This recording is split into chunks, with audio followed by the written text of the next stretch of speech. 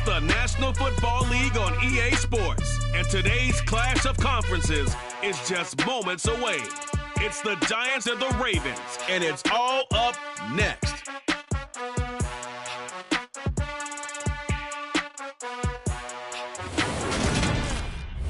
With Chesapeake Bay gleaming in the distance, we are inside M&T Bank Stadium near the Inner Harbor in Baltimore, Maryland. Today, it's the opener of a new NFL season between the New York Giants and the Baltimore Ravens.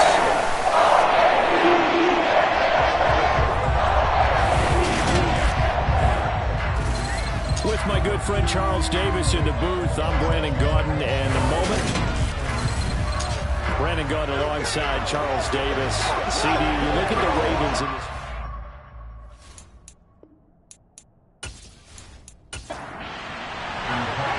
Justin Tucker set to boom this one away. And off we go from M&T Bank Stadium. Fielded just outside the goal line. And a nice job there on special teams to limit him to inside the 15 as he's dropped at the 14. So now here are the Giants backed up to start their first drive. They're led by the #1 overall pick in the 2021 draft, Trevor Lawrence. The word is potential, potential, potential. Think about this guy from the time he was in high school, one of the top prospects going to college, coming out of college, mentioned as a generational type quarterback. He looks the part. Tall, big arm, surveys the field, and can take off and run when under duress. And brought down, but not before reaching the 25. That's a pickup of 11 and a first down on their first offensive play. And that's the big plays they know right there. Running through tackles, keeping the sticks moving forward. This defense, if you don't bring 11 guys to the ball to try and get him on the ground, he's going to keep making runs like that. I feel the press box shaking every time he touches the rock.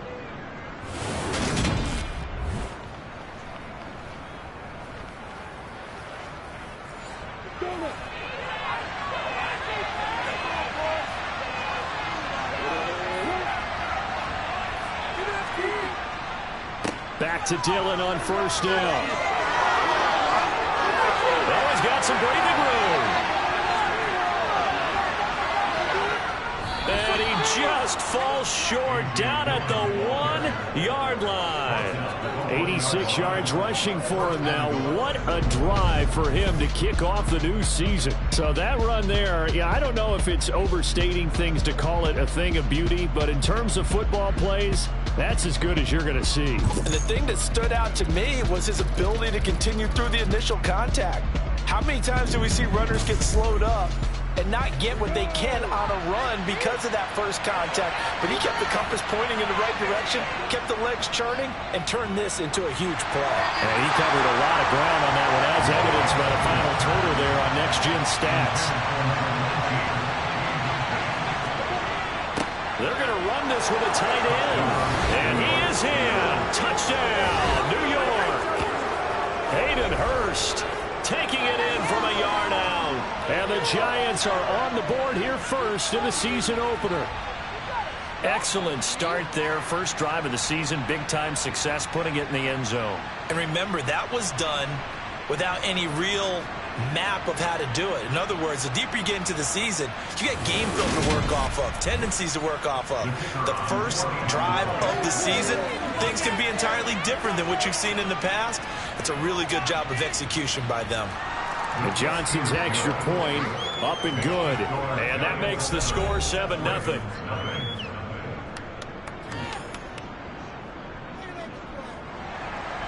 Here's Johnson set and ready to kick this one away. And they'll put up the stop sign there as his guys will get it at the 25. So here come the Ravens with their first look on offense. They'll be led out by a Heisman runner-up during his college days. It's the versatile Jalen Hurts. Tremendous production in college at 2 different universities, and this is a guy who was a finalist for a Heisman Trophy. Still much more of a runner than a thrower, but has plenty of arm and is capable of making the big throws downfield. And don't underestimate his ability to think the game. Remember, he's the son of a coach. They'll begin on the ground with Jacobs. And he'll get this up just shy of the 30. Following the pickup of 4, here's 2nd and 6. Here's Hurts to throw. And that'll fall incomplete. He was hit just as he let that go. And now it's 3rd down. From the gun, it's Hurts. That ball caught. It's Mark Andrews, the tight end. And he will have the Ravens first down as they're able to get the 3rd down conversion. I know at the end of games, coaches always tell us that no one play, won or lost a game. This seems pretty important early, doesn't it? Their ability to pick up that first down on 3rd down, I thought that was key. Well, you're already in the hole after the touchdown on the other side. How will you respond? We talk about that a lot, and they responded pretty well there. You go 3 and out, I think you give up a lot of momentum. You get down 2 scores, could be an entirely different game. So they've got a nice drive going now. They're in good shape. What's interesting to me is they're also in that spot of the field where you would take a shot. Do you change that up just because you're down a touchdown? On 2nd and 9, Hurts flushed out right. And seeing nowhere to throw, he chucks this one away from harm. Incomplete. Now it's 3rd down. Hurts. He'll get this underneath to Jacobs. And oh, he's just going to be short here. Barely. Maybe by a half a foot. It'll be 4th and inches. Still leaves him with 4th and short. Any chance you go for it? It's definitely in the back of my mind. In fact, I've discussed it with my staff all week long, different situations that I may want to go for it. Where's the ball in the field? Do I have confidence in my trigger guy? What am I going to do? I'm also talking about my analytics department. What are the odds? If I don't get it, what's it going to do to me the rest of the game? Personally, I end up taking all that, putting it in my head, and making a decision. And you know me, I'm probably going to go for it. Wow, you want to make an opening drive statement. Yes, I do. Once I have the ball and I've got it on the move, I don't want to just give up that easily. Throwing now, Lawrence on 1st down. He'll get this into the hands of Dillon, complete. And he'll get this up to the 34-yard line. That play going for 16 yards to start the drive. 1st down. Well, as a coach, you absolutely love seeing your offense find their rhythm early, and that's exactly what we've seen so far. They had a touchdown on their opening drive, and now they connect here for another nice gain for a 1st down. This offense is moving the ball well, exactly as he drew it up in practice. From the 34 now, here's 1st and 10.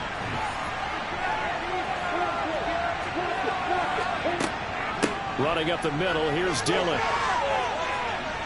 And he'll be taken down, but not before he gets into enemy territory. 103 yards rushing for him now as he goes over the century mark here in the season opener. Well, that is a running back who was not about to go down easily. He fought his way through the contact until the seas opened up for him. Yeah, and this could be a sign of what this defense is in for, because, you know, all week long the coaches were preaching to the defense, you've got to be able to wrap up against a back like him or he can make you pay. Technique, technique, technique.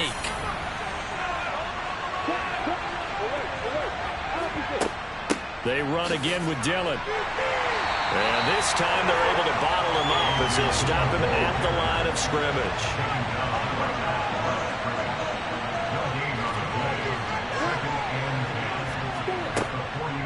On 2nd down, Dillon. Broke through some contact, but unable to reach the 40. A good chance this is 4-down territory if they're unable to convert.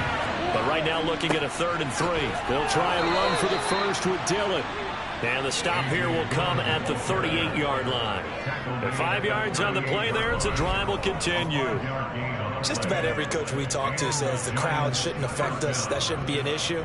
And in the next breath, they talk about taking the crowd and taking them out of the game by picking up 1st downs and keeping them at bay. I think we just saw an example of that there, didn't we? Important to do, especially early in the game like they have.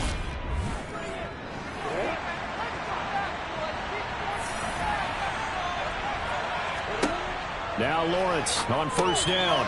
He's got his big tight end. That's Hurst.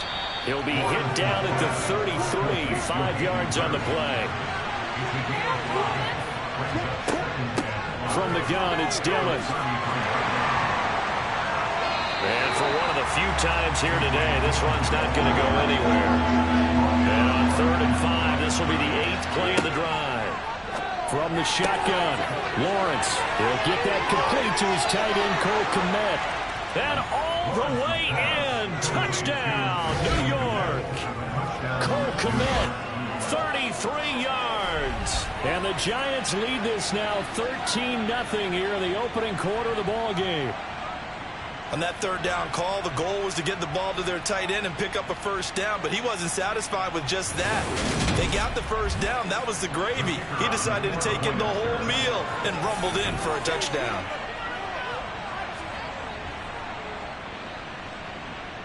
And Johnson's extra point up and good, and it's now 14-0. Here's Johnson set and ready to kick this one away. And he'll just take a seat, and the drive will begin at the 25-yard line. Baltimore set to take over here for their second possession of the game. They find themselves in a good-sized hole here, and a good-sized hole early on in this game as they come up on first down.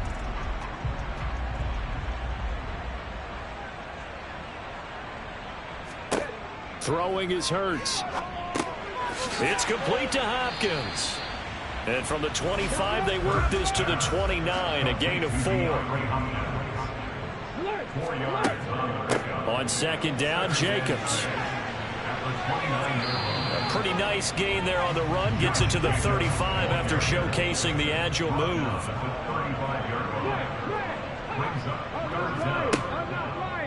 And they'll try and run the option to pick it up. And he's going to have a Ravens first down as he'll get this up to about the 42. He's certainly dangerous when he spots a lane, and he keeps it himself there and worked out well. And how about the moving parts on a play like this? You know you have to practice it over and over because it's almost like a ballet that has to be choreographed. But how about once he made the decision to go, he committed to it and went. Let's face it. Most teams are going to defend the running back much more than the quarterback on that type of a play. Let's go now.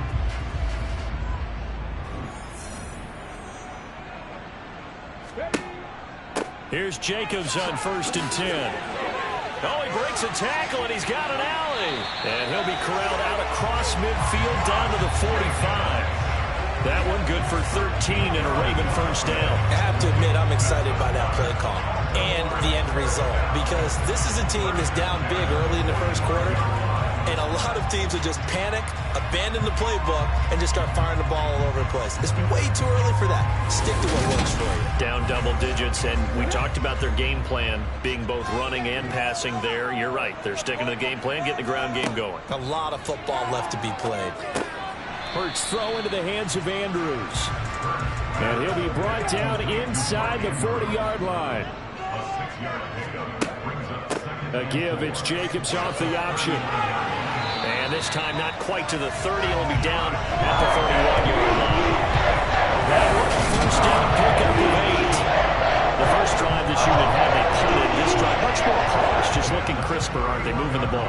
Maybe the first drive was a little bit of a wake-up call. Probably a little bit angry that they had to punt the ball away the first time they had it. Got motivated, got to the sideline, said, okay, let's not let that happen here as we take over again. Line of scrimmage, the 31 now on 1st and 10. On first down, they go with Jacobs again. And he's going to get this one down to the 30. The run only got a yard. Here's 2nd and 9. Hurts sets up to throw it. That's complete to the fullback, Ricard. And he'll be out of bounds as he gets this down to about the 21 or 22.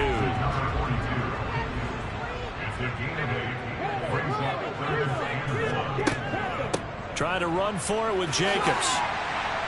And he'll be touched down here, but not before he does pick up the first. They get 5 out of that one, and it moves the chains. But you're down early. How do you get back in the game? Maybe establish the run. I think they're trying to do that. Now, I'm with you on that one, and what I like about the message is that there's no panic from the head coach. He's already told his offense coordinator, let's run the football, let's get things settled down a little bit, and find our way back into this game. Now, former 6th-round pick, it's Elijah Mitchell. They'll get to him just inside the 15-yard line. And even after that fancy footwork we saw, a good job defensively to recover. 14-0 the score. This is the NFL on EA Sports. Second quarter now from Baltimore. It's the Ravens in possession as they are looking at a 2nd and 5 situation. And strong running there as he's inside the 10 and down to the 8-yard line.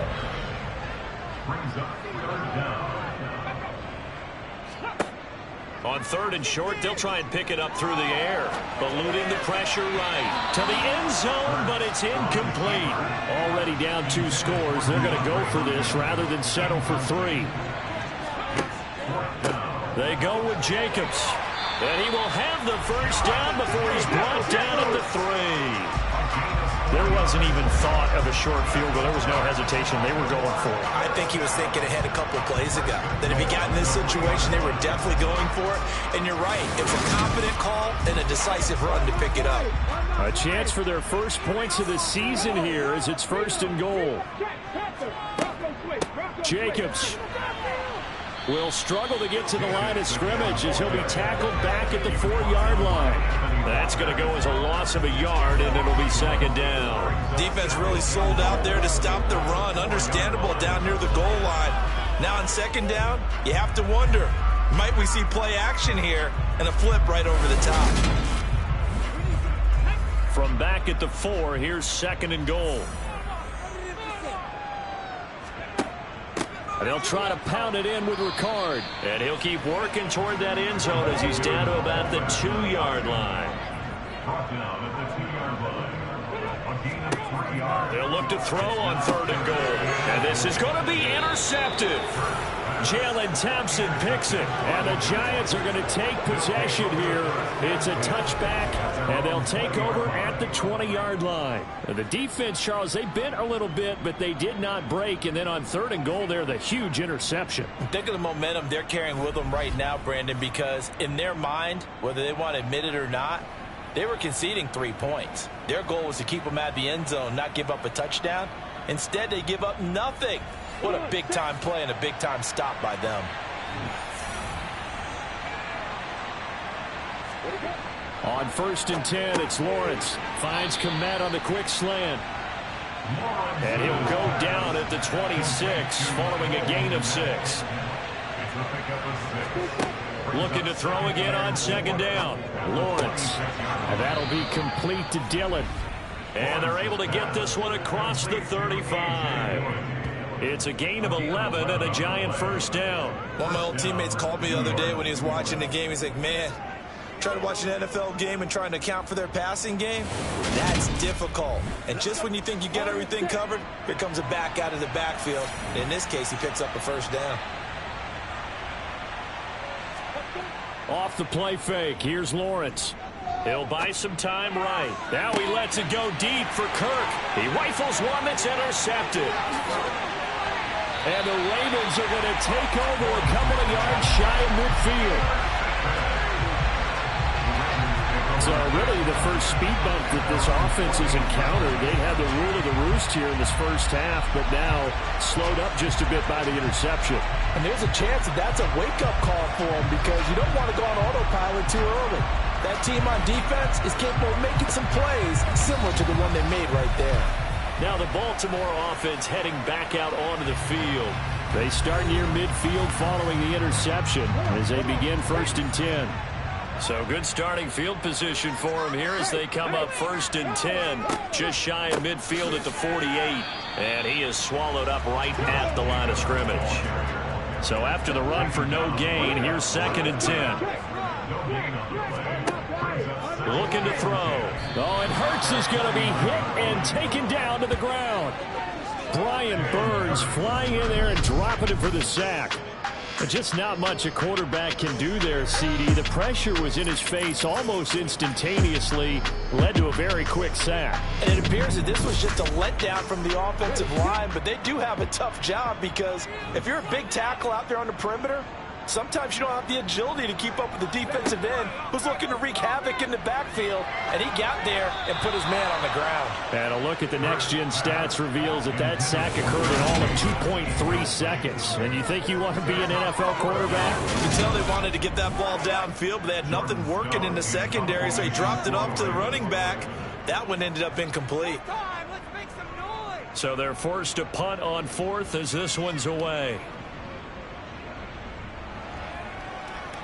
Oh, and what a play on special teams here. This is going to be down inside the 5, all the way down at the 2-yard line. And he's got to be fired up about that effort. I don't think he could have walked down and placed it any better than where he ended up putting the football. That was excellent. The New York set to take the field. It's been a good first half so far. They're up 14-0. Points here, they could really put them in command before intermission. Yeah, and it's all well and good what they're seeing and how they're feeling right now. But this is the NFL. How many times have we watched 14-0 leads evaporate and quickly? So how have we seen them combat it? Continue to run your offense, but don't back off at all. Don't start looking at the clock. Don't start thinking about, hey, just take care of the football. Keep attacking. Usually the best way to maintain control.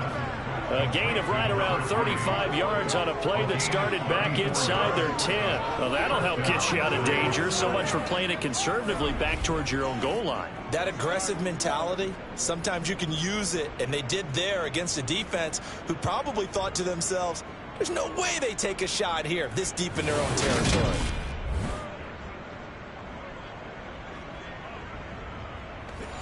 This offense in midseason form here in the opener. It's 1st and 10. They give to Dillon out of the gun. And he'll be taken down, but not before he works it past the 50. 132 yards rushing for him in this first half as he is looking in midseason form here in the opener. We use the word relentless a lot with guys who are aggressive on the field. In this case, it really fits, doesn't it? How about his ability to break tackles and his feet never stop moving?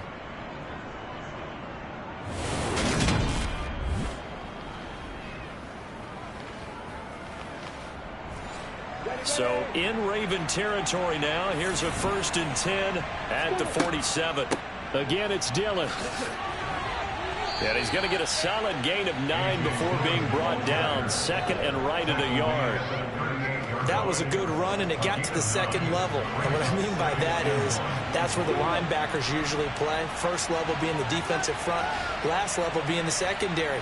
But the strong safety position ended up making the tackle. And oftentimes we call them a hybrid. Combination defensive back, combination linebacker. We saw the linebacker make the stop. On 3rd down, here's Dillon. They'll be marked inches short. No gain on the play. And that's going to lead them to 4th down. Nice job there defensively to clamp down because really they've been on their heels this drive. Agreed, and they really needed that one for confidence, just to feel a little bit better. But I don't know if I would be daunted by them stopping me on one run. This drive has gone pretty well. I could come right back at them. So coming on now is the field goal unit. They're going to try for 3, and he'll need all the leg he's got here. And this kick is not going to be close. It's well short, well right to boot. And this will remain a 2-touchdown game. Charles, 54 yards. I'm surprised that came up short. I would agree with that one because normally if he misses, it's accuracy, not length. Because he has plenty of leg for that. But maybe it's like I hit my golf shot, you know. Maybe it's like my wedge. You know, when you chili dip and you hit the ground ahead of it, sometimes that'll shorten your distance as well. So after the missed long field goal attempt, this offense set up nicely at the 44-yard line. On the ground, it's Jacobs to start the drive. It's a loss of 4 there, bringing up 2nd down. Yeah, another negative play in an early down situation. This one to start the drive. You're putting a lot of pressure on your quarterback to bail you out when you're in 2nd and long yardage.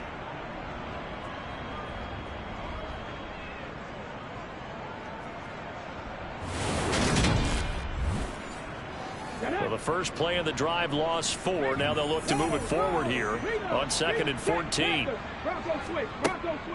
Jacobs going to try the middle, and he stopped immediately there.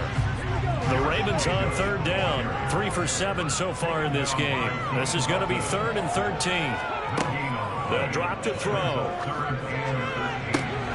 And he's got his tight end. That's Andrews. And he will have a Ravens first down as they're able to get the third down conversion. Well, these guys have definitely been outplayed in the first half. I like their countenance. I like the way that they haven't panicked out there, the way they're carrying themselves. They were starting to move the ball. And what you have to do, maintain your poise and start to put together some drives. Play action. Here's Hurts. And he'll go right back to Andrews. And he's going to be out of bounds down around the 35-yard line.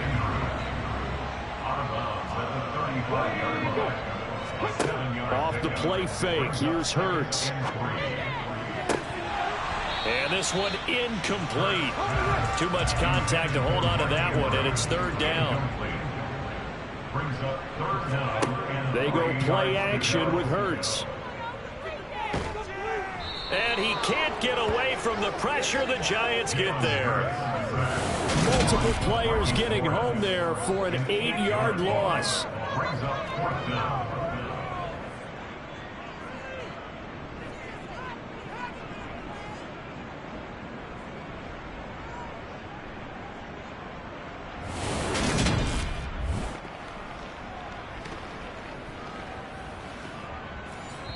2 minutes to play, first half. It's 14-0.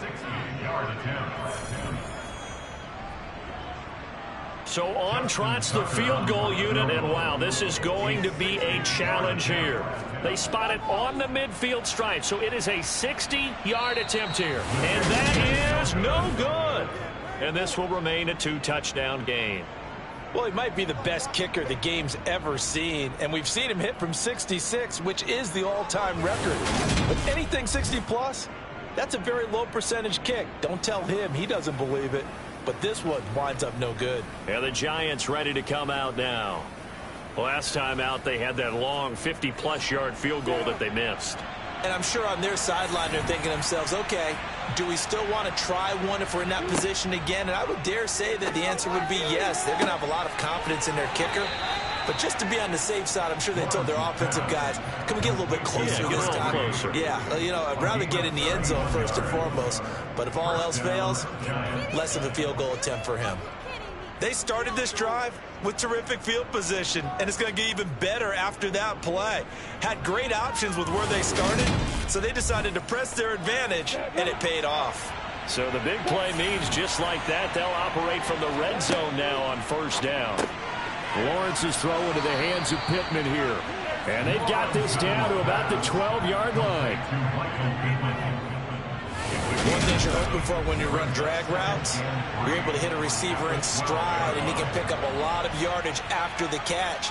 But in this situation, the defense was effective, able to stop him before he could get a good head of steam going.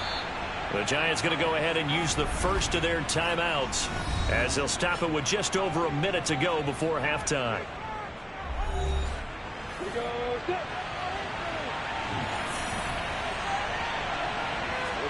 Throwing again on second down. Lawrence. And he'll just get rid of it.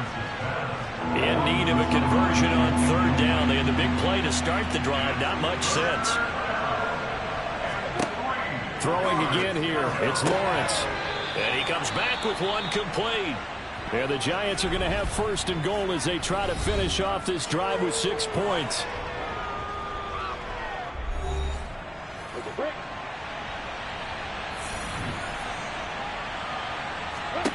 Now Lawrence. And a quick throw here, that's complete. 2 of their 3 red zone trips so far they've come up empty on. They'll look to reverse that. And he is in! Touchdown, Giants! It's a 1-yard touchdown run. And the Giants are looking good here in the season opener as they're able to extend their lead. So a good start to the campaign so far for them here in week 1. Yeah, all the things that you dreamed about in April and May and that you worked on in July and August, getting ready for this game, it's all coming together so far. Now for the PAT, here's Johnson.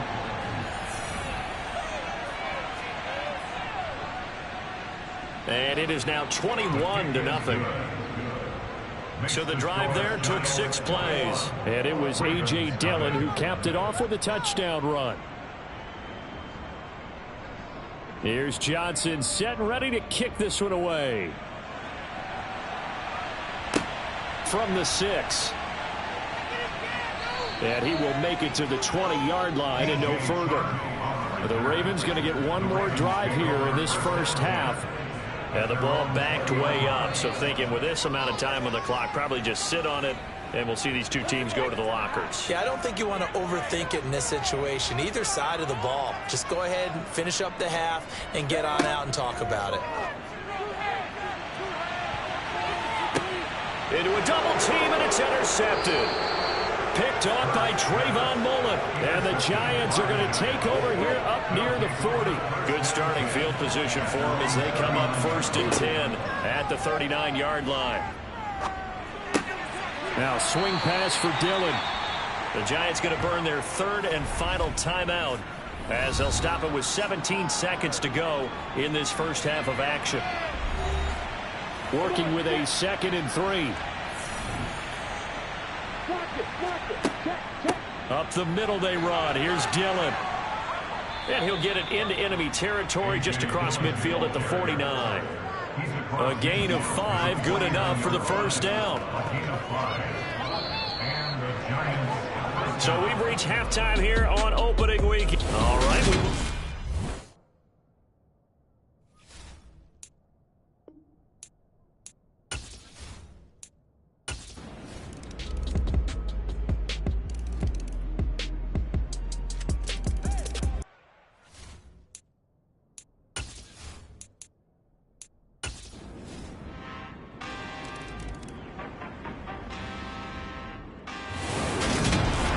CD, always a little extra excitement for week 1, and one of our early window games here in week 1 on a Sunday comes to a close.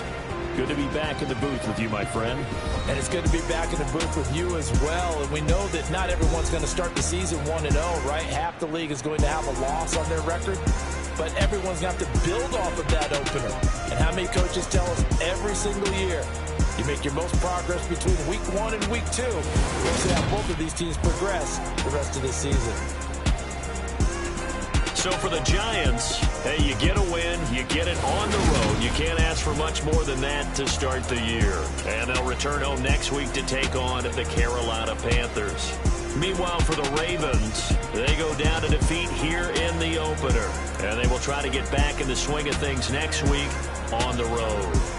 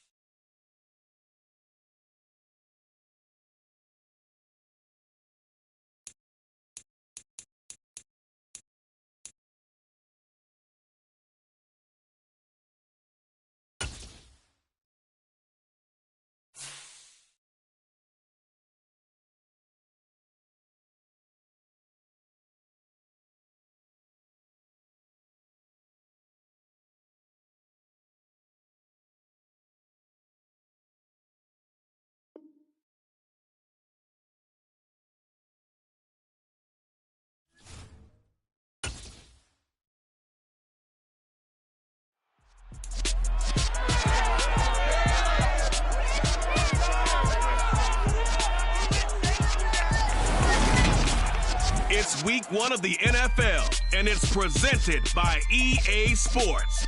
It's the reigning NFC champs and the Saints, and it comes your way next.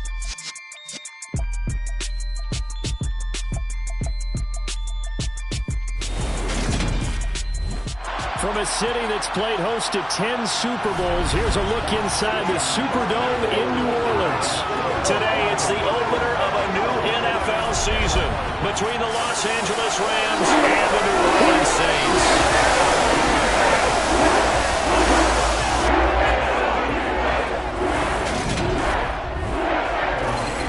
Alongside Charles Davis, I'm Brandon Gaudin, and Charles, there's nothing quite like it. That feeling of beginning another NFL season, and these two squads are going to do just that in a moment. And what makes it so exciting is the range of possibilities these teams have before them, because we could be seeing one of these teams earn the Lombardi Trophy in February, while the other, they could earn the #1 draft pick in April, or anything in between.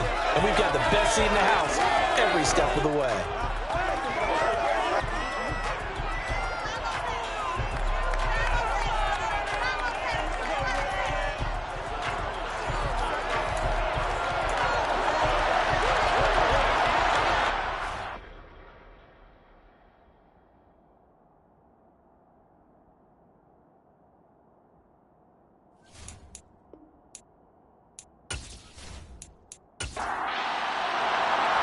Kicker for the Saints, Will Lutz, has it teed up, and here we go from New Orleans.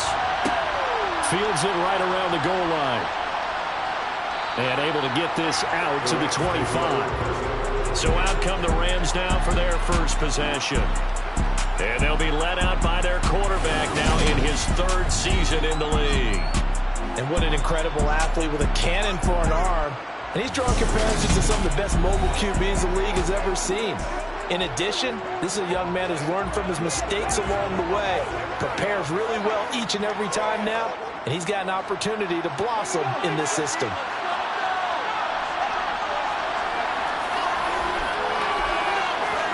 Willis going to throw it right away. And his first pass is incomplete. An incomplete pass leads to 2nd and 10 from the 25. 2nd down, here's Willis. Pass incomplete, but the flag in the backfield, and this might be a roughing call. Personal foul, roughing the passer, defense. So now a fresh set of downs, 1st and 10 after roughing the passer. Pierce now up the middle. And he's got some space here. A gain there of 12 yards and a 1st down L.A. Well, no slow start here. A couple nice chunk plays back-to-back. I love the momentum that they're showing here early, because they did it both ways, right? Threw the ball on 1st down for a nice chunk of yardage. Came right back and ran the ball. Looks like they've got the defense set back on their heels. Let's see if they can keep this moving.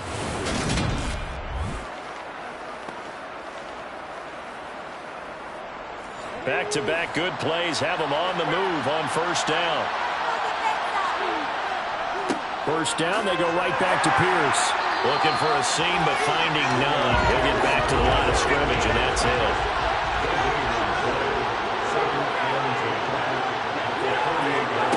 Now Willis. That's complete to Slayton.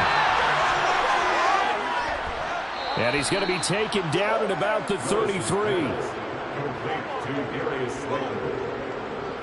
But one of the ways the quarterbacks keep all the receivers alive in a play, never lock in on any one guy. Make sure you keep your eyes moving, scan the field, and here he finds the open guy for a nice pickup.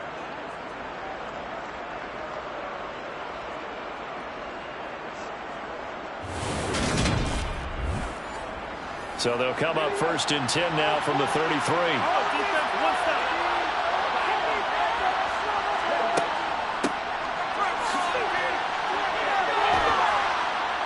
And he's going to get a solid gain of 9 before being brought down. 2nd and right at a yard. The success there, Charles, coming on the outside of the field, the ground game. Curious to see if that continues as we progress. Yeah, we often talk about a variety in play calling, and usually between run and pass. But in this case, with strictly the run game, you can be creative there as well. Run it inside, run it outside, keep the defense off balance. And he'll be brought down at the 21, just shy of the 20 in the red zone.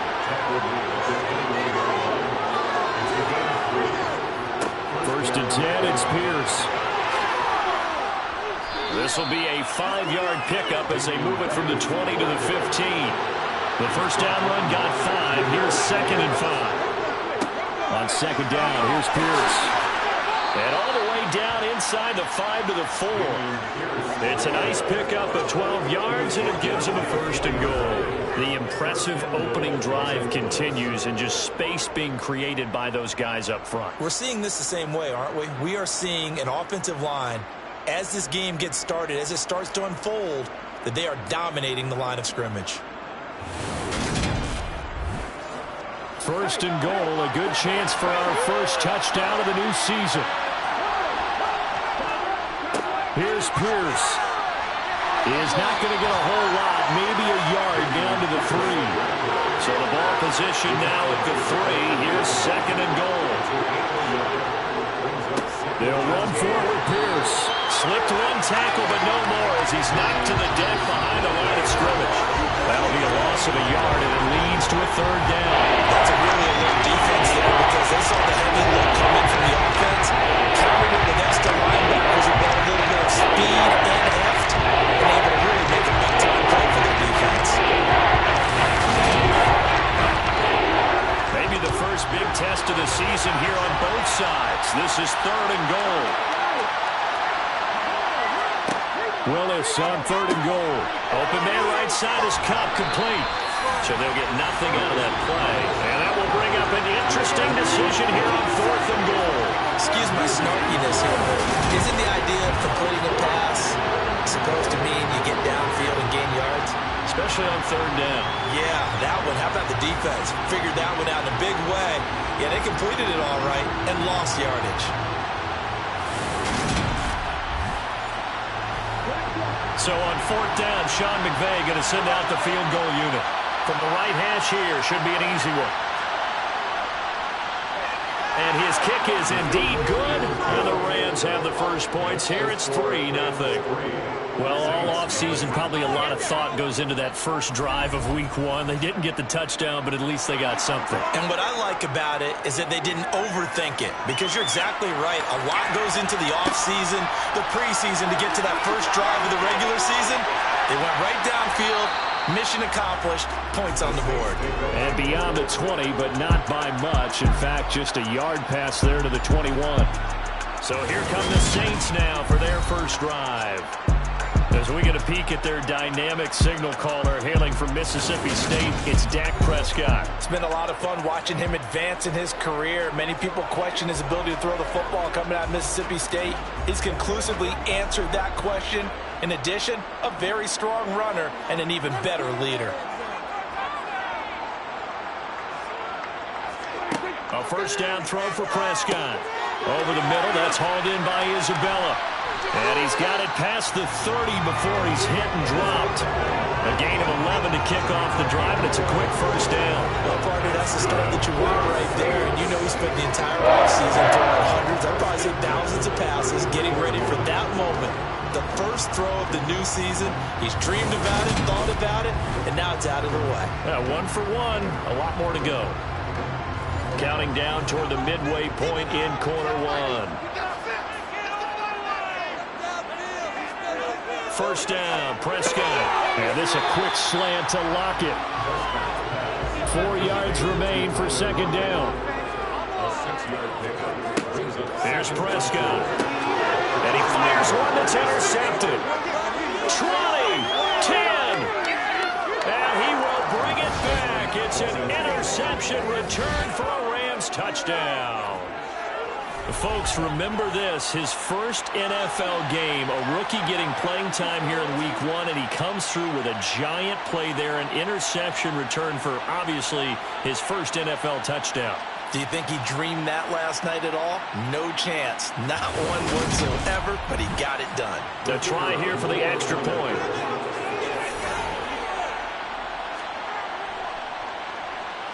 And he's 1 for 1 on the new year as his kick is good. A heck of a play there defensively, getting the interception, navigating his way into the end zone for the touchdown. So an early 10-0 lead for him now as they kick it away. This will be fielded inside the 5. And he'll get it up past the 20 to about the 22. New Orleans Saints, they get ready to set up shop for their second drive. They had the auspicious beginning to the season, a first drive turnover. Now they'll try again here, 1st and 10.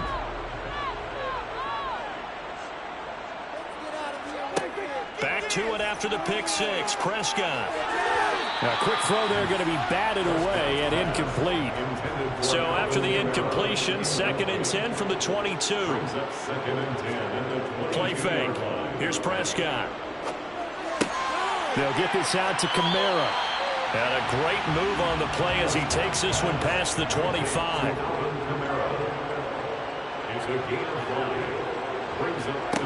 Prescott from the gun on 3rd. And it's incomplete. Took a shot, couldn't connect. Well, they moved the ball okay here in these first 2 drives, but this one's going to again amount to nothing. They've got to start dialing up some plays that allow them to finish drives with points. Here comes the Saints punter now, as he's on to punt for the first time this afternoon. A little juke. That'll go as a punt of 34 yards that time. And the Rams will go on offense here with a 1st and 10. So the Rams coming back onto the field, their second drive of the game. They finished off their opening drive of the campaign with a field goal on the last drive. Now they'll search for a touchdown here on this go-around, 1st and 10. He'll get this complete to Kadarius Toney. And he gets this to the other side of midfield across the 45 before going out. 15 yards is the pickup there, and the drive starting very nicely. 1st down. So many times in my career I've heard coaches talk about completions are one thing, but as long as we're there at the catch and we get guys on the ground, we can live with that. But if you're going to give up 10, 12, 15 yards after the catch, then your defense is going to be in a lot of trouble.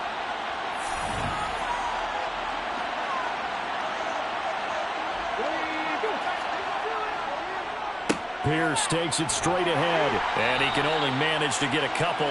2nd and 8 coming up. The last run got a couple. Here's 2nd and 8. And Pierce gets it again on 2nd down. 4 yards on the pickup there as they lead him to the 3rd and about 4 more for the 1st. Now Willis. Oh, this will be incomplete. The rush gets home just as he was letting that go.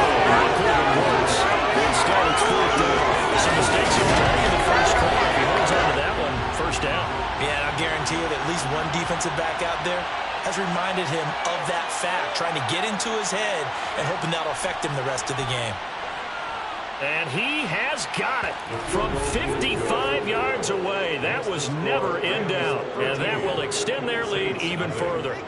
He might be being set up here for a busy ball game. Already 2 kicks here in the first quarter, and he's knocked both through the posts. And for now, you know they'll be happy getting those 3 points, but what they really want is to find a way for him to kick extra points instead of field goals. And they'll get him down inside the 30 at the 27. Out onto the field comes New Orleans. And the results for them have not been strong to this point. 2 drives have ended in a turnover and then a punt. So would it be too snarky for me to say that they've shown improvement? Because you had two drives with turnovers. Now they punted it away, so at least they didn't turn it over. So that's good, right? You're going to get some angry users reaching out to you on social media. Well, I don't mean to be. I was actually looking for the positive. Silver lining, you know. On 2nd down, Prescott again. Over the middle, he's got Shenault. And give him 6 yards here as he stopped near the 35 at the 34. It's a gain of 6. Makes it 3rd and Now Prescott. He completes this one to Mack. And he'll be tackled right on the chalk at a 45. First catch of the new season for him, and he picks up the first. You can almost hear the sigh of relief coming from their sideline and from their point on the field because this has been a tough start for them thus far. A much-needed first down there. They needed something good to happen. Plays like that will continue to help them dig out of this hole.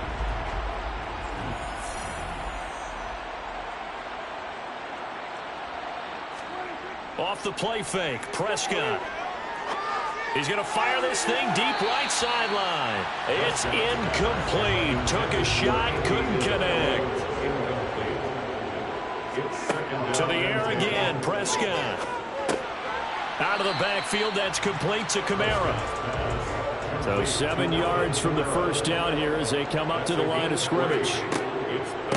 The first carry now, this is Alvin Kamara. And to the 49-yard line, but no further. And obviously, he is well short of the first. Just a yard on the run there, and that's going to bring us to a fourth down. Well, the guys who are paid to make the tackles deserve some kudos there, but I think they deserve even bigger ones because in that situation, they had to be thinking pass.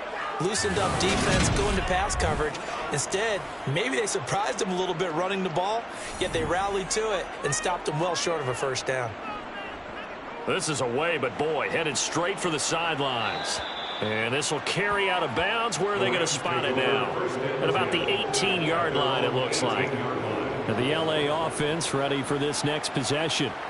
Last time out, you remember their drive stalled, but thanks to their kicker, booted a long field goal to at least get them 3. Now here they'll try to do better and find the end zone. And in our experience, how much fun is it for coaches to know that they've got a kicker who can nail it from long distance? Now, the hard part is, as an offensive play caller, you don't want that in your head too much where you're relying on it, and he goes out and gets the job done for them. But I'm quite sure he would be content to just kick extra points from here on out. Yeah, absolutely no question. I think his teammates would be okay with him just kicking the extra points as well.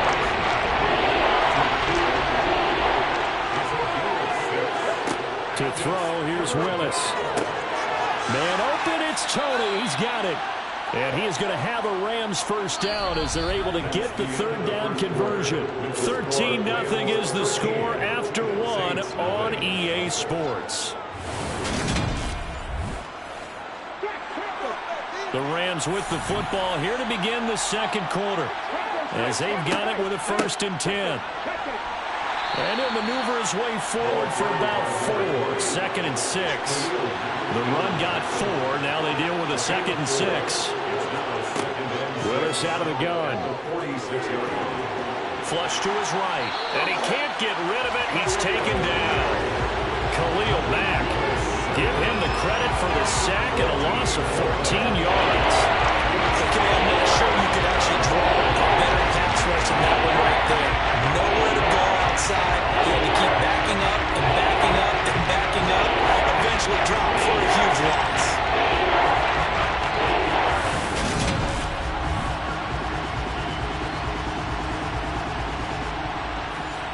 This offense so far on 3rd down, just 1 for 3 thus far. This will be 3rd and a mile. Here's Willis, 3rd and long. Swings this one out wide for Pierce. And he'll be brought down right around the 37. He did his best to just get 4 out of that, but not enough. And now 4th down. We can make this one pretty simple. Locked up all of his progressions downfield, forced to get it to his running back. But how about the way they ran to the football and knocked him down to force a 4th down? Here comes the Rams punter now as he's on to kick it away.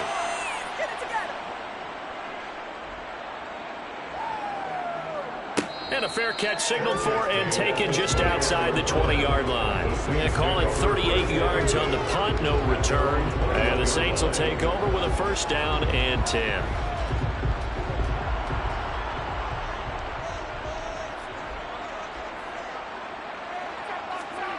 Prescott on 1st down. The ball popped in the air and intercepted. Devondre Campbell, the linebacker, picks him. And the Rams are going to take possession of the football. And that's a great example of ball skills right there, partner. You and I do a lot of games, and I can't tell you how many guys look to run with the football before they've intercepted it. So that's a nice job of focusing on the task at hand and coming away with the interception. The Rams ready to go on offense. Following the interception, they're set up nicely here, already inside the red zone, knocking on the door, if you will. 1st and 10. From down at the 12, it's 1st and 10. Willis looking to throw on 1st down. Looking end zone, but it's incomplete. An incomplete pass on 1st down. That leads to a 2nd and 10. Throwing again on 2nd and 10, it's Willis. To the goal line, but it's incomplete. A chance of wasting this great starting field position. A real threat. This is 3rd and long. 3rd down, it's Willis. That's Samuel, caught left side. And he will not be able to get the first as he can get this only down to the 5. So the completion good for 7 there. And that's going to bring up a 4th down. Receivers love having the reputation of being go-to guys on 3rd down. And he was fighting like he really wanted to have that reputation, didn't he? I mean, he came very close to making that a 1st down. Broke the 1 tackle, but couldn't spring himself free. So on 4th down, Sean McVay going to send out the field goal unit. From the left hash, a chip shot here. And his kick is right there. It's good, and that will extend their lead even further. So the interception set him up with terrific field position, but 3 points, the end result. Yeah, we can make this one pretty simple, partner. You always want to end drives with points, but that's one that you're going to look back on and probably say, we should have done better there. Taken at the goal line. And able to get this across the 20, but not much further as he's dropped at the 23-yard line. Out is the Saints offense now as they get ready to take over here. And for this offense, Charles, you got to think kind of crucial here to put something together on this drive, because remember last time out they threw the interception on the very first play. And you can't afford to let this defense keep building any more momentum. They're playing off. He's got a man complete. And they've got it well across midfield down to the 40 before it's all said and done. That is good for 37 yards. And that might be exactly what they needed to wake up this home crowd. They haven't given them much to cheer for so far. And never underestimate the effect the home crowd with you can have on a game.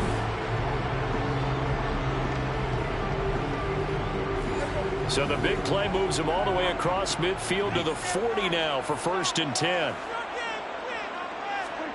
On play action, Prescott. And the Rams got him. They bring him down. The perennial Pro Bowler Aaron Donald gets the sack. That's a big defensive stop there, and it takes away a lot of the momentum from the offense coming off that big completion to prior snap. Give big credit to the defense for bouncing back.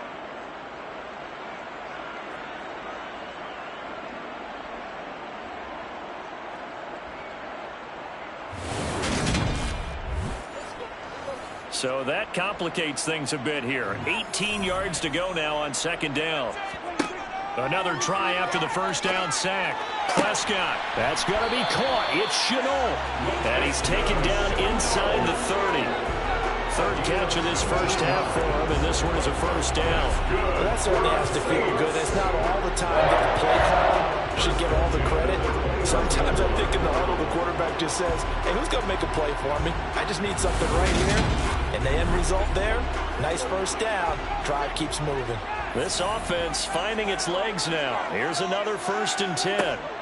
Prescott from the gun. Escaping the pressure right. And he'll be brought down at the 27.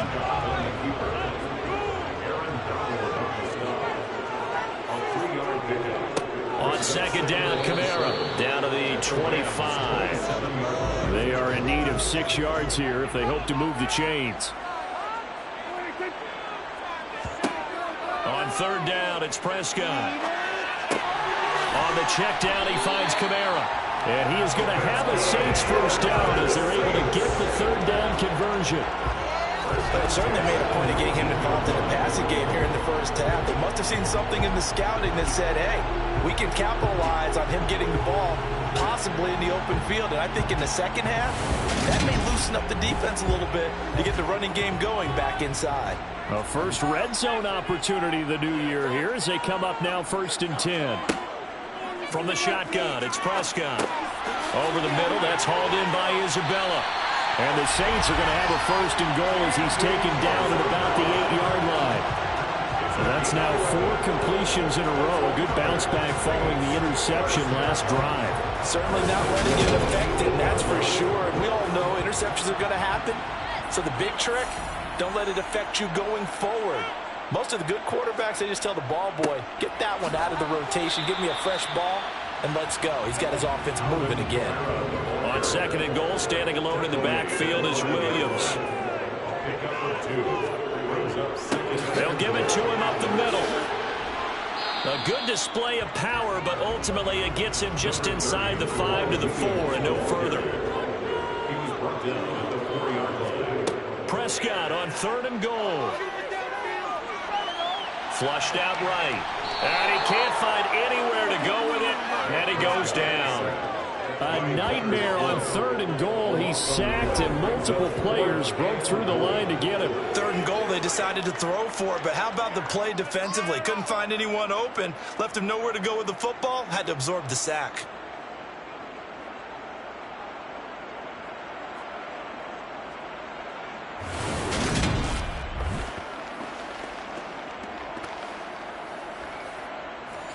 So on 4th down, on comes Saints kicker Will Lutz. That's just 32 yards officially from the right hash. The kick by Lutz is good. And they'll at least get on the board here, still trailing with 16 to 3 now. So the 3rd drive for Charm, they are on the board, albeit with just a field goal. Yeah, 3 points from 3 drives. That's not going to win you a whole lot of football games. Hopefully the fact they were able to move the ball a little bit can wake up their offense.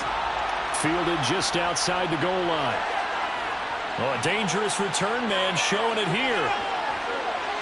Still going past the 30.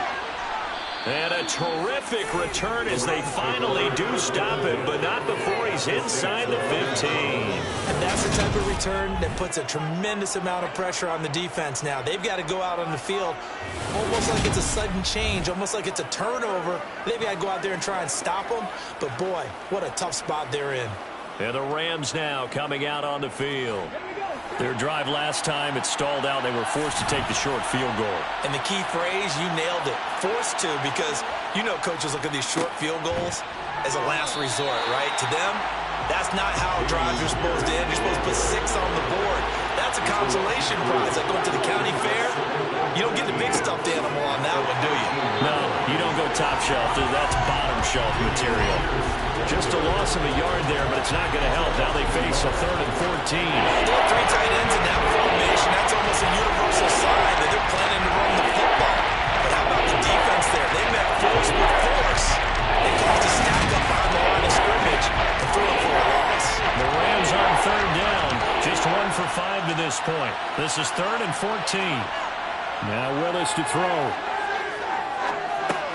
Over the middle. That's hauled in by Tony. And he will not be able to get the first as he can get this only down to the 5. So the completion results there in 9 yards. And that'll bring up 4th down.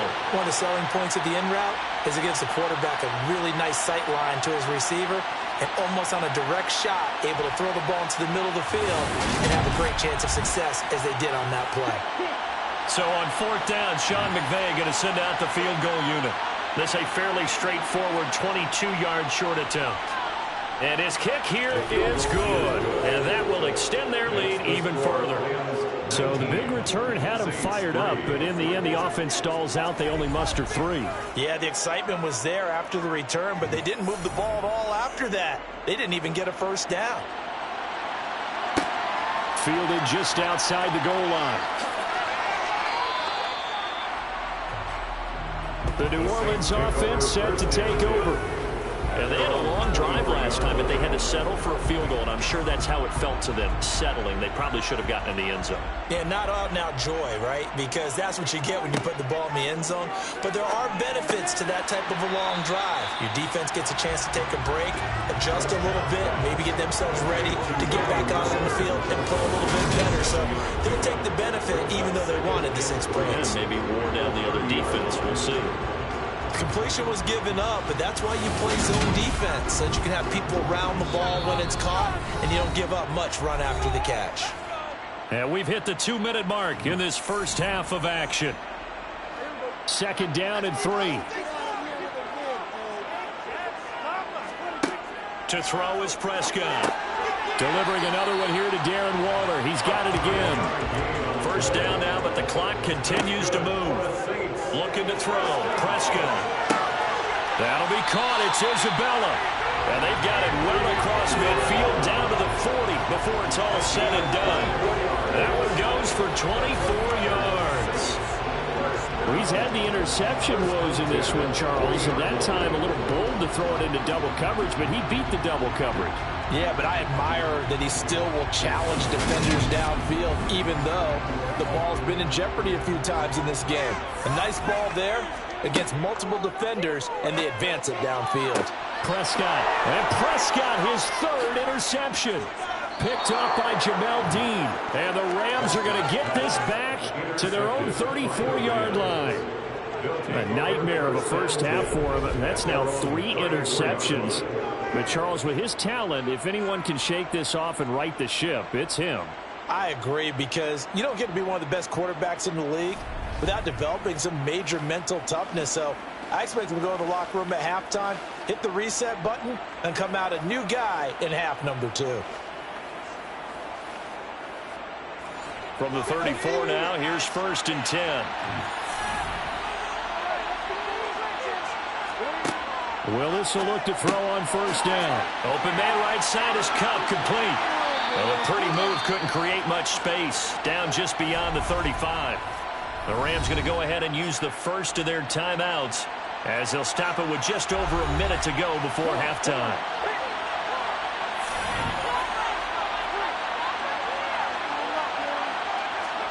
To throw again on second down. Willis.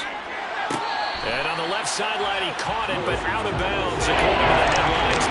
Incomplete, so the ball a little late getting there, and it's third down. Shotgun snap to Willis. And this pass broken up. And the contact well timed there, and now 4th down. That's an excellent job right there on third down. Like any defense, you never want to let them get anything started, and that would have been a first down. Instead, you saw the contact on time, no penalty, and before this drive could get wings, it's 4th down. On 4th down, the punt team is on as this is sent away. 37 yards on the punt with no return, and out will come the offense as they take over. The Saints offense going to head out now late in this first half. And with him down 2 scores, you wonder if they might try and put something together, even if it's just to get into field goal range. They go back to the air here after the INT on the last drive. Oh, Prescott stripped. And now the Rams have got it, going the other way. And they are going to score on the fumble return. Touchdown, LA. Well, Charles, not only did they fumble the football, but they're starting to fumble away their chances here a little bit. We've got a 3-score ball game now here in the first half. And the last thing you want to do, partner, is help the other team with what are avoidable turnovers. You want to hang on to the football because you're already playing against a good team. You're just making it easier for them by giving them extra opportunities. Now for the point after.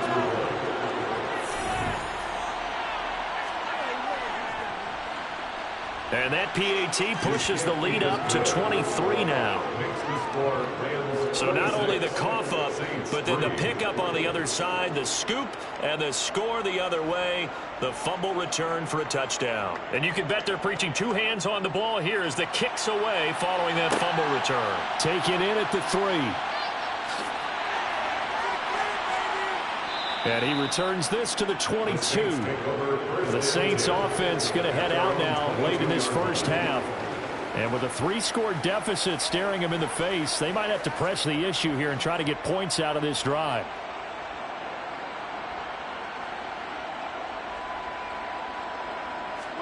A first down throw for Prescott. And that's incomplete. So now 2nd and 10 after the incompletion on first down. Now Prescott. They'll set up the screen down to Kamara. They get 6. That'll leave them with 3rd and 4. It's a gain of 6. Final play of the half. Prescott able to find Waller. That's complete. And he is going to have a Saints first down as he'll be marked down a yard or 2 past the marker following a gain of 6. So we've reached halftime here on opening weekend as we send you on over to Orlando for Jonathan Coachman at our EA Sports Halftime Report. Take it away, Coach. All right, Brandon, thanks very much. And welcome back to football, everybody. We've got a full slate of 16 games here to start the new season. So let's take our first trip around the NFL.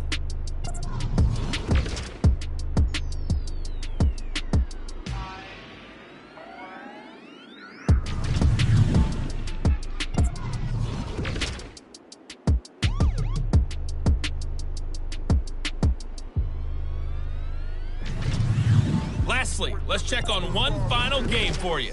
And you can see they are scoreless as they play the second quarter.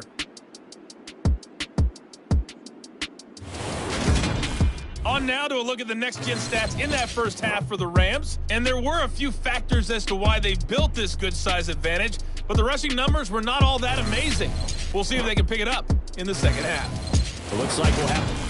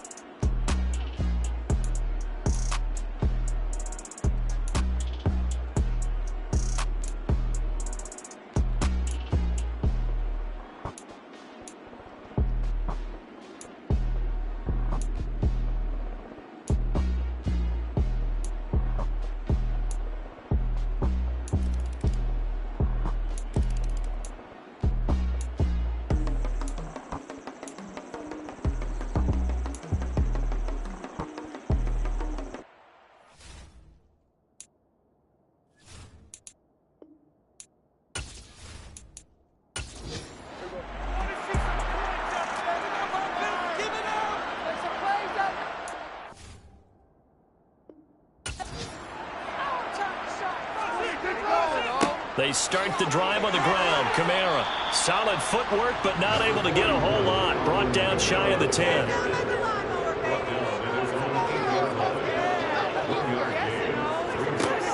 On 2nd and 9, Prescott. That ball complete to Isabella. And a healthy gain of 8 here. They double their workspace out to the 16. Tell you what, he's been able to put the ball in some tight spots all game long. That throw, no different. Yeah, a lot of people would call it a gutsy type of a throw. I think he looks at it as, I can do it, so it's not that big of a deal to me, and I'm going to keep firing. So they just need 1 yard here to pick up the first down. On 3rd and 1, here's Prescott. And he knocks the ball away, and it falls incomplete. Here comes the Saints punter now, standing just outside his own goal line. And he deserves a bronze leg as he gets this one away. And a fair catch is taken here a step or two inside the 45-yard line. It'll wind up just a 35-yard punt, no return. And it will be 1st and 10 as they take over. Some good games around the league here early in week 1, and this one's shaping up to be as good as any of them as we come up on a 1st and 10. Steps away. Oh, the ball comes out on the hit, but they'll say it's incomplete. Under 4 to go now as they come up on 2nd down. Again to throw, Willis on 2nd down. And on the left sideline, he caught it, but out of bounds, according to the linesman. Incomplete, so the ball a little late getting there, and it's 3rd down. On 3rd down, it's Willis. And this one is incomplete. Here comes the Rams punter now, as he'll come on to kick this one away. And a fair catch called for and made at the 12-yard line. It'll be a 39-yard punt, no return. And the Saints will take over with a 1st and 10 deep in their own territory.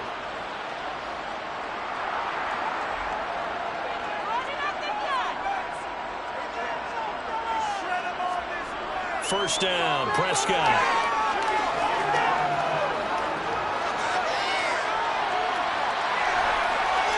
And he he slides and covers up at the end as he's going to be able to pick up decent yardage. He'll wind up getting 9 after tucking it and running, so it'll leave him with 2nd and a yard. I like how he hung in there and went through his progressions, but eventually his internal clock went off and told him it was time to make a run for it, and he ends up sliding down with a solid gain. Kamara up the middle. And he's got it past the 30 before he's hit and dropped. 50 yards rushing for him now with a couple of touchdown runs to boot. All right, I got to ask you, with these RPOs, essentially the quarterback has 3 options, right? So what's different from that versus the triple option that we see the service academies run at the college level? As a general rule, the triple option at the college level, most things are called outside of the quarterback faking it to the runner and then keeping it himself and maybe having a trail back. What I mean is, in the NFL, that option to throw the football all comes about organically. It's a natural deal based on reads. In college, if you're going to throw the football for triple option, you've actually called that play. Quick throw knocked away and incomplete. So after the incompletion on first, now 2nd and 10. Now Prescott. This one caught by Isabella. And brought down, but not before reaching the 45-yard line. 12 yards there as they keep this drive rolling. It's another first down. I like the design that we're seeing right there. This is what they need. Down by a touchdown here in the 4th. They just need to keep working their way downfield. And when they see openings, take their shots. On 1st and 10, Prescott gets this to Waller. And they'll get him down on the other side of midfield. We've got a 1-score game with inside of 2 minutes remaining. So it's Saints football as we get you reset. They come up on a 2nd down now in a game that looks like it's going to go down the wire. Here's a throw out wide complete to his running back right side. And he'll go down inside the 45 before going out of bounds. 7 yards there and a first down. That's what they need right now. Get the first down, get out of bounds, stop the clock. Just playing smart football, understanding the situation, making the plays necessary, and making sure that clock stops at every opportunity. Meanwhile, Prescott's throw into the hands of the receiver, Chenault. And they're going to get this down near the 35-yard line. Prescott's throw here taken in by Isabella.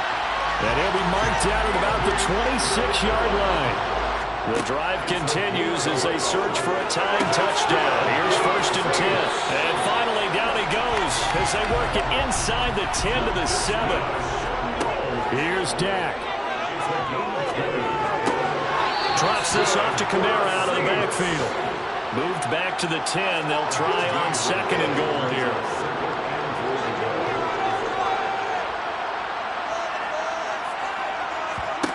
Prescott. And that one going to be off target and incomplete. A big play if you think about it right now in this season opener. It's 3rd and goal. Now Dak. And it's caught. It's a touchdown. So they rally here in the final minute, and they're an extra point away from tying this game.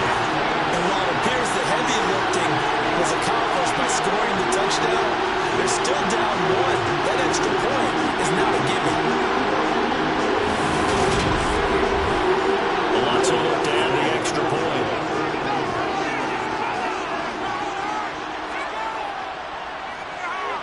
And we are tied here in the 4th quarter. So that drive 12 plays in length. And the touchdown and PAT mean we are tied here with a final minute of play. So here comes the kickoff now, all even here in this 4th quarter. This fielded right at the goal line. And a nice job there on special teams to limit him to inside the 15 as he's dropped at the 14. Now the Rams offense getting the football back. Well, partner, here it is. They've got the chance to win the game. You'd have to think they need to get it near the opposite 40 to have a chance to kick a game-winning field goal. We'll see what they can do. And you're right about that, because if we look at it in macro, that's what it looks like. But I think in micro, the head coach has already asked the special teams coach, what is he feeling? What does he think? Where does he want the football? What's the yard line we have to get? And he's already relayed that to his quarterback and his offense. They know what the goal is. Now the key, can they get there? That'll be caught by Cobb. And he gets this one just shy of the 40. They'll mark him down at the 39. The Rams going to go ahead and use the first of their timeouts, as they'll stop him with a little over 30 ticks to go in the football game. So from the 39 now, they'll come up on a 1st and 10.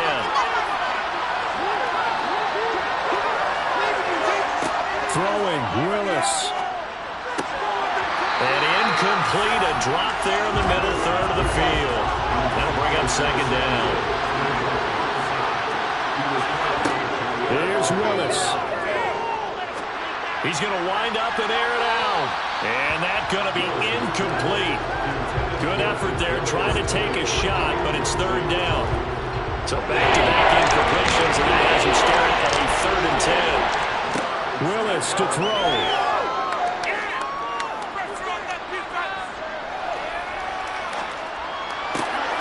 Man open, it's Tony. He's got it. Now he's going to get this all the way down inside the 35. Now another timeout called for by the offense, as he'll stop it with 11 seconds remaining in the ball game. So here we go. Maybe the biggest kick of the game forthcoming. The Saints going to call the first of their timeouts. That'll leave them with 2 remaining. We'll be back after this. So the field goal unit is on the field, as this is a big spot right here. This to almost certainly win the football game. And this one looks good. It is good. Right down the pipe. And it's celebration time on that sideline as they have taken the lead in the final seconds. He hasn't missed a kick all year. Why would he start now? That's a great question, isn't it? Well, maybe because that was the most nerve-wracking kick he had to attempt all year, but he knocked it through just like it was an easy chip shot. This is taken just shy of the 10. And he'll go down as this drive will start at the 25-yard line. The Saints offense on the field ready to get their drive started. One last shot now for Prescott. Now a desperation throw deep downfield. And that's going to wind up incomplete. However, we do have a flag down. Let's check in with our referee. Charles, they're trying to protect this lead late. Those are the types of mistakes they could afford to go without. About the last thing you want to give them is help in completing a comeback, which is exactly what that penalty does. Now one final throw here is incomplete, and that is how this one will come to an end. Well, CD, always a little extra excitement for Week 1, and one of our early window games here in Week 1 on a Sunday comes to a close. Good to be back in the booth with you, my friend. And it's good to be back in the booth with you as well. And we know that not everyone's going to start the season 1-0, right? Half the league is going to have a loss on their record, but everyone's got to build off of that opener. And how many coaches tell us every single year, you make your most progress between Week 1 and Week 2. We'll see how both of these teams progress the rest of this season. So for Los Angeles, it wasn't always pretty, but they do eke out the Week 1 victory here by a field goal. And they'll get another road test next week as they head to New England to take on the Patriots. Meanwhile, for the Saints, they obviously fall to 0-1 with the defeat. And they'll try to turn it around next week as they head to Atlanta for a matchup with the Falcons.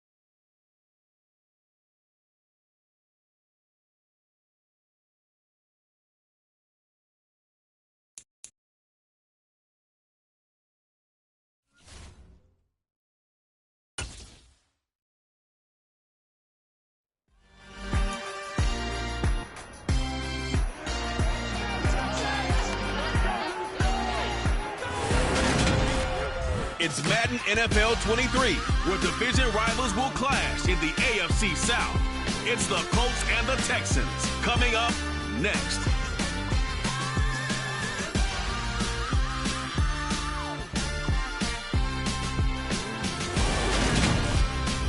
EA Sports coverage of the National Football League is on the air. Today we jump right into this new season with an AFC South matchup between the Indianapolis Colts and the Houston Texans.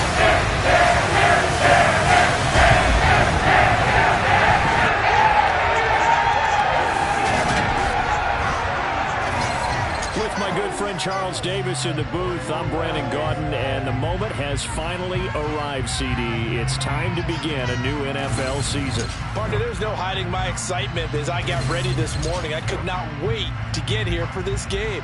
Imagine what it's like out there on the field for those players, though. OTAs, training camp, preseason, has all led to this moment when they officially kick this one off to get the season underway.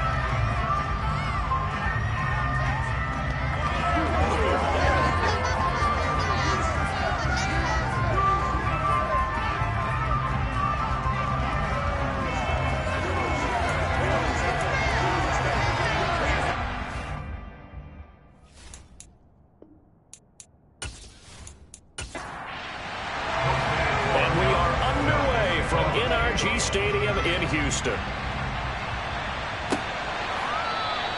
And no run back on this one, so the new season will begin at the 25-yard line. So the Colts now coming out for their opening drive.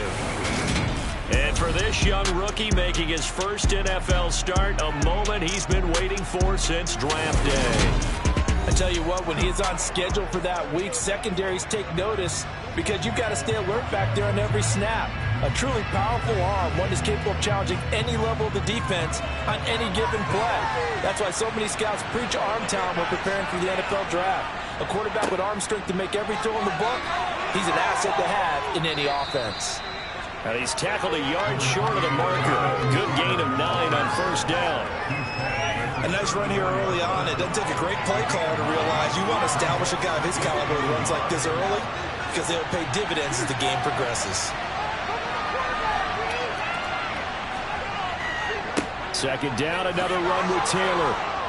And he'll be brought down shy of the 40 at the 38-yard line. So here's a 1st and 10 at the 38. They'll drop to throw. Looking middle, and that's complete. And they're going to get this up to midfield. But there you go, Charles, the first completed pass of his young career. And we expect it not to be his last. Very good to get the first one out of the way, though, as he begins his career.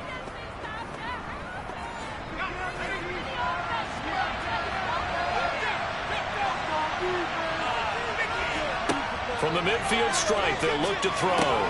They'll set up the screen to Taylor. And he's going to be taken down right at the 40-yard line. And as you're game planning as a staff, you go through all the different ways you can neutralize the other guy's pass rushers. Extra linemen, leave a tight end in, bring the running backs back in to block. Or you can do this, a little simple screen pass, and it works to perfection.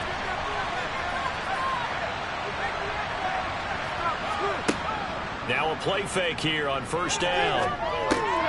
And he finds his target. It's Schultz. Only able to gain.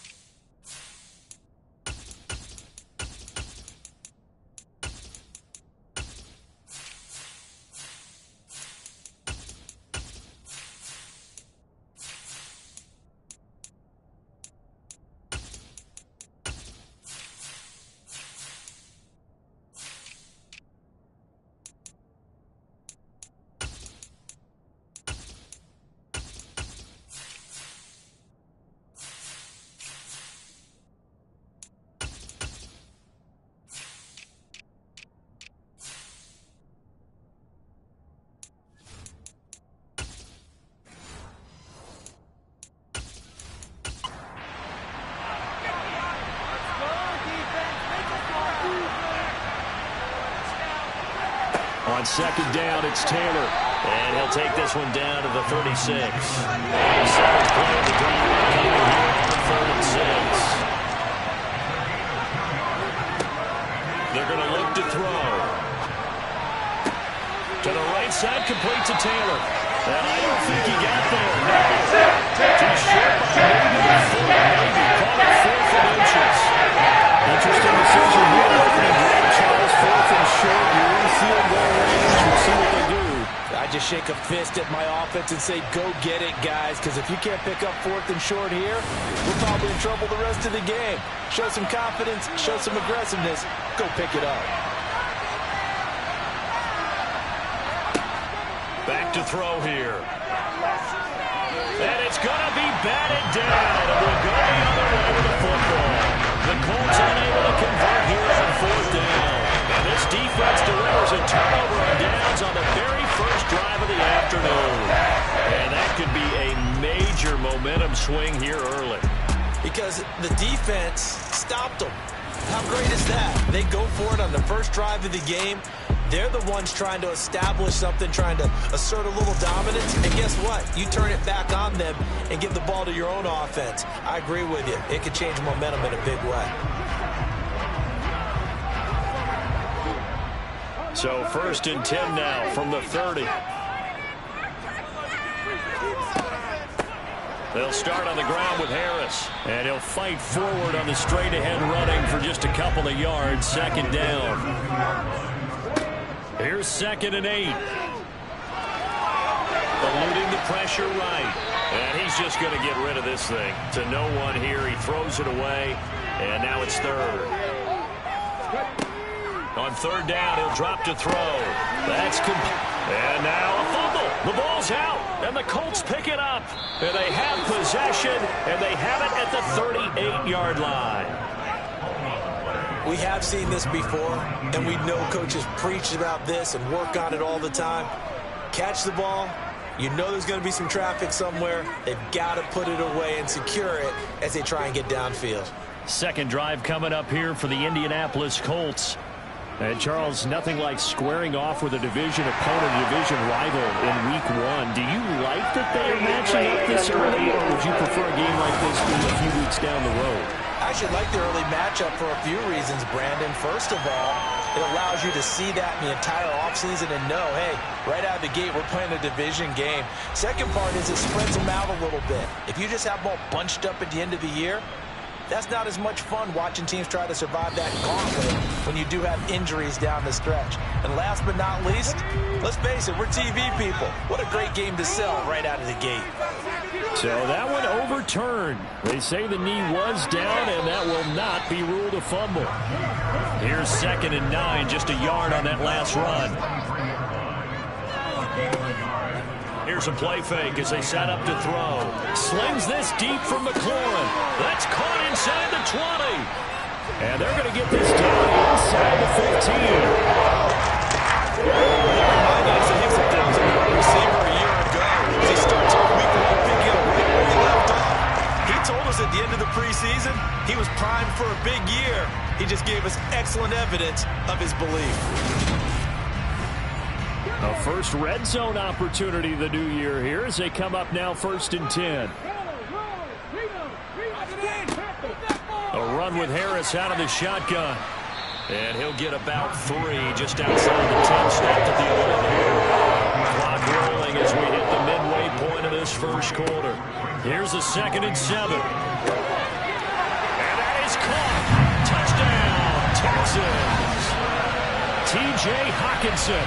An 11-yard touchdown. And the Texans are on the board here first in the season opener. Good throw there, and I don't want to blow it too out of proportion, but he looks a lot more comfortable in his 2nd season. You can tell he put the work in the offseason, and what I mean by that is understanding the playbook. Not just the plays and how to execute them, but how to do it against a variety of defenses. Also understands his team better, what they can and cannot do. You can see the confidence rising in him as he plays.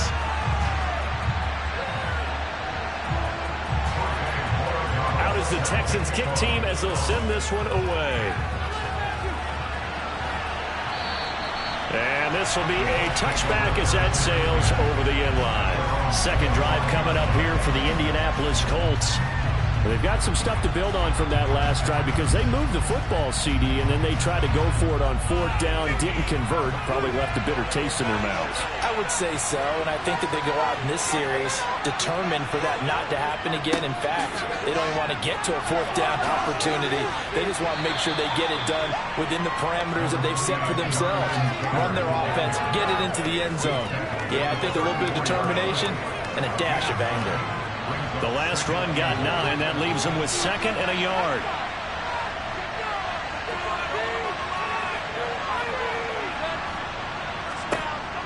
They'll look to throw.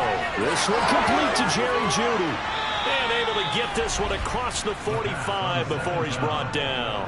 First catch of the new season for him, and he picks up the first. And that's a more than acceptable read right there because it's zone coverage, so timing is everything. This time he waits for his man to come open, puts it right on him, and they pick up a first down. Back-to-back good plays have him on the move on first down. Now back to throw. Got this complete to Jahan Dotson. And he's going to be taken down just shy of the 35. A nice completion there for the first down. And Charles, you think about the quarterbacks of recent vintage that have been thrust into action week 1. It's no guarantee of future success, but we sure have seen some good ones. We certainly have, partner. How about Joe Burrow with the Bengals in 2020? He was excellent. Kyler Murray with the Cardinals. The best part about his game has his team right on the brink of the playoffs. And Deshaun Watson has won division titles after having started from day one. Had a bit of a lane there, took advantage of it. Give him 7 there on the first down carry.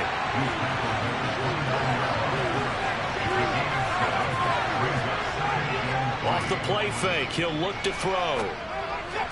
His throw incomplete. So the incomplete pass on the last play, and that leads us to a 3rd and 3. They'll try and run for the first with Taylor. 4 yards on the pickup, good enough to extend the drive. Well, they came into this game saying it was important that they set the tone and show that they can run the football. And I believe that they've done that here in the first quarter.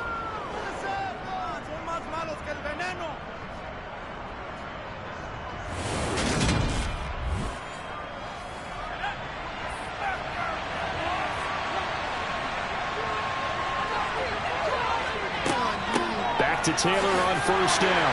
And not much of a hole there as he gets it down to about the 24-yard line. 2nd and 9 now.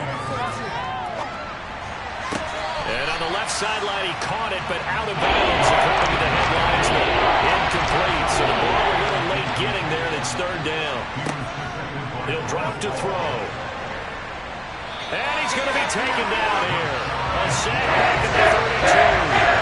Rashawn Gary that time fighting free and getting to the quarterback. So not only do you not get the first down, but you've also made things a lot more difficult on your field goal kicker. Yeah, they're still in range, but you're exactly right because you know the kicker's over there saying, thanks a lot, you just made my job a little tougher because when he kicks it now, he'll kick it lower because he's got to get more distance. That means there's more jeopardy for the ball to get tipped or blocked.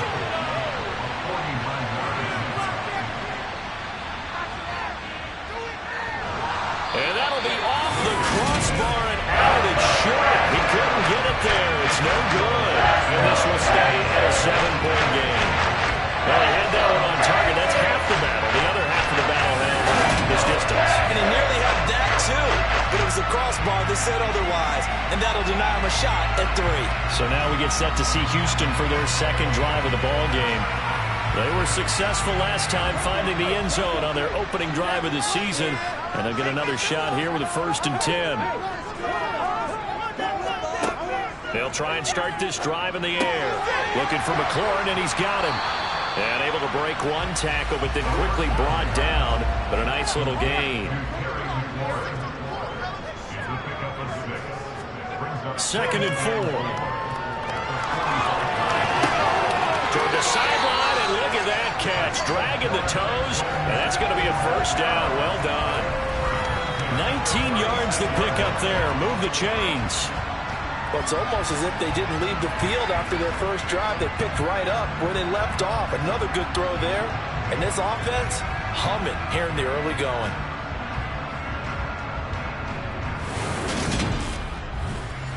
Now from Colts territory, here's a 1st and 10 at the 36. Harris running straight ahead. They'll be brought down on the 30-yard line after a gain of 6. 6 yards on that last play. Here's 2nd and 4. They'll set up to throw. That's going to be complete on the sideline, but, you know, that throw left him no room to run, and the good footwork nearly all for naught.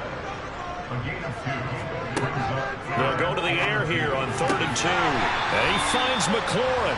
And he is going to have a Texans first down. It's a gain of 6 that time on 3rd and 2. 3rd catch for him on this drive alone, and it'll give him a first down.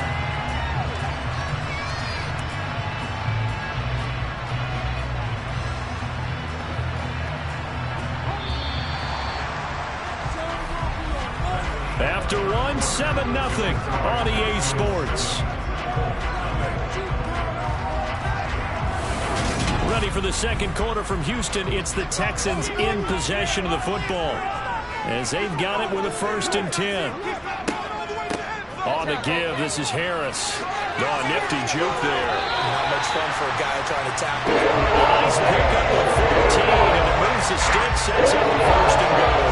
A lot of guys playing this game, there's no better feeling than running right through the tackle. He's able to lower center of gravity and chart his legs for a really nice pickup.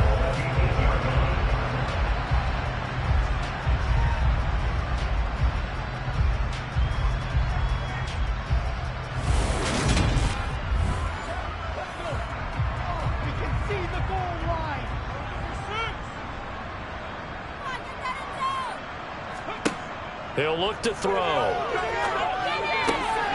a man, and he hits him in stride. That'll bring up 2nd and goal after the gain of 5. Nice running throw there on 1st down. He located his tight end, made a nice easy pitch and catch. Hoping he could break a tackle or two. Wasn't able to do that there, but still good yardage. So the ball position now at the 3. Here's 2nd and goal.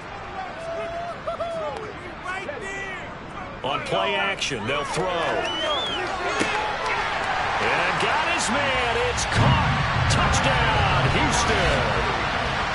Harrison Bryant from 3 yards out.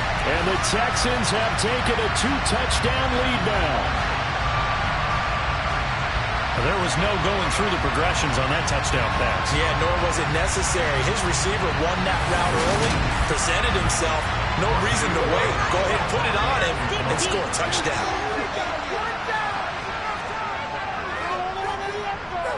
The extra point up and good. And that'll make the score 14-0. So that drive takes him down the field in 8 plays. And it results in the Texans finding the end zone. Out is the kickoff unit as they run up and send this one away. Fielded right around the 8. And taken down just past the 20 at about the 21-yard line. Here comes the Indianapolis offense now as they get set to take over. And they're in a bind early here, down 14-0. Are you worried at this stage or still too early? You're worried. You're just trying not to transmit it to the rest of your team. You want to make sure that they stay positive. But at the same time, you're wondering, how are we going to move the football? What do we have on this play sheet that can work? Get back to basics is usually your answer. And make sure you find the guy who can move the ball fastest for you if you just get it in his hands. Yeah, still second quarter. You get points on the board here. I think you're feeling okay. And he'll be taken down, but not before they work it across midfield. 66 yards rushing for him as he has been tough to stop here in this first half. Well, Jonathan Taylor, like most guys from Wisconsin, he's not one to shy away from contact. He proved it right there. And with a guy his size, you have to know defensively that arm tackles aren't going to fly with him. You have to be able to wrap up, or else he can just brush tacklers aside like they're not even there. And we can see on the next-gen stats, he picked up nearly 30 yards after that initial contact. This offense finding its legs now. Here's another 1st and 10. They run once more with Taylor. And nothing doing. He's immediately taken down at the line of scrimmage. Officially nothing on that last run. They'll try again 2nd and 10. Running straight ahead, Taylor. And they'll get him down as he's inside the 40. That's good for an Indianapolis 1st down on a gain of 10. So right now what I'm seeing an offense just firing off the ball a lot quicker than they can react. And not only that, they're sustaining the blocks too. I'm seeing guys get 6-7 yards downfield before there's even a hint of contact. So from the 39 now, they'll come up on a 1st and 10. Now they'll switch it up here and look to throw. Over the middle, complete. That's Schultz. And they're going to get this down near the 35-yard line. 2nd and 6. Target is to Dotson, and he's got him. And he's going to be taken down with another 1st down as the stop's made at the Texans' 23. That one goes for 13 yards, and it moves the sticks.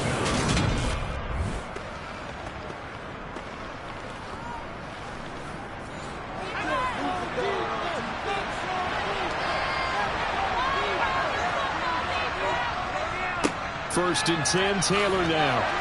And they'll bring him down at the 13-yard line. It'll be a pickup of 10 yards. And it'll be 2nd and very short. Now that was an excellent run. And when you see that happen, that's when you're seeing guys doing their job and then some people doing a little bit more. Offensive linemen and tight ends, they're expected to block. But the wide receivers, all they want to do is catch passes. So when they block on a big-time running play and create extra space, you've got to hit the jackpot there. They'll run here with Taylor. He showed off a nice juke of the defender, but the next wave there to bring him down. They'll set up a throw. Nowhere to go here. He lost the football. And the Texans scoop it. Defenders giving chase, but I don't think they're going to get there. He's at the 40. The 20. 10. 5. And he will not get all the way home, but he will take this back down to about the 2-yard line. And whatever happened to the days of just getting a fumble recovery? Everyone's into taking it the other way and trying to create points themselves, aren't they? Well, they are, and now a terrific opportunity inside the 5. Here comes the field general leading his offense back out there for the next possession. And he's been good. 2 first-half touchdown passes, no interceptions so far. Does a lot for your confidence, does a great deal for your team, gives them a lead, and they feel really good about how they're playing. I think he expects to throw at least another one. I was going to say, now he wants the first-half hat trick, doesn't he? Oh, without a doubt. Go ahead and fling him on the field, folks. He wants that type of celebration. Harris trying to run inside, but nothing there. 2 runs in a row, but only 2 yards to show for it. Now, they'd really like to make the short field pay off. We'll see if they can, but this is 3rd and goal. Again, it's Harris. And good work there defensively as they're able to keep him out of the end zone. No gain on the play, and what to do now on 4th and goal. Well, if this defense can hold them to a field goal here, what a win that would be. Not just a win on the possession, but psychologically take over the ball game. But this started with 1st and goal, so they were in 4-down territory right from the beginning. I say you finish it off and go for the touchdown. So taking a risk here early in the new year, they're going to go for it. They're going for it. This is Harris. They're turned away on 4th and goal. And this Colts defense comes up with a goal line stand. Here comes Jonathan Taylor and his teammates. And he's having himself a little bit of a banner game. His team right now, though, losing. Needs a little bit of help. And I kind of equate it to a basketball game where you have the big score, and sometimes your strategy is, okay, he can go and have all of his points, let's hold down everyone else, and that's the way you win the game.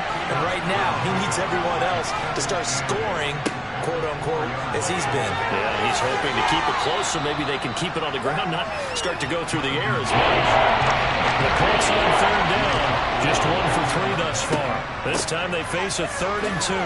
And boy, he is very close to a first down, but from where this spot that football, he's going to be a foot or so short. Just a 2-yard pickup, and that should necessitate a call for the punt team here on 4th down. And the big fella stepped that one up in a big way. I think doubling him has to be a priority because you can't move up to the next level if you don't take care of him first. The Colts send out their punter. Back deep, Jarvis Landry.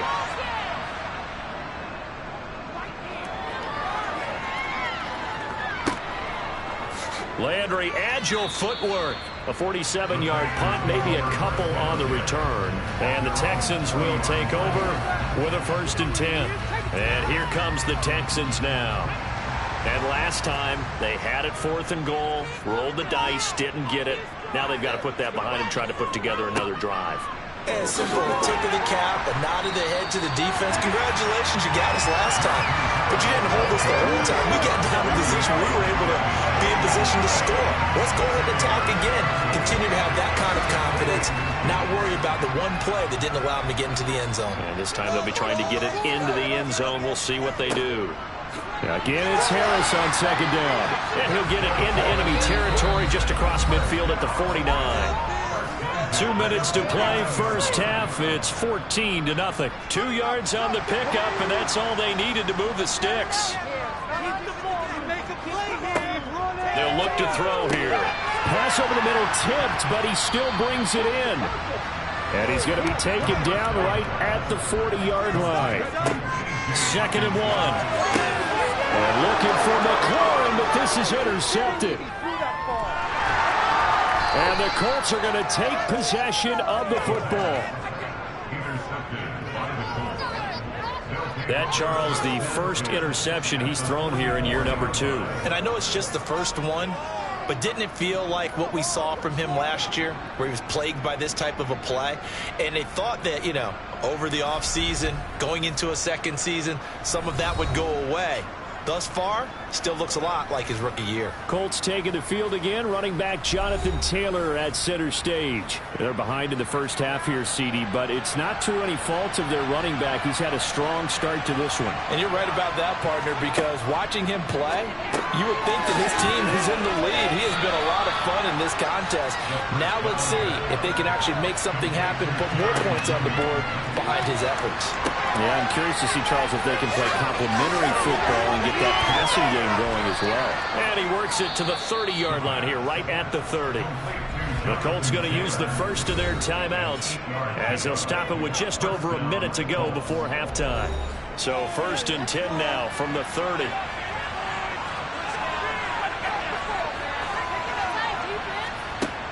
Looking to throw. They'll set up the screen to Taylor. Able to slither by. Now another timeout called for by the offense as they get the stoppage with a little over 50 seconds to go in the first half. Ball at the 26, 2nd and 7. Back to throw again. Dancing to his left. Oh, you saw that one coming. It's intercepted. Throwing back across his body. And the Colts are going to take possession here at their own 16-yard line. How big is that penalty? Wipe out the INT. You'd hate to be the teammate that caused that penalty and wiped out the interception. You got to face that guy in the locker room. Not a lot of fun for you, and you hurt your squad. After the incomplete pass, here now is 2nd and 10. He'll look to throw. To the end zone, but it's incomplete. The chance of wasting this great starting field position. A real threat. This is 3rd and long. Back to throw here. Over the middle, complete to Judy. Touchdown! Jerry Jeudy from 13 yards out. And the Colts get a late score here in the final minute of the first half. The way this one was going, you just got the sense they needed something before half. They've at least got something on the board now. Still trailing, but a good sign. That takes me back to our preseason tour of NFL camps. Remember we talked with that one coach who said his emphasis this year was scoring in the last 2 minutes of a half, heading into the locker room. This hits it right there. Take that momentum, take that good feeling, and take the locker room, regroup, and start over. They got it here. They did indeed, and a lot of football, full half to be played. The kickoff unit is out on the field, and they will send this one away. And this will not be brought out. It's a touchback. The Texans with the football here late in this first half. And with a 14-7 lead, they might just be happy to take this thing on into the tunnel. 35 seconds, all that remains in the first half as they come up on first down.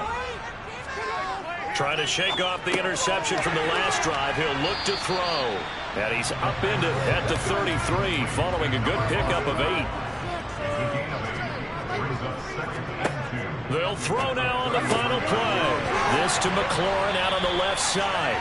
And he slips up past the 45 before being tackled. So we've reached halftime here on opening weekend. As we'll get you over to Orlando, where standing by is Jonathan Coachman. He has our EA Sports halftime report. All right, Brandon, thanks very much. And welcome back to football, everybody. We've got a full slate of 16 games here to start the new season. So let's take our first trip around the NFL.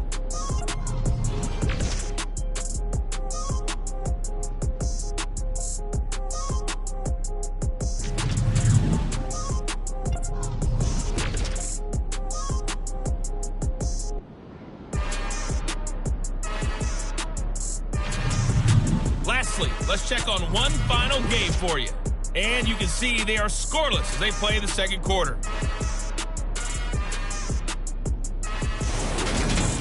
On now to a look at the next-gen stats in that first half for the Colts. And they weren't able to get a whole lot done throwing the football. That'll likely be a big key if they want to turn things around in the second half. Meanwhile, for the Texans, we check out their numbers on the ground as they'll try to keep the momentum going into the second half. All right, Coach, thanks. Yeah, both teams likely to make some changes in what's been a closely fought battle to this point. And no fireworks to start the half. This will be a touchback. And the Texans getting ready to go here to begin the third quarter. And Charles, they've got the lead. Put your coaching hat on here now. What's the game plan for the second half? I think getting the running game going a little bit more, because I thought in the first half they didn't get it moving the way that they would like. They had success throwing it, but I think these first couple of drives, they'll want to get those running backs going and get them more opportunities, and I will guarantee you that those guys were lobbying for them in the locker room at halftime. He's going to look deep for more. And it's knocked away and incomplete. Now they face a 3rd and 10 after back-to-back incompletions. They're going to look to throw. That's going to be knocked away and incomplete. The Texans send the punter out as he's on here to punt it away. Here's Hardy set to return. A very nice punt that time, but they get 11 back on the return. And the Colts will go on offense here, 1st and 10. Now we take a glance at the offense as they work their way back out for their first possession of the second half. And their defense did its job by forcing the punt to start things out. And now, Charles, can the offense get in gear?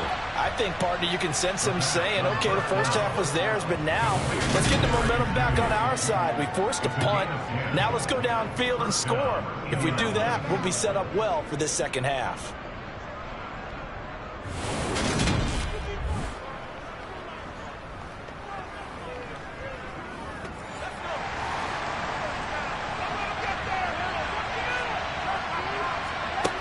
They'll look to throw now on 1st down. This pass hauled in by Dotson. And they're going to get this down to about the 37.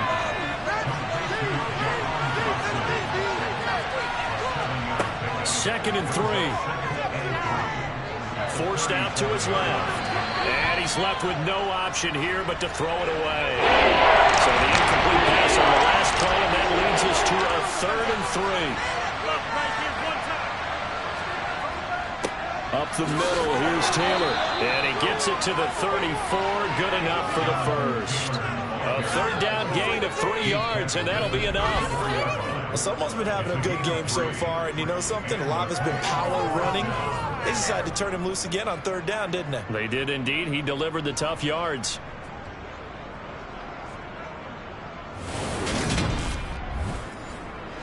From the 34 now, here's 1st and 10.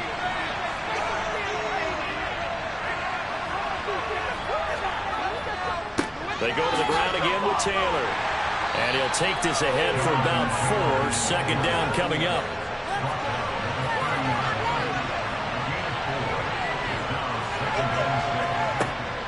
They'll drop to throw.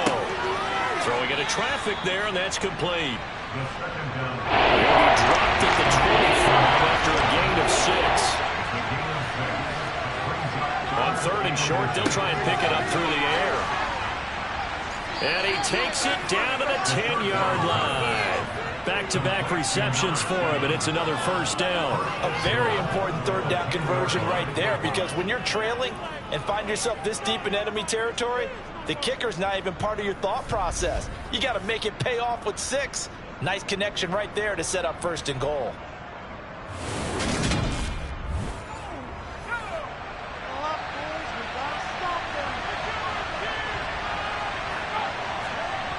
Now back to throw. Near the sideline, this is Schultz. 2 of their 3 red zone trips so far, they've come up empty on. They'll look to reverse that trend on 2nd and goal. And it's caught. They'll wind up getting 7 on the completion, but they'll still be faced now with a 3rd and goal situation. They'll look to throw again. And that is caught. Touchdown, Indianapolis. A great play there. There to make the grab. And the Colts are within an extra point of tying up this ball game. There was a lot of zip on that pass, and baseball might have called that a frozen rope. I like it when you bring the diamond into the game. I'm going back to the gridiron. Had some heat on that bad boy. Sometimes you throw a touchdown pass, and sometimes you throw, what, a touchdown strike? There you go. That's my man, in concert. Extra point right down the middle, and we are tied at 14.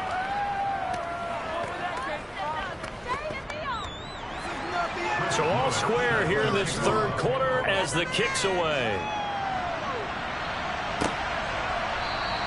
And they'll put up the stop sign there as his guys will get it at the 25. And now out comes Houston. And their lead has evaporated in this 3rd quarter. It's tied once more as they begin with a 1st and 10.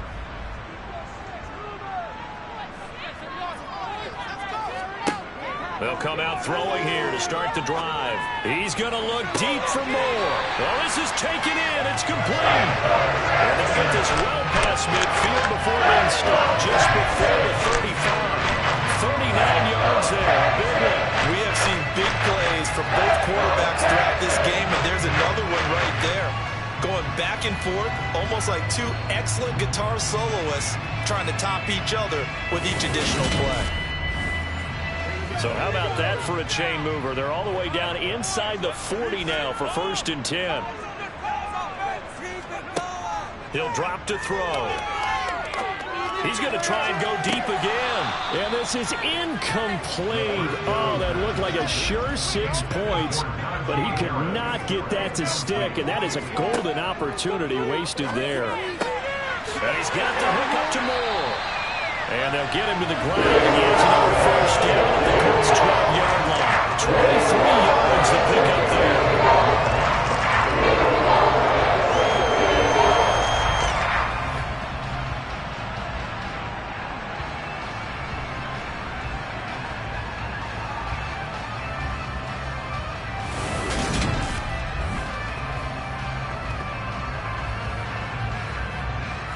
From down at the 12, it's 1st and 10.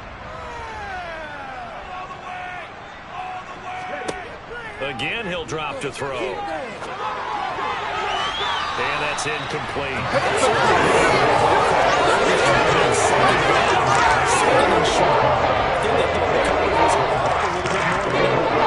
Nice job there pressing up on it and forcing the incompletion. On second down, this is Harris. Down to the 6-yard line on a pickup of 6 as he gets halfway to the goal line. Out of the gun now on third down.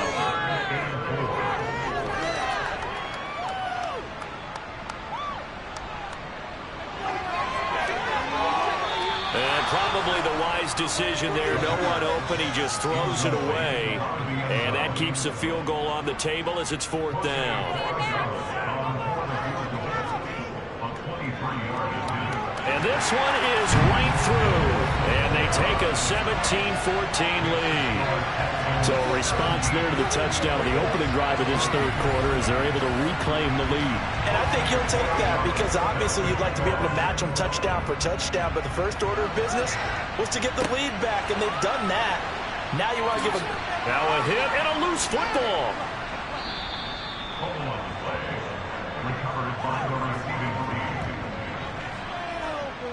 So a teammate picking him up there, that was nearly disaster. And the way that you coach these things, you want to make sure you have eyes towards the return guy because you want to make sure that the catch is secured. A lot of teams do that. They have at least one guy. Okay, you're responsible for making sure he secures the catch. He's not always the one that makes the recovery, but he can always sound out the alarm. Hey, ball's on the ground. We've got to get it back. They'll try and start this drive in the air. Throw right side is going to be caught by Judy.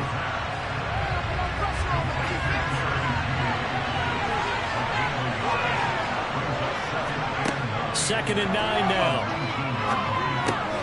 Right back to Judy, and it's complete. And he works it across the 25 before being tackled.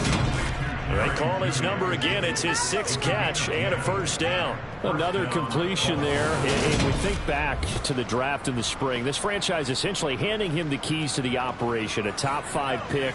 Charles, how ready do you think he is? I think he's ready for the NFL in terms of size, speed, the makeup of him, the character of him. The key's going to be, will this team accept everything he brings to the game and adapt to it? Not just necessarily plug him into something that he doesn't do well. Here's a 2nd and 7. That's going to be caught by Judy.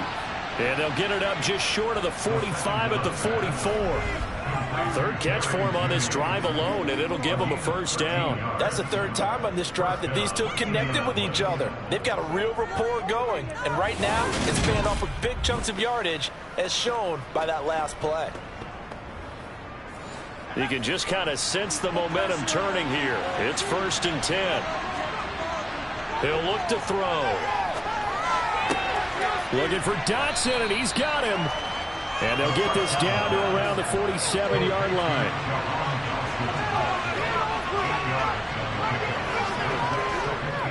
They'll try the left side with Taylor. And he'll take it down shy of the 45 at the 46. 2 yards on the pickup, and that's all they needed to move the sticks.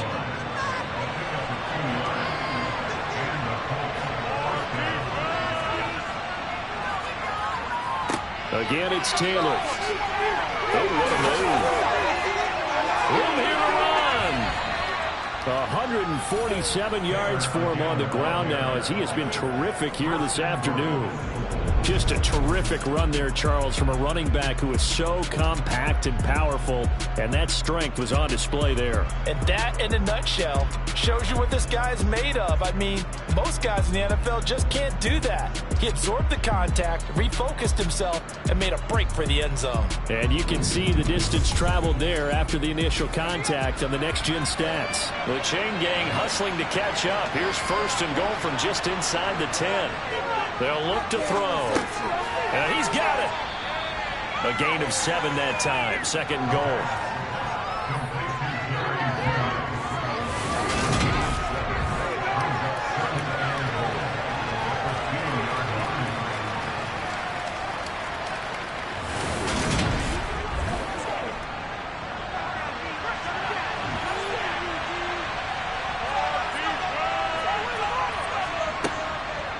set up to throw.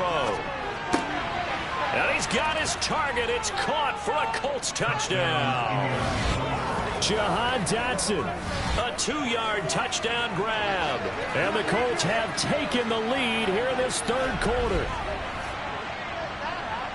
Well, to put it mildly, he's been able to dice up this secondary all game long, and this time that was a missile that he threw into the end zone and adding another touchdown to his ledger. And I think we see these youngsters develop a lot quicker than we ever have, because when they get started in this game, they're not just throwing passes around. They're reading coverages early, so now they're like seasoned pros earlier in their career.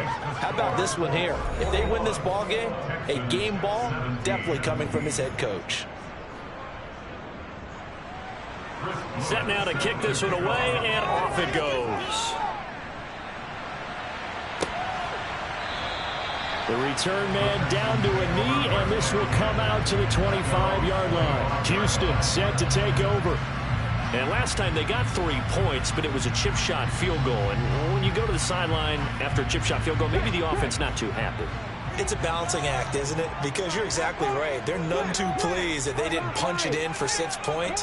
But they also have to remember they did put points on the board. 3 points is 3 points. And in this league, you take points when you can get them. Not easily done. Ball on the 30. They'll come up with a 2nd and 5. Looking to throw. And he's got his man in stride, complete. So from the 36 now, 1st and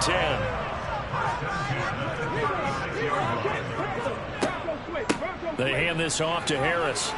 And he'll be brought down at what's going to turn out to be the final play of this third quarter. We are through 3 quarters here on NFL Kickoff Weekend. You're watching the NFL on EA Sports. Back now in Houston. It's Texans football, but they trail here as we get started in the 4th quarter. The throw over the middle, taken in. And some room to roam now. And they're going to get this down inside the 15. That could very well be a defining play in this game. A touchdown, that gives them a lead, and they took a major step towards getting there with that big play right there.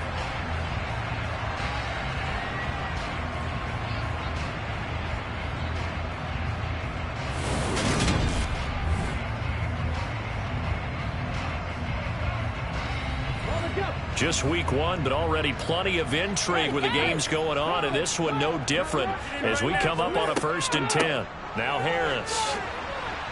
And he is met at the line of scrimmage, and he goes down right there. Calling no gain on the play, and it'll be 2nd down.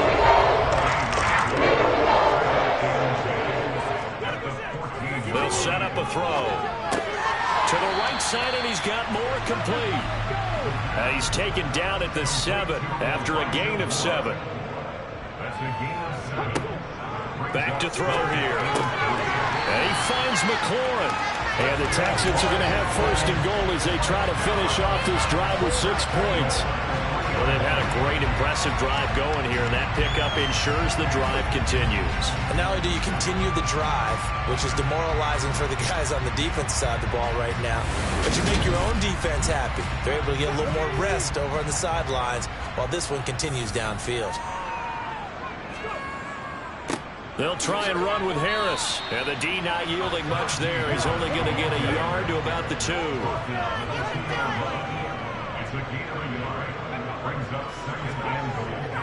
They'll try again. And he fights his way into the end zone for a Texans touchdown. Najee Harris taking it in from 2 yards out. And the Texans answer back with a touchdown of their own to take a 4th quarter lead. Plenty of scoring here of late, and our lead changes hands now in the 4th quarter. Yeah, they just gave up a touchdown to the other end, so they knew that with time getting short, they had to put something together here, and they were able to do so and retake the lead right back. Now an important extra point here to stretch this lead to a field goal. He's got it, and this is indeed up to a 3-point lead. So a nice drive put together there. They go 75 yards in 9 plays. And it was Najee Harris who finished it off with a touchdown run. The kickoff team on the field now as they will send this one away. And not willing to risk another fumble, he'll sit on this one. It's a touchback. Now the Colts offense gets ready to head back on the field. We certainly have a good one on our hands. They're trailing after that last touchdown, but now a chance for this offense to try to snag that lead right back here in the fourth quarter. They'll run with Taylor to begin the drive. And not much to speak of. Call it a 1-yard gain up to the 26. He'll look to throw. Complete, it's Dodson. And from the 25, they work this to the 29, a gain of 4. On third down, he'll drop to throw. And he's going to go down. The Texans come at him, and they bring him to the ground. Drop for a loss of 7 on multiple defenders. Even keeping the back in for extra protection on third down, they still can prevent the sack. Now it's 4th and long thanks to a terrific individual effort on defense.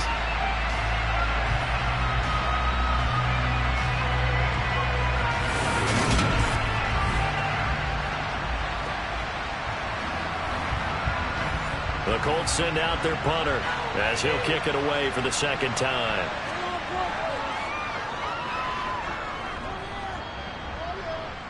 And a fair catch taken here right at about the 40-yard line. They'll call that a 33-yard punt with no return. And the Texans will take over. There's Terry McLaurin, such an exciting pass catcher as this offense comes out for their next drive. And I know that they've double-teamed him a couple times, but not a ton. Whatever they're doing isn't working. He's up over 100 yards. We'll see how they adjust. And when they do that, they weaken their defense in other places as well. And how many times have we done games where we've seen a guy have a big game like this? It's usually not by himself, is it? Usually it opens it up for other people to have big games as well. After the penalty, a fresh set of downs. It's 1st and 10. Back to throw. Firing quickly here, and that's complete. And he's brought down inside the 20 at the 18-yard line. They're going to look to throw. And that falls to the ground, incomplete. A nice job of bringing him up defensively, and now it brings up 3rd down. Now they'll throw here out of the gun. And he's going to go down. Back at the 27-yard line, he's sacked. It'll be a loss of 8 on the sack, and it's going to lead him to 4th down. Well, I think that time he just maybe held on to it a little too long, CD, because after a couple of seconds in this league, you know those defenders are coming. And how many times do we talk about complementary football? And we're usually talking about, does the offense help the defense? Does the defense help the offense? I think in this case, does the quarterback help out his offensive line? You only have a certain amount of time to get rid of the football. They can only do so much. On this play, he took them to the limits. And his kick is good. And that will double their lead as it's up to 6. So they get to 3, but you wonder now, is that going to be enough? Excellent question, because when I look at the smiles on that side of the field, they're a little tight, aren't they? If they had scored a touchdown there, those would be big half-moon grins right now because they'd feel a whole lot better about their position. And a touchdown in the other direction, all of a sudden they're down. And not willing to risk another fumble, he'll sit on this one. It's a touchback. And the Colts getting ready to go. These guys definitely hoping for a better showing than their last appearance. They couldn't really even move the football much beyond the shadows of their own goalpost, Charles. We'll see if they can get a better, more sustained drive going here. Yeah, and every team that we ever talk to says the exact same thing. When you throw it across his body, and it's intercepted. Picked off by Quay Walker. And the Texans are going to take possession of the football. That's not one that he's going to want to remember, but he had to get it out of the way at some point in his first career reception. And if he's the guy that they think he is, he's not laughing it off, but he's also not going to let it affect him as the game proceeds. He's going to go back out there, still be the same confident kid, the reason that they drafted him, and go out and play. Out comes the Houston offense as they get set to take over here. Another important fourth quarter series coming up. That last INT helping to maintain their slim advantage.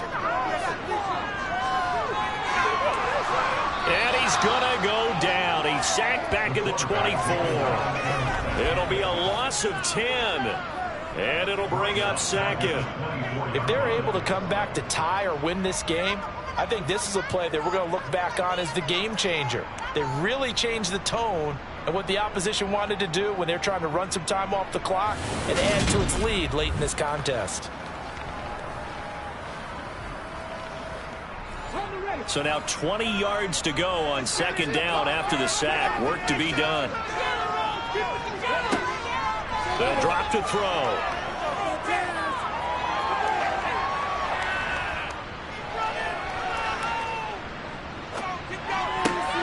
That's complete to his receiver, McLaurin. And they do get him down, but not before he's able to slip it inside the 5-yard line. 8th catch for him now. He's been a big factor. And it's a first down. These guys certainly are not hiding what their intention is. They're absolutely showing it. They're definitely not going to sit on this lead here in the fourth quarter.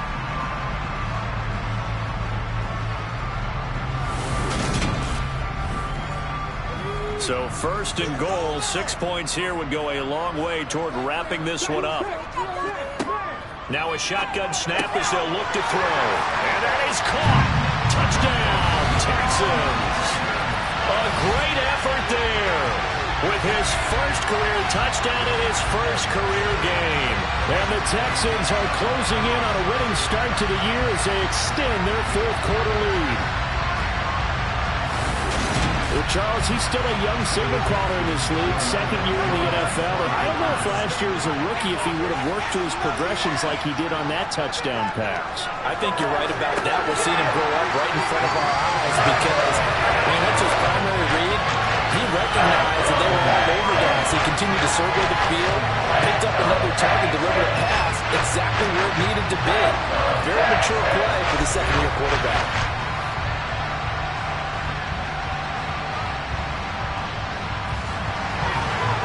The kickoff unit as they run up and send this one away. And not willing to risk another fumble. He'll sit on this one. It's a touchback. And now Indianapolis set to take the field. This offense returning out there, and really, you remember the last drive, Charles, it was over before it even began. They threw the interception on the very first play.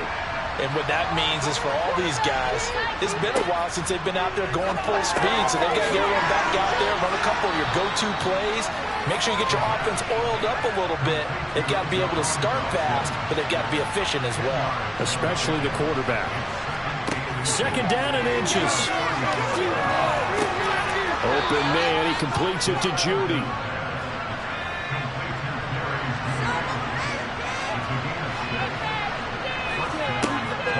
From the gun, it's Taylor. Gets around him. And he'll be taken down, but not before he gets into enemy territory. 160 yards rushing for him now as he has been tremendous all day long. Well, partner, I know this type of running back. I mean, this size, this intensity usually gets better as the game goes on. I can just tell you from experience, the first few quarters, oh, you're eager. You come running up there. I'm going to tackle this guy. By the fourth quarter, you're coming up and thinking about it. And D-line wearing down fourth quarter. Yeah, that's not a guy they want to see consistently. On first down, he'll drop to throw. Well, he tries to force it in, and it's intercepted. Picked up by Quinn Walker. And the Texans will have solid field position here as they take over at the 45-yard line. That time defensively looked like they showed quite a bit of pressure, but backed off, and it proved fruitful. They get the pick. He went through all of his rules about getting rid of the ball quickly because he read blitz. He saw all those people stacked at the line of scrimmage, and then they fooled him by dropping into coverage. Now he's ready to get rid of the ball fast, but guess what? Too many defenders out there. Exactly as you described, an interception. A handoff to Harris to begin the drive. Running right through him. Ooh, with a juke. And some room to maneuver. And they'll get this to the 30-yard line before crossing over out of bounds. Good yardage as he rumbles for 24 and a first. It carries like that. That's how they're going to continue to salt this thing away here, Charles, in the fourth quarter. Yeah, how about that? A new set of downs. Clock continues to move. No better way to close out a game than to tap those mastodons you have up front and say, guys, Keep pounding them. Let's keep the ball, keep their offense on the sidelines, and let's close this one out.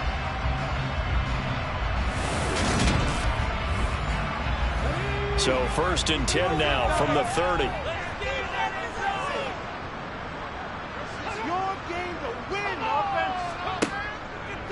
They'll run again with Harris.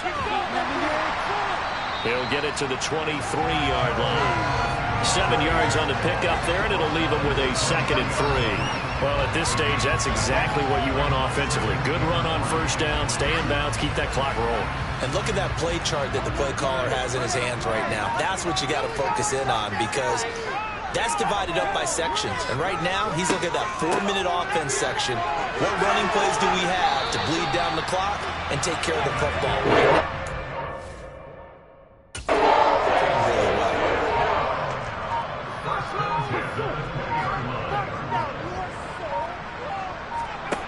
Inside the red zone here. They'll look to throw. Looking end zone, but it's incomplete. 2 minutes left to play in this football game here on EA Sports. So it's Texans football as we welcome you back. And no doubt what they're looking to do is just salt away the final couple of minutes and escape with a win. A run with Harris out of the shotgun. And this time he's going backwards. So after the no gain on the last attempt, here they get him behind the line. Now, this is a big 3rd down, and you'd have to think we'd see a timeout right away if they can't stop him here. Harris running straight ahead. And not even back to the line of scrimmage this time as they're on him quickly once more. And now with 1:52 to go, we get another pause in the action. A timeout here defensively. Now the Texans are going to call on the field goal unit. This to make it a 3-score game late. And his kick is good. And that will extend their lead even further. So with that, you figure this game's pretty much out of reach at this point. Yeah, it's going to take a heck of a comeback to come from 3 scores down, but don't change that channel. Don't go away. Miracles can happen, and you want to be here in case it does. You're a company man. Aren't I, though? And not willing to risk another fumble. He'll sit on this one. It's a touchback. The Colts getting another possession here on offense. And they knew coming in that this would be a tough place to go in and win a season opener. But this has just been a performance, to be frank, not to be proud of here as they trail big in this 4th quarter. Schultz hauls in, puts it on the carpet, it's out. And the Texans say they have it, they do.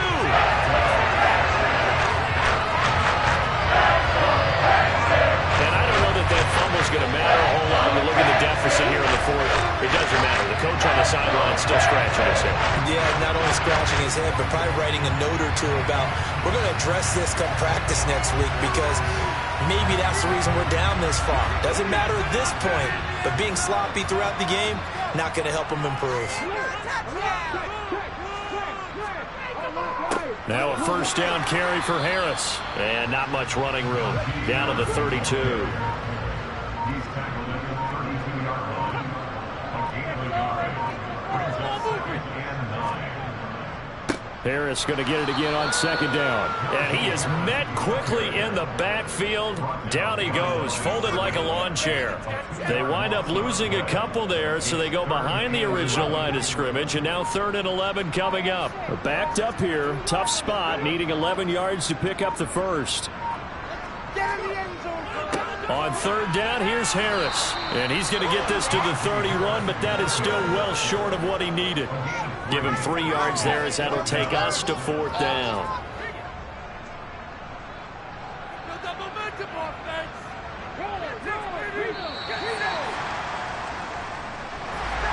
Well, this was not just the opener of a brand new season, but this was a division game here in week 1. And to come through with a 1-0 start against a division opponent gives you a little something extra heading forward for the rest of the season. Yeah, let's pile it all into one game, right? Opening the season, and you open within the division. You knew the motivation was going to be there on both sidelines. One just executed better and earned the win. So for the Texans, that'll be a happy locker room as they start this season 1-0. And they'll have another home date next week as the Miami Dolphins come to town. Meanwhile, for Indianapolis, they go down to defeat here in the opener. And they'll try again next week at home against Philadelphia.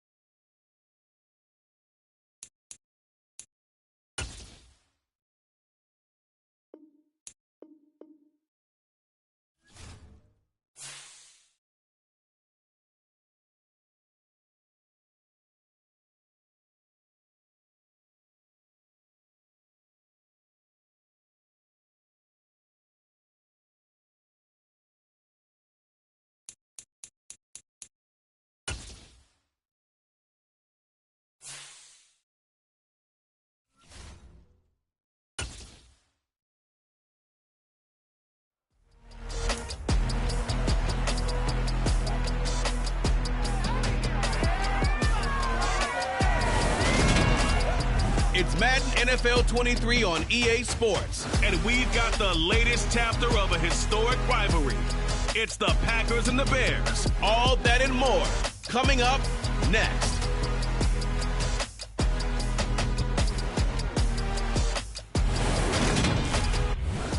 Just off Lakeshore Drive, nestled next to Lake Michigan. That's where you find historic Soldier Field in the great city of Chicago, Illinois. Today we kick off the new year with an NFC North matchup between the Green Bay Packers and the Chicago Bears.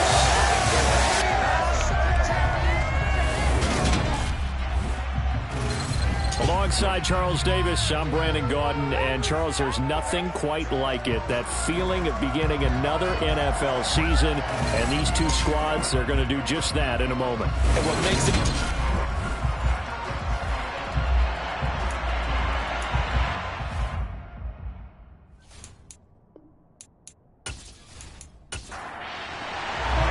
It's a rivalry that dates back to 1921. The Packers and Bears are underway from Chicago. From a couple yards deep, he'll bring it out of the end zone. And he's up past the 20 to the 22-yard line. So here comes the Packers offense now onto the field. Under center, it'll be the Southern California native standing at 6'4", Sam Darnold. And the thing with Sam Darnold is we know the skill set is there. May not be the most mobile or strongest arm quarterback in the league, but usually plays with really good poise and at his best, like a point guard in basketball, able to move around and distribute the rock.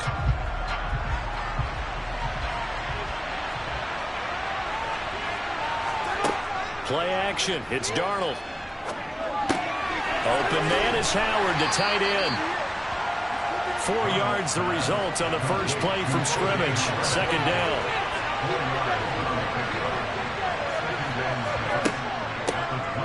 A give up the middle to Dobbins.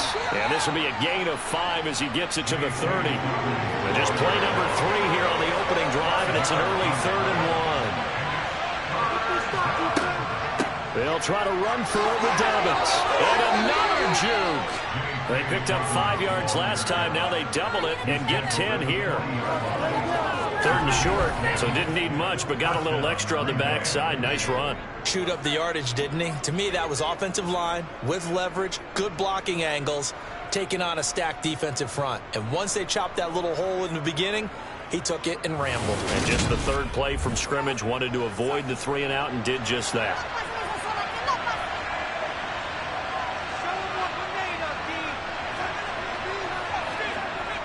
Jet sweep, Boyd with it. Officially, it's a 1-yard loss. That's going to bring up 2nd and 11.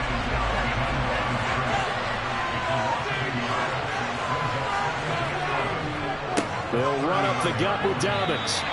No gain on that one as it brings up a 3rd and 10. Right where this set of downs started, they need a full 10 here to pick up the first down and move the chains. And a penalty flag comes in as that one winds up incomplete, but the contact is going to move the ball well downfield. So the yellow flag came out, and that leads to a new set of downs for this offense, 1st and 10. And they'll try the air now with Darnold. And this one almost intercepted. Not a good throw there. Nearly an opening drive, INT. 2nd down and 10, Darnold. And this is incomplete. Now they're coming up on play number 8 of this opening drive, but they're looking at a 3rd and long. Back to throw, Darnold. And that will be incomplete. Goes on 4th down, solid coverage by the Bears. This defense has certainly played well so far in this game. The coverage has been tight. Just about every threat. Forced a few here so far in this game, and now it brings up 4th down. And his kick is indeed good. And the Packers are off to a 3-0 lead. In the end, the opening drive, Charles, does yield points. Maybe not the touchdown that they wanted, though. Yeah, but bottom line, they wanted to get something out of that drive, and they did that. 3 points, they won't turn that down at all. takes it at the 7.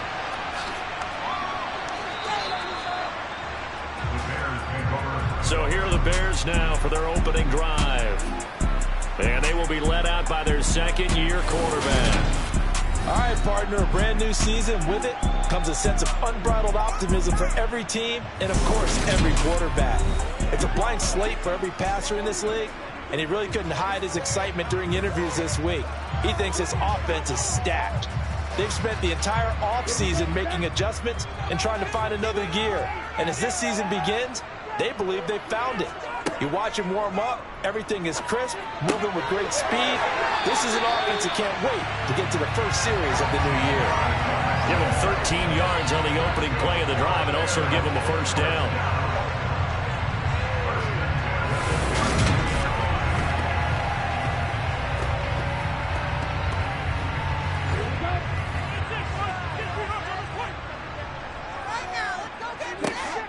He'll drop to throw. Got a man, and he hits him in stride. And they get him down, but not before he takes it across the 40-yard line. 12 more yards for him there. It's a first down. So we just called his name on the previous snap, and they go right back to him, Charles, for a second consecutive completion. Yeah, I think what we're discovering on this drive is that he feels like he has answers no matter what defense you throw up there. He reads it, finds the open spot, and is available for the completion. Back-to-back good plays have him on the move on first down. Out of the gun, they'll look to throw. And he's got his man in stride, complete. And he'll be taken down, but not before they work this to the 45. Well, only 3 plays in here, but really, Charles, a solid start for this offense, and now we'll see if they can continue their mission to end this drive in 6. And I wonder if their play caller right now is reflecting on that last big play that they've had on this drive. Do you come back with something similar, or do you have a counter to it to kind of show it and go to something else and create another big play? And running room scarce here. He's going to be stopped in his tracks at the line of scrimmage.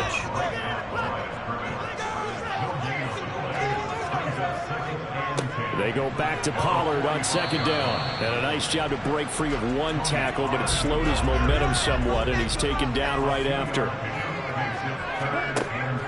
He'll look to throw. And that is incomplete. They're such a talented team at defending the perimeter and taking away throws to the outside. Great confidence, great skill. 4th down, so they send out Trenton Gill. And this one's out of bounds. Should be inside the 10, I think it is. At the 6-yard line. Let's go old school there. That's absolutely a great coffin corner punt. Someone's put some time in working on that, hasn't it? Seems like every year these guys get better and better. It's amazing how they can command that football through the air. Yeah, they used to actually practice with hula hoops where they place them and try and put them there. Now a lot of guys use barrels on the sidelines to try and put the football in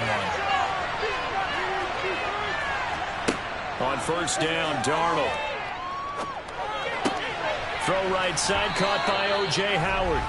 And they'll get him down up past the 15-yard line. Right off the bat, it's a first down to start the drive, 12 yards. And they were backed up to start the drive, but not anymore. Now, that's the play call that the offensive coordinator had in his head. You saw the end result. He wanted to go ahead and push the ball downfield, and that's what they did. And they wound up with good yardage there to get things rolling.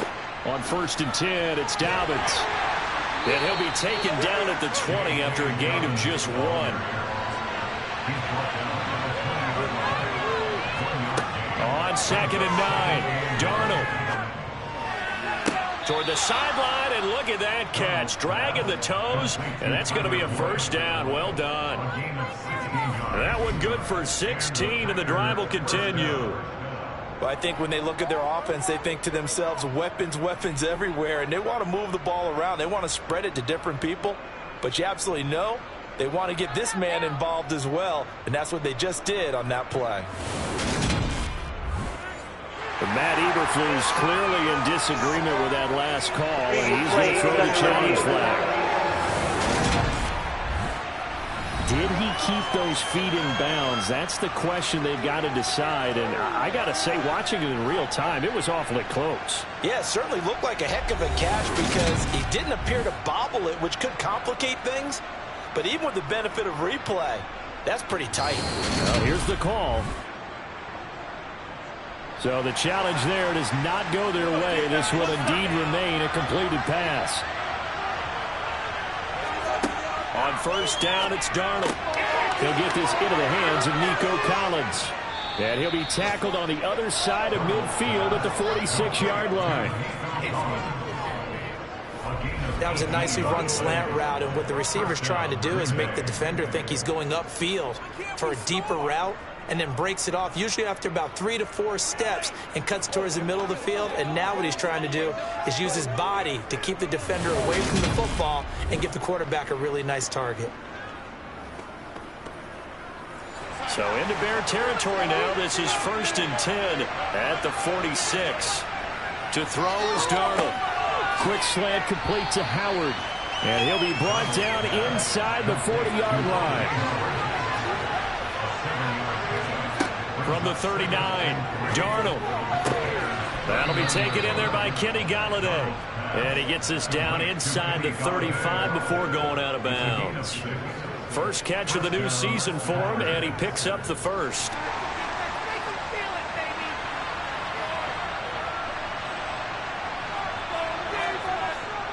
Now a handoff for Dobbins. And he'll manage to pick up about 4 at second down. And they'll work from the 29 on 2nd and 6.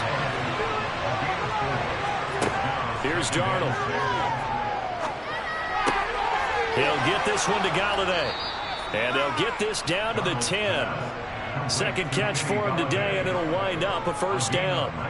And defensively, they were in zone coverage there. Do you have to be a little careful? You're losing, playing against a good quarterback like he is, to not play too much zone?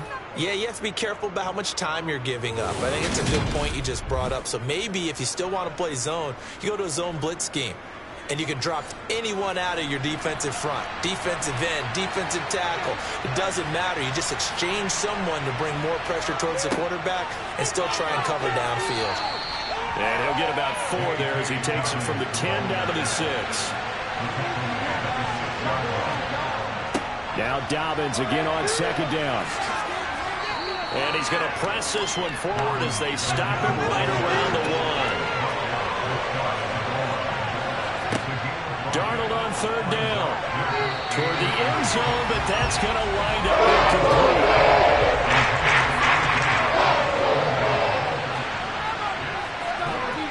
And his kick is right there. It's good.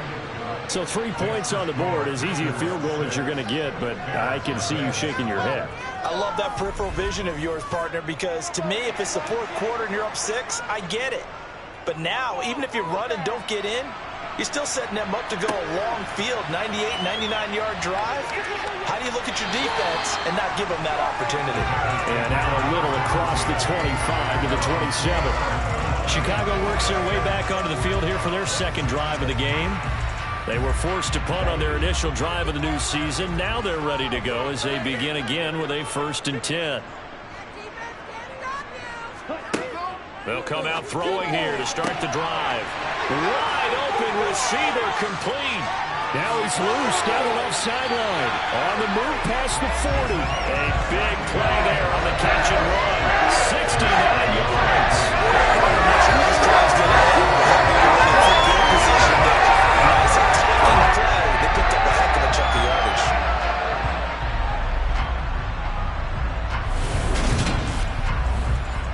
Well, that didn't take long. One play, and we're already looking at a 1st and goal situation. They're going to run this with a tight end. And he'll get it down close to the goal line, but not quite in. 2nd and goal from the 1. Oh, they go with a tight end carry. And he'll get into the end zone. Touchdown, Chicago. Daniel Bellinger punching it in from a yard away. And the Bears are an extra point away now from moving out in front. And if you blinked, you probably missed that touchdown drive. It happened in a hurry. I was just putting mustard on my hot dog, and all of a sudden he's in the end zone. I've got to do a better job of paying attention for this quick strike offense. I thought you weren't going to tell your wife about the hot dogs in the booth thing. I just did, didn't I? Yeah, you did. You did. Cairo Santos on to try the extra point.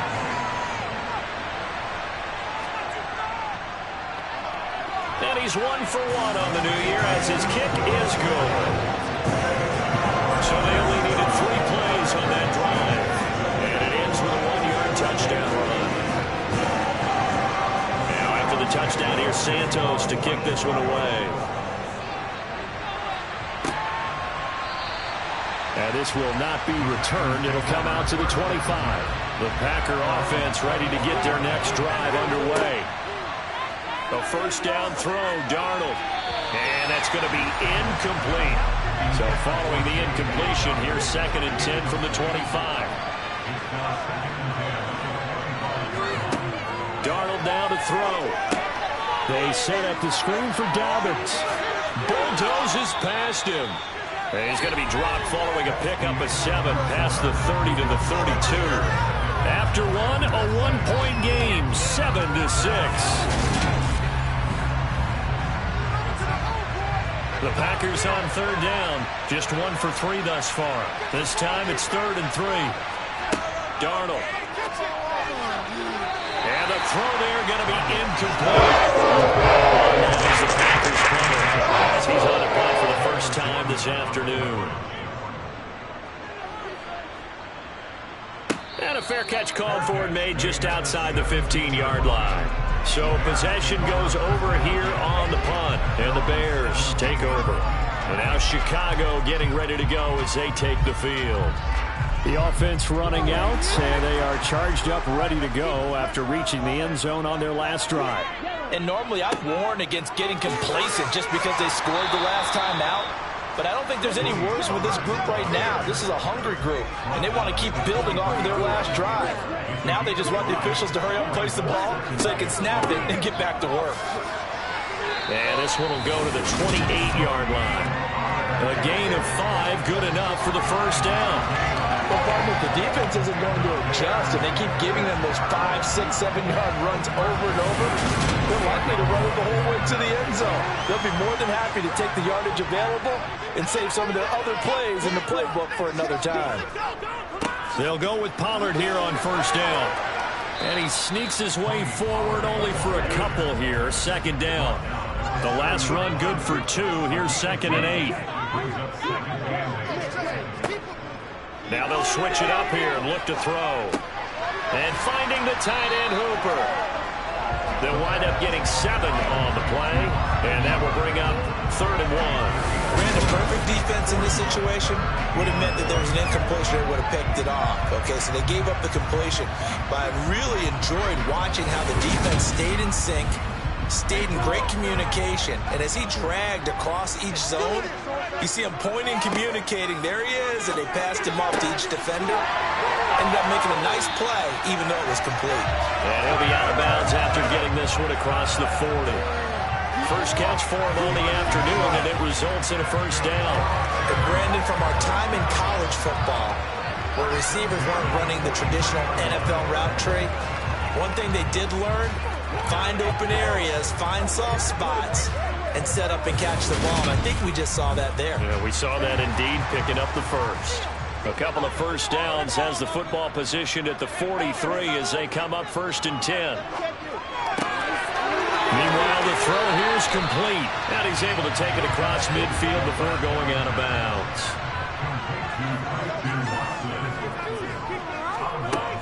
On 2nd down, it's Pollard. On the move past the 40.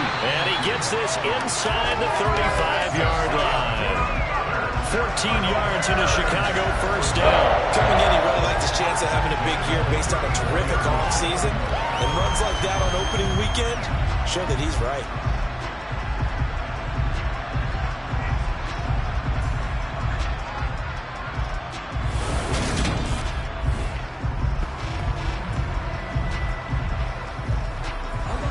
From the 34 now, here's 1st and 10. Going to run again here with Pollard. He fights forward for a modest 2-yard gain, 2nd down. Now 2nd and 8 at the 32-yard line. They're going to look to throw. Toward the sideline, and look at that catch. Dragging the toes. That's going to be a first down. Well done. 14 yards that time for number 14. This may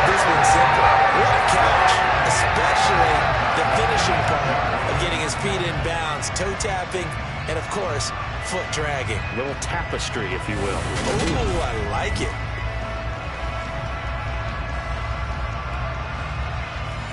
So from inside the 20, here's 1st and 10 at the 18.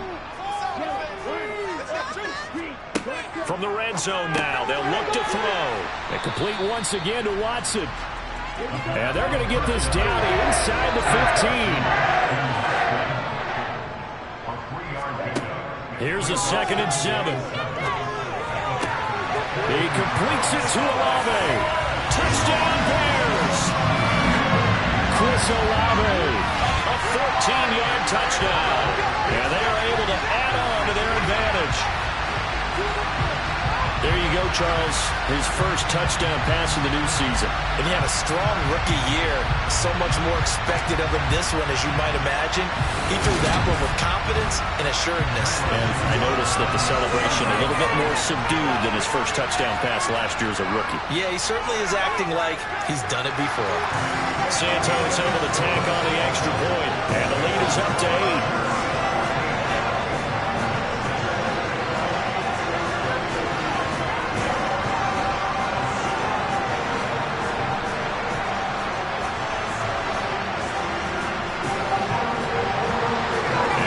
Touchdown here, Santos to kick this one away. Taken in at the 3.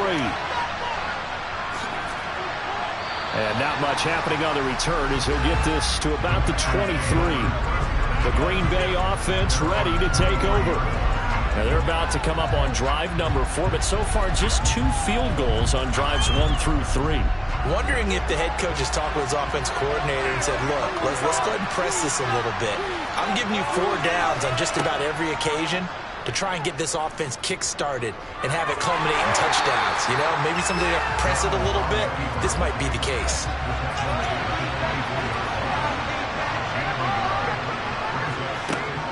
On 2nd down, a run with Dobbins. Nowhere to go that time. Might have gotten a yard up to the 25. Throwing here on 3rd down, Darnold. Oh, it's a screen pass. That's complete. And this one goes nowhere.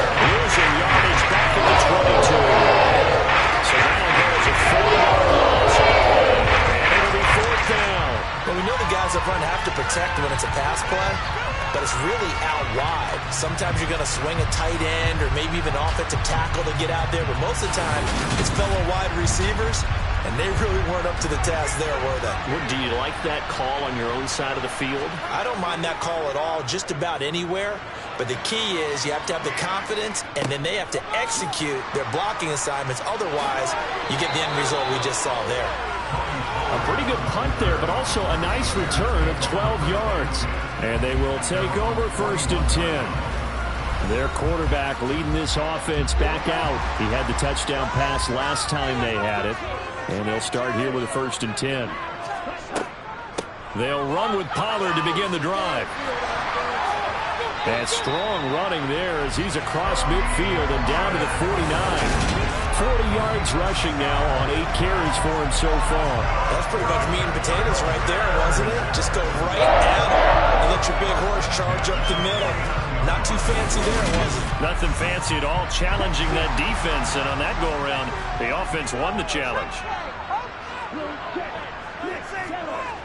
On 1st down, he'll drop to throw. Quick slant to Watson.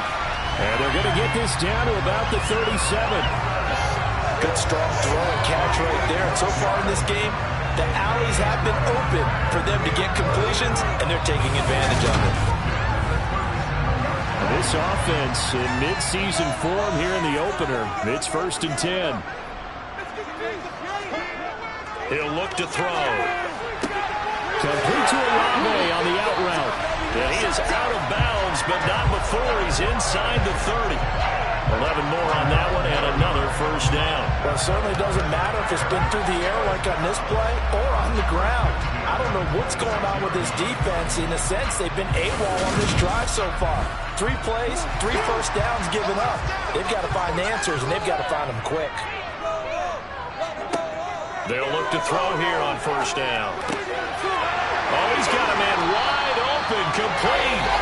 And he takes it down to the 10-yard line.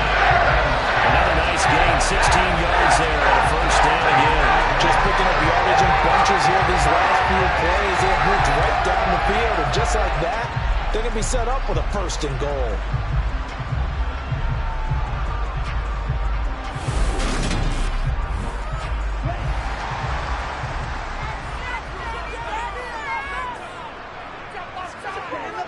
Back to throw again. That is caught at the 7-yard line. And he gets halfway home from the 10 to the 5. And they pick up the 5. That's a staple of this offense. Drag route to the tight end. Yeah, he's only able to use his size to break off much more yardage after the catch, but still an effective gain nonetheless.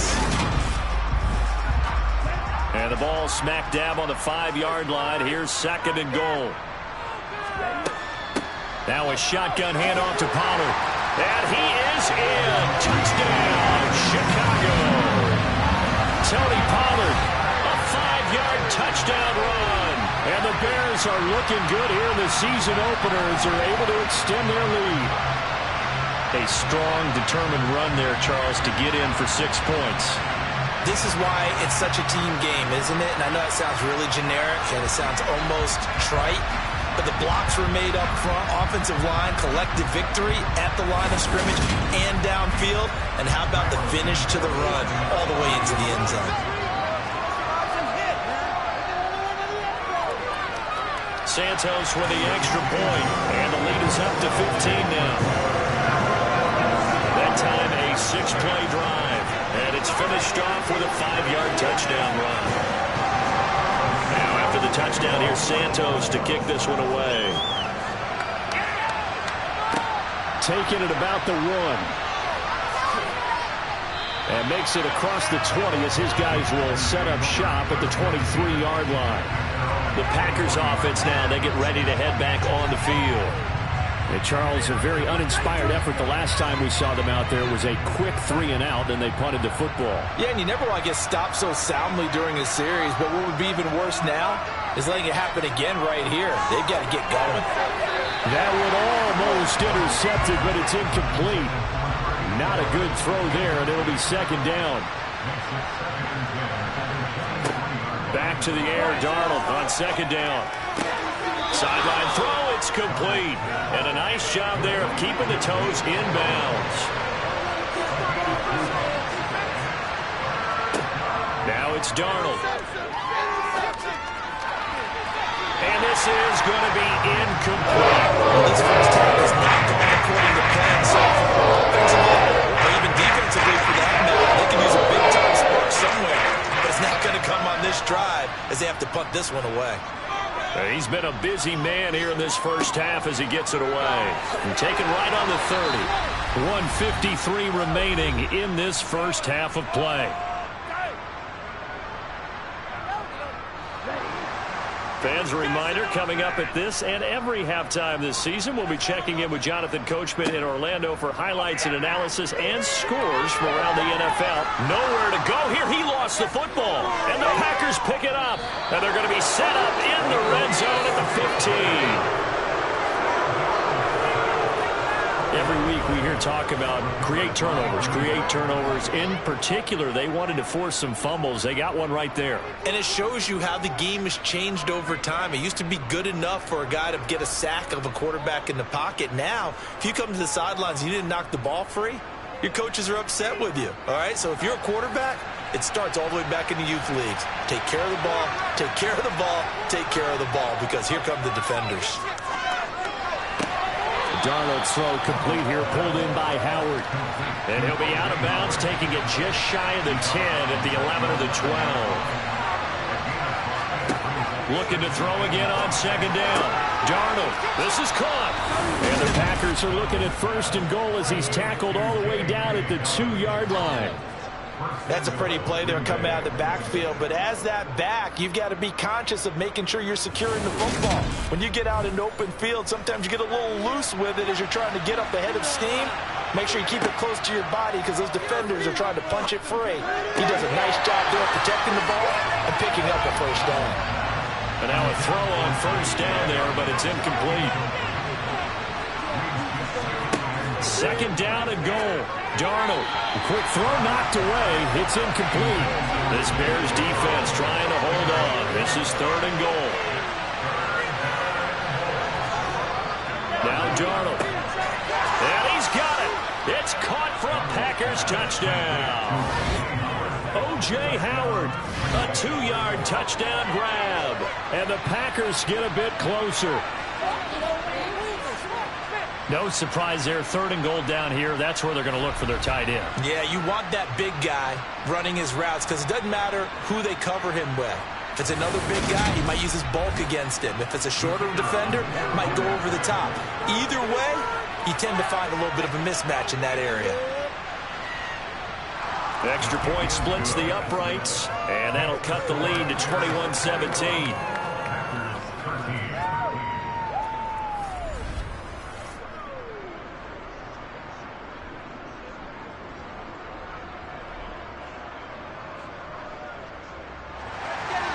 So that drive spanned 5 plays, and it ends with a Packers touchdown. And no thought to bring this one out. He'll just go down to a knee, and he'll take over at the 25. Offense back out there, and we shine the spotlight on the Memphis man, Tony Pollard. He's over 40 yards here in the second quarter. Been nice and effective for them, hasn't he? He has definitely been dependable, and really shouldn't underestimate what he's getting done here, because anytime you're on a pace that's going to approach 100 yards, you've really done some damage in an NFL game. Now he's looking just to add to his totals. Nice way to start the drive, a gain of 12 and a first down. And now with that completion, he's north of 200 yards here in the first half. And he's going to break our statistician Marvin, isn't he? Because Marvin right now is just tallying it up. Hope his hand doesn't hurt too much doing this or keeps hitting the calculator. But my goodness, what a start he is off to. By the end of this game, he could have monster numbers. He just wants to continue to be accurate. Line of scrimmage, the 37 on 1st and 10. Dig deep. Looking to throw. This is caught. It's Christian Watson. And he'll go down, but not before getting this inside the 30. It's a gain of 34. What a first half this has been offensively. I mean, defensively, what do you do when you're getting torched like this? Now, these receivers are absolutely wearing them out. So 2 thoughts come to mind. 1, get some oxygen. You fill up your lungs a little bit. And number 2, talk to your guys up front. You need a pass rush to help slow them down. Now on 1st down, he'll drop to throw it. Swinging this out for Pollard. And he'll be marked down at about the 26-yard line. Now a signal and a timeout call, as it comes with 9 seconds to go in this first half of play. So on 2nd down, the field goal unit is on here as they try to get 3 before half. From the left hash mark, this a 43-yard attempt. Santos' kick is up and through, and the lead now 11, 24-13. So a capper there to a pretty good first half. And I love the way that they put a chokehold on the clock and pretty much trained everything before they put the field goal on the board as they headed into the half. This will be fielded inside the 5. And a nice return sets them up pretty good here right at the 30-yard line. The Packer offense ready to get their next drive underway. A final shot before the break, Darnold. He'll let one go deep for Howard. And he bats it away, and it falls down incomplete. So we've reached halftime here on opening weekend as we send you down to Orlando, where Jonathan Coachman has our EA Sports halftime report. Coach. All right, Brandon, thanks very much, and welcome back to football, everybody. We've got a full slate of 16 games here to start the new season, so let's take our first trip around the NFL.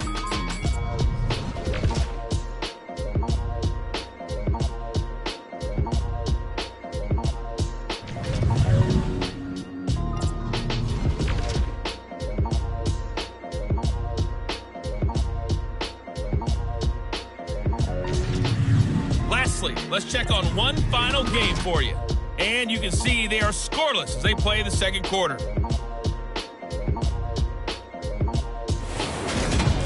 And on now to a check on the next-gen stats in that first half for the Packers. And they didn't get a whole lot accomplished through the air in those first 2 quarters of play. They'll need to up their game if they want to rally all the way back. Meanwhile, for the Bears, they were even better throwing the football. Lots of open receivers to choose from, and you can bet that'll continue to be a focus in the second half. Okay, Coach, thanks as always to you and the gang in Orlando as we welcome everyone back in for quarter number 3. This will be fielded inside the 5. And it's a pretty good return here as he'll get this up to the 29. The Bears offense set to go to begin the third quarter. As this offense takes the field to begin the opening drive of the second half, Charles, remember in that first half, good through the air and really all around an outstanding offensive performance. Absolutely. They reached the end zone several times. The passing game working awfully well, and most importantly, partner, and they went to the tunnel with a lead. They come back out with that lead. Absolutely. NFL coaches, we know they're perfectionists in a lot of ways, but they had to like what they saw in that first half. And now we get into the psychology of the whole thing, because a lot of teams with a 2-score lead in the third quarter, they almost become defensive with their offense, just playing not to lose. I think with this team, you got to figure at this point, this is a great spot for them to go into attack mode, really try to put the hammer down and finish this one off.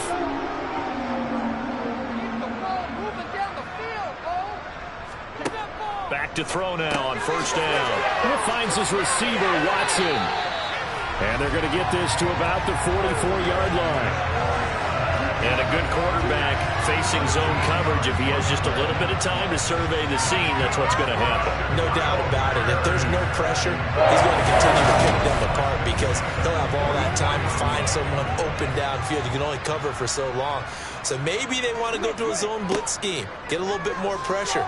Remember when Carolina did that against Denver? They lost the game ultimately. Touchdown! A big play there. 44 yards.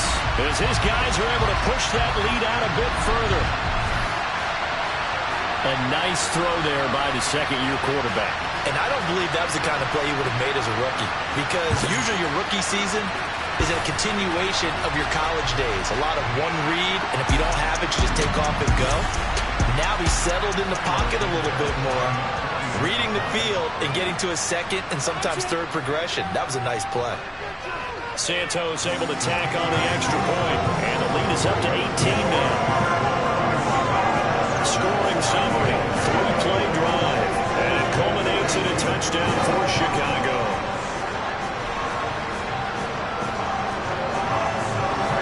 Now after the touchdown, here's Santos to kick this one away. This taken in at the goal line. And no alley to be found. The coverage was solid, and he's dropped at the 18. So here are the Packers now. They get set for their first possession of half number 2. And their halftime hole now even deeper, and they need a big drive here just to answer the first touchdown of the second half scored against them. They were down at the half. Now, as you mentioned, they're down a little bit bigger, but no time for discouragement. Just got to get back to it, right? Put your shoulder against the boulder and start pushing, and try and get back to where you were to start the half.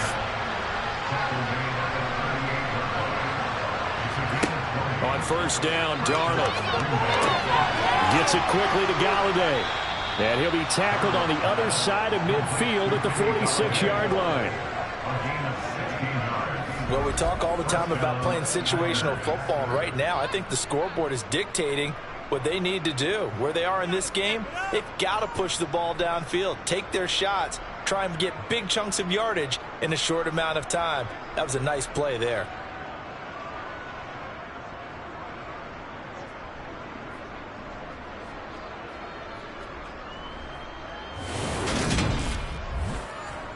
So into Bear territory now. This is 1st and 10 at the 46.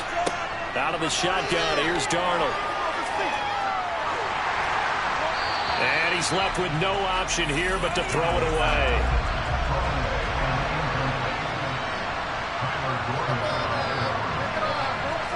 To throw on 2nd and 10. Darnold. And his throw here's incomplete. This offense in desperate need of a conversion as they come up on 3rd down. Darnold to throw again. And he's got a man. It's the tight end Howard, complete. And he is going to have a Packers first down as they're able to get the 3rd down conversion. When this offense can get their tight ends involved, they can move the football. Here, a nice route, able to look it in, and picks up the first down.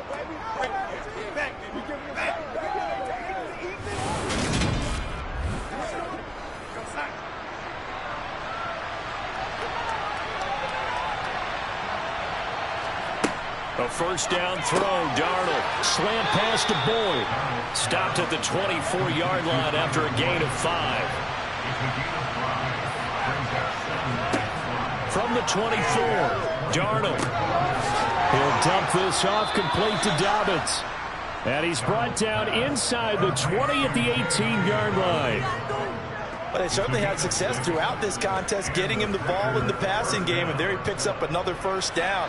Whatever they saw going into this one, they've been able to capitalize on it, and no adjustment has been made to take it away. Meanwhile, Darnold's throw here into the hands of Boyd.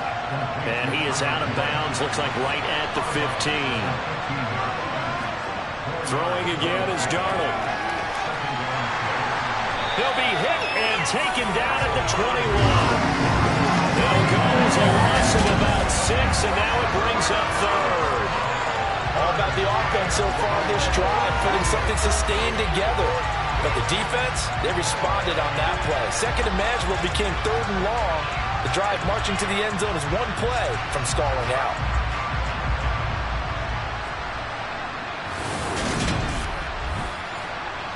The Bears bring out an extra defender in the secondary now for third down. Darnold. And he'll find Galladay. That's complete. And he's brought down after a very nice gain. They're able to convert on third down, and that sets up a first and goal.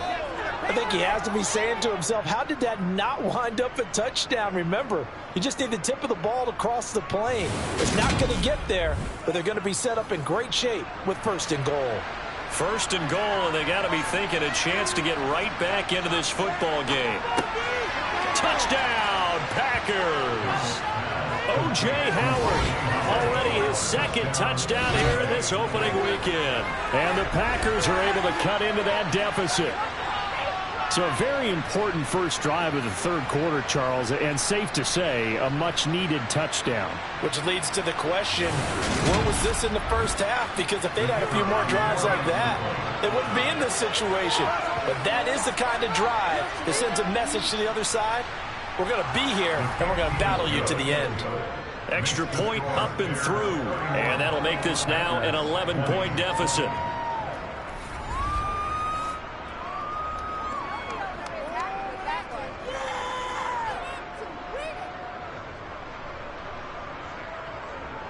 So that one a long 11-play drive. And the result, a Green Bay score.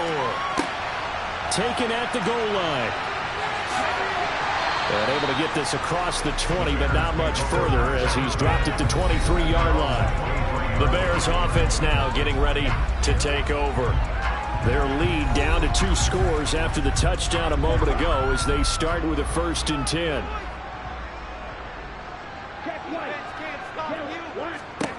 They'll come out throwing here to start the drive.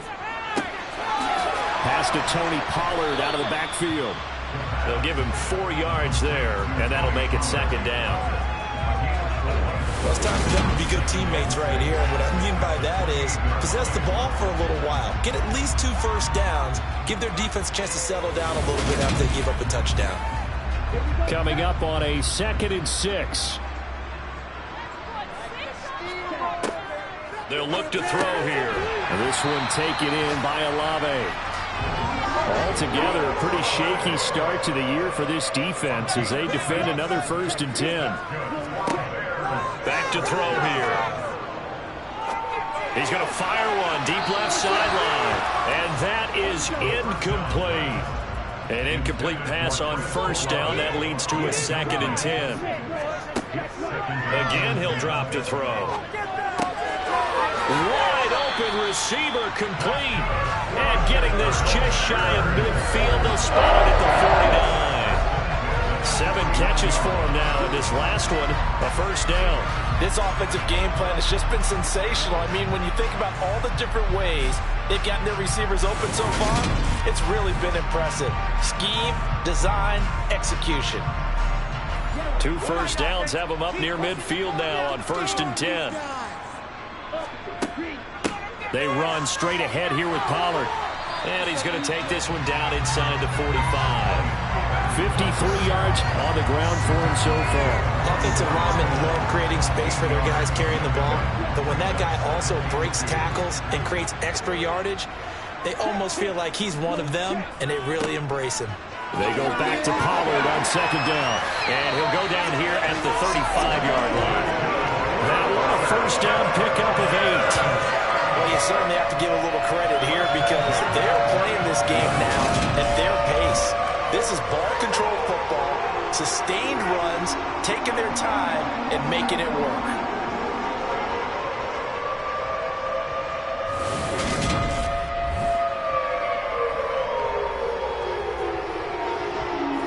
Ball up to the 35 now as they come up on 1st and 10.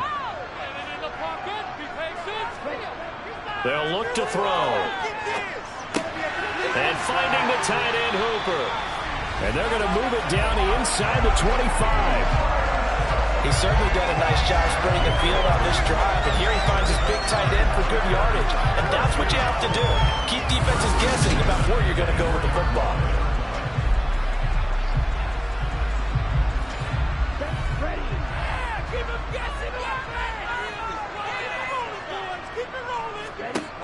On first down, he'll drop to throw. And that is caught on the right sideline, but out of bounds, says the line judge. The throw took him a little too far at second down. Now a give here to Pollard. And he'll get about 5 here as he'll take this down inside the 20-yard line. He'll drop to throw. Got his man, that's Harry. And the Bears are going to have 1st and goal as they try to finish off this drive with 6 points. I'll tell you what, this offense is going to look at keep them away right now. They've come out here in the 3rd quarter, possessed the ball for quite a while, and they keep on converting. Nice pitch and catch there to set up the 1st and goal.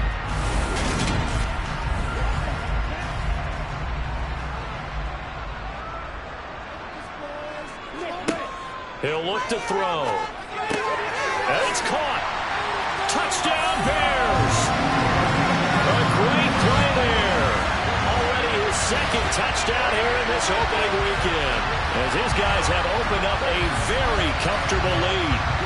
That drive that really increased their cushion felt very military to me. Very precise, methodical, that's one of the words you've taught me. And they just got it done. And slowly but surely now starting to pull away a little bit. Things looking good for them here in the 3rd quarter. Not only pulling away, you mentioned that slowly but surely, you also drain clock, too, with a drive like that. So you really give yourself an advantage. Santos with the extra point. And the lead is up to 18 now. A pretty long drive that time. 11 plays all told. And the end result is a Bears touchdown. Now after the touchdown, here's Santos to kick this one away. And here comes a return from just beyond the goal line. And tackled at the 21-yard line, so a net negative there of 4 yards. The Green Bay offense now about ready to take possession here. I kind of feel like they've reached a do-or-die point in this game, Charles. If they're going to try to pull off an impressive comeback, it has to start right here, right now. Yeah, now they've got a final chance to get out of this situation, but they also understand they've got to move the ball and move it fast. In addition, they need to save as much time so they can get 2 more possessions. 2nd and 5 now. Darnold, he finds his tight end Howard. That's complete. And they'll get it up just short of the 45 at the 44. Here's a give to Dobbins. And he'll take this ahead for about 4. 2nd down coming up.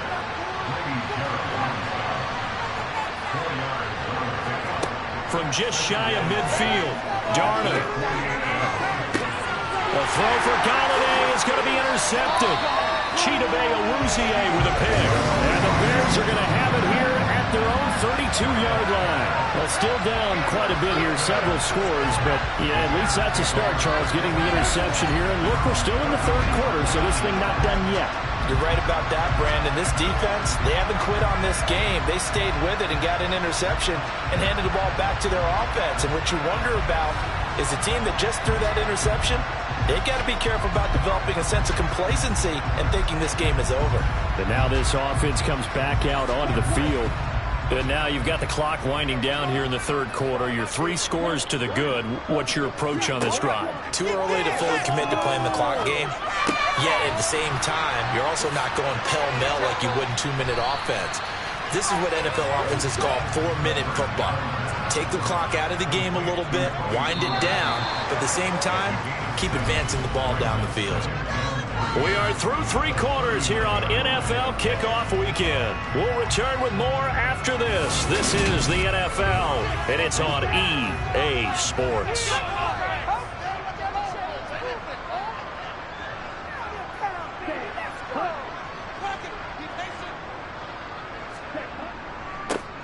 On second down, a run with Herbert. They'll get 3 as the drive continues. It's a first down.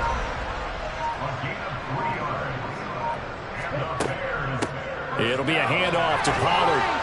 And not much there at all. Maybe a yard up to the 43. Second and 9 now. Throwing middle, and it's complete. And this is going to result in another first down as the tackle's made at the Packers' 42. His big day receiving just keeps getting bigger. He's over 200 yards now in the afternoon. The passing game continues to be their friend. Even with a stable lead here in the fourth, Charles, they're going back to that well. Yeah, with their overall philosophy, you know that they trust their quarterback. He's been able to throw it well. They continue to throw these safe passes. Who can blame them? They'll run with Pollard, and nothing much materializing there on the first down run. He'll get a couple, and that's it.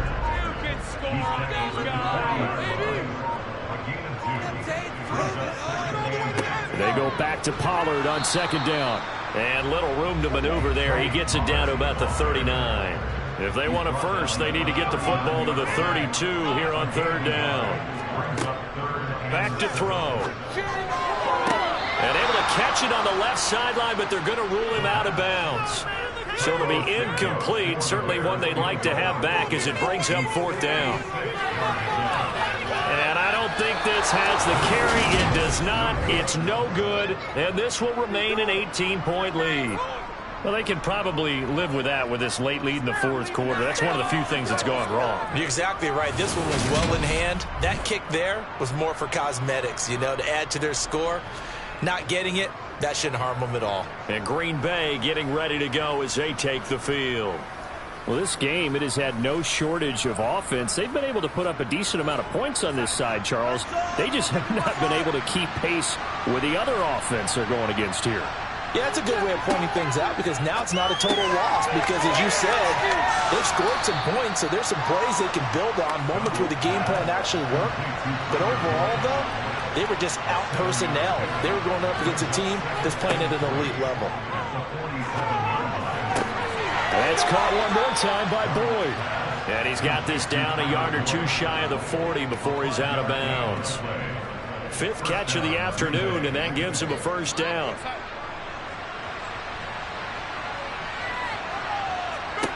Here's Darnold.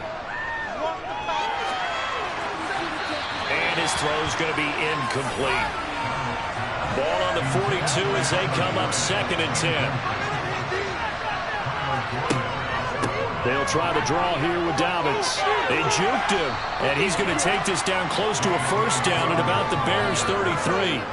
68 yards rushing for him now in the ball game. I thought that was a good call. Passing situation on second down. They hit him with a draw instead and pick up nice yardage. Yeah, because the draw, they're thinking pass when they see that initially defensively, right? But you know, in today's NFL, most of the time on second and long, when it's a passing situation, pass rushers are out in the field and they're only thinking one thing, get to the quarterback.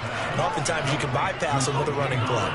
These two have hooked up 9 times now this afternoon as they pick up the first. And the tight end is certainly a position built to move the chains because they can control space underneath. If they've got good hands, then, of course, they're a dynamic target. But one other thing is they're right in the sight lines of a quarterback on just about every play. And that makes it easier for the quarterback to pick him out and deliver.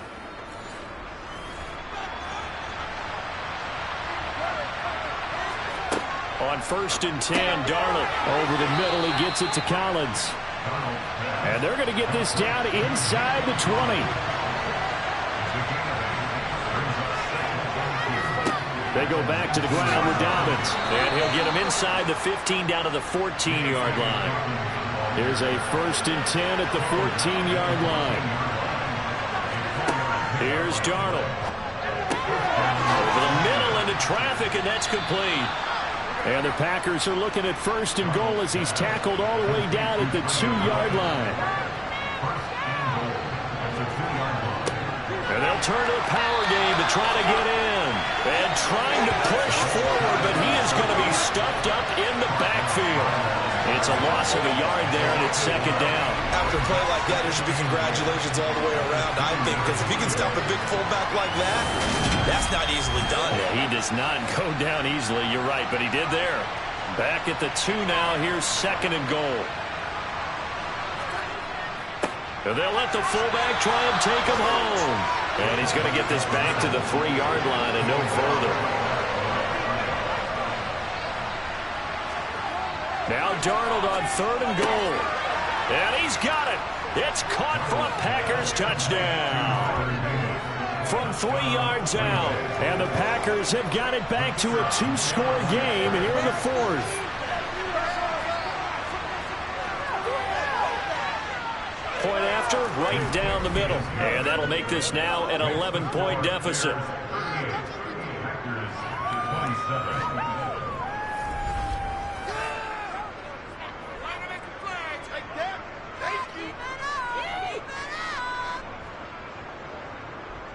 So that one a long 11-play drive. And it ends with a Packers touchdown. From a yard or 2 deep, here comes a return. Onto the field now come the Bears. Well, there are 2 scores on the plus side. Still time here in this 4th quarter, but maybe you start thinking about playing keep away? Yeah, I think here's the situation. You're not thinking touchdowns anymore. You're just thinking 1st downs. To keep up with your theme there, playing keep away, 1st downs, they can't touch the ball. And he's brought down, getting this one up to about the 35. Solid way to start the drive. 13 yards, picking up the 1st. But how about this aggressive approach? Got the lead, 4th quarter, continuing to throw the football. Are you thinking about Super Bowl 51? Atlanta had the lead against New England, and they ended up giving it up? I was going to say, don't say it, but you did say it. I did, didn't I? Yeah, anybody watching Atlanta, our apologies. Now this one complete downfield on the left side. And he slips up past the 45 before being tackled. They'll get 13 yards for the 2nd play in a row. When you have someone throwing it that well, that confidently, you don't have to call the game in fear at all, do you? You just go ahead and play.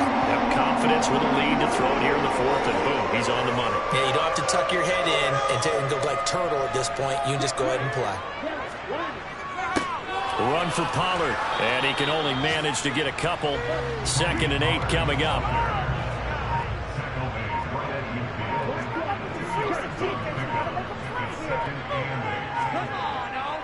They go back to Pollard on 2nd down.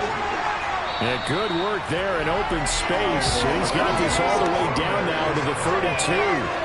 90 yards rushing for him now here in week 1. A very solid start to this new campaign. No doubt those are the types of carries they're looking for here, Charles. The lead in the 4th quarter. This is when coaches that have a reliable running game, they breathe a little easier on the sideline. Yeah, they love the idea that they can take the air out of the football at this point of the game. That means they're really counting on that offensive line, counting on the runners, taking care of the football. Because you're going to tell your quarterback, hey, no time to be a hero. We're not going to throw it here. Just eat up that clock. And if you have the ball, they can't score. That's some strong running there as he's down just shy of the 20 on the edge of the red zone. So fresh out of the 2-minute warning, and here's another timeout taken with 1:55 remaining.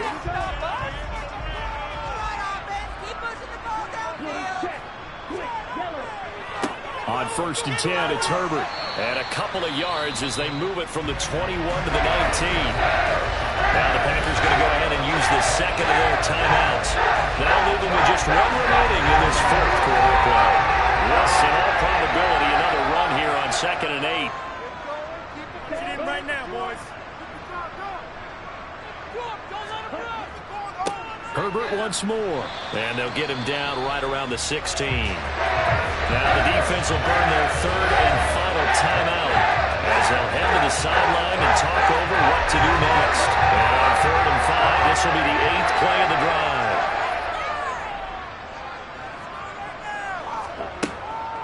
looking to throw. Throwing into traffic there, and that's complete. And the Bears are going to have first and goal as they try to finish off this drive with 6 points. And in a lot of ways, that catch is expected. Red zone presence, and that one was realized there. You've got to find your tight end in that situation. A good chance now to put this game on ice. This is first and goal.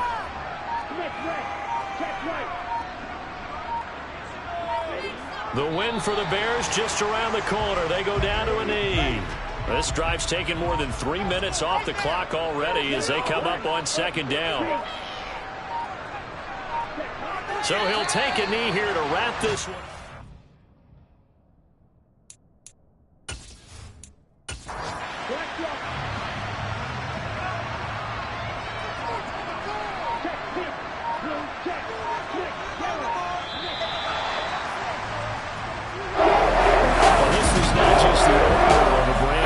This was a division game here in Week 1, and to come through with a 1-0 start against a division opponent gives you a little something extra heading forward for the rest of the season. Yeah, let's pile it all into one game, right? Opening the season, and you open within the division. You knew the motivation was going to be there on both sidelines. One just executed better and earned the win. So for Chicago, that'll be a happy locker room as they start this season 1-0. And they'll get another home date next week as the Jaguars will come to town. Meanwhile, for Green Bay, they obviously fall to 0.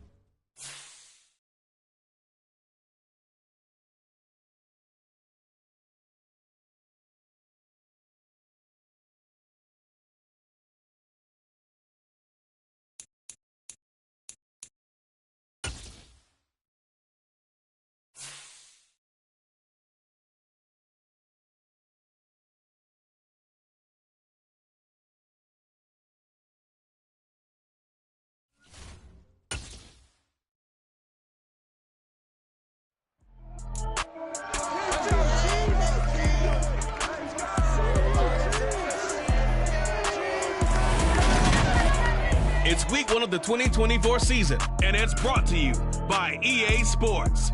It's the Steelers and the Chiefs, and it's kicking off next on Madden NFL 23.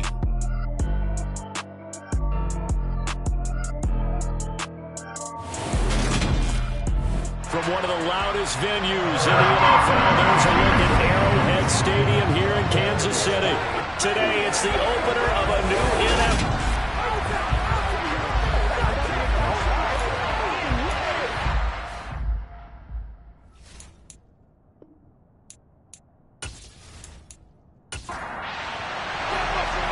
Here's the kicker, Harrison Butker, ready to get this one started. And into a sea of red, we're underway in Kansas City. And no run back on this one, so the new season will begin at the 25-yard line. So out come the Steelers now for their first drive. Leading them out is their quarterback, the former 12th overall pick. Some refer to him as the natural, Deshaun Watson. And he makes it so difficult for all defenses because when he's got the ball, it's hard to say when a play is truly over because he can create from any spot on the field and in any situation, even when it appears that he's contained. When he's running your offense, a big play could arrive from any possible spot. First play, Watson in the air. He'll get this to his tight end. That's Pat Freiermuth. This will be stopped about 2 yards shy of the marker. 8-yard gain, 2nd and 2. Here's Watson. They'll go screen here to Hunt. And they're going to get this up to midfield. I like the screen being called here early in the game, especially on the opening drive, because, Brandon, when guys come out of the locker room, especially those pass rushers, they are so amped up to get to the quarterback. that you can use that against them, and a screen pass is a great way of doing it. A lot of teams against good pass rushing teams, they want to run the screen 10 to 12 times in a game.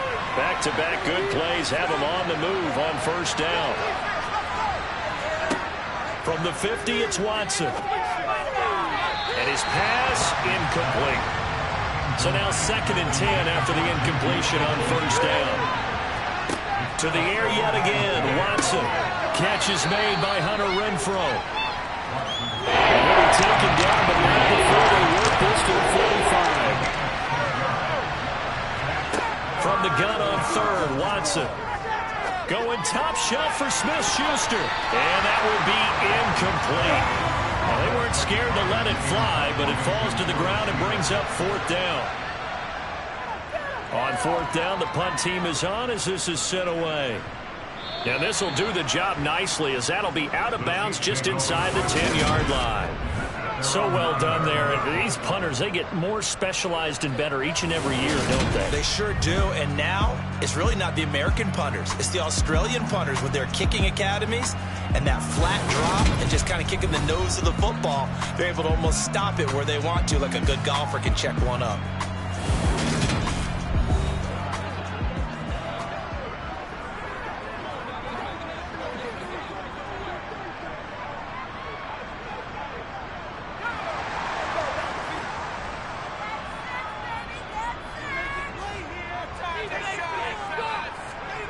They'll try and start this drive in the air.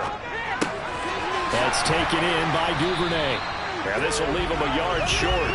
Nice pickup of 9 yards on first down. 2nd and 1. And he fires one incomplete. They tried to throw on 2nd down, unsuccessful. Now it's 3rd and 1. They'll run it. Here's Cook. And he's got the first as they'll bring him down at the 28-yard line. It's a 9-yard gain, and it keeps the drive moving. Usually we see ones like this as the defense breaks down later in the game, but this guy is setting the tone early, running through all types of tackles and put the defense back on its heels.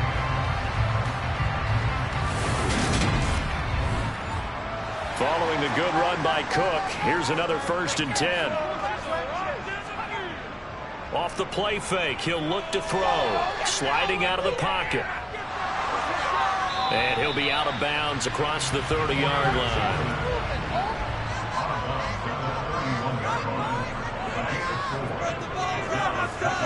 2nd and 6.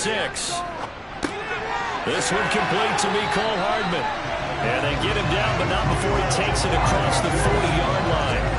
It'll go to gain of 10 and a Kansas City first down.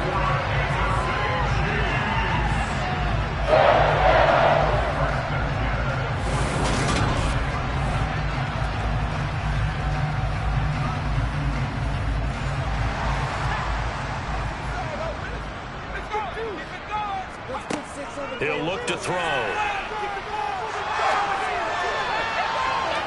And too much juice. It'll be out of bounds, incomplete. Here now is 2nd and 10, again for the 41. The play action fake. They'll look to throw. And the Steeler pressure too much here. He's going to go down. It's the former number 4 overall pick, Cleveland Ferrell, that got in there to bring him down. They've gobbled up over 30 yards of turf so far, but a sack knocks them backwards. And that interrupts the momentum they were building. Good opportunity for the defense to escape this drive before they get to the end zone.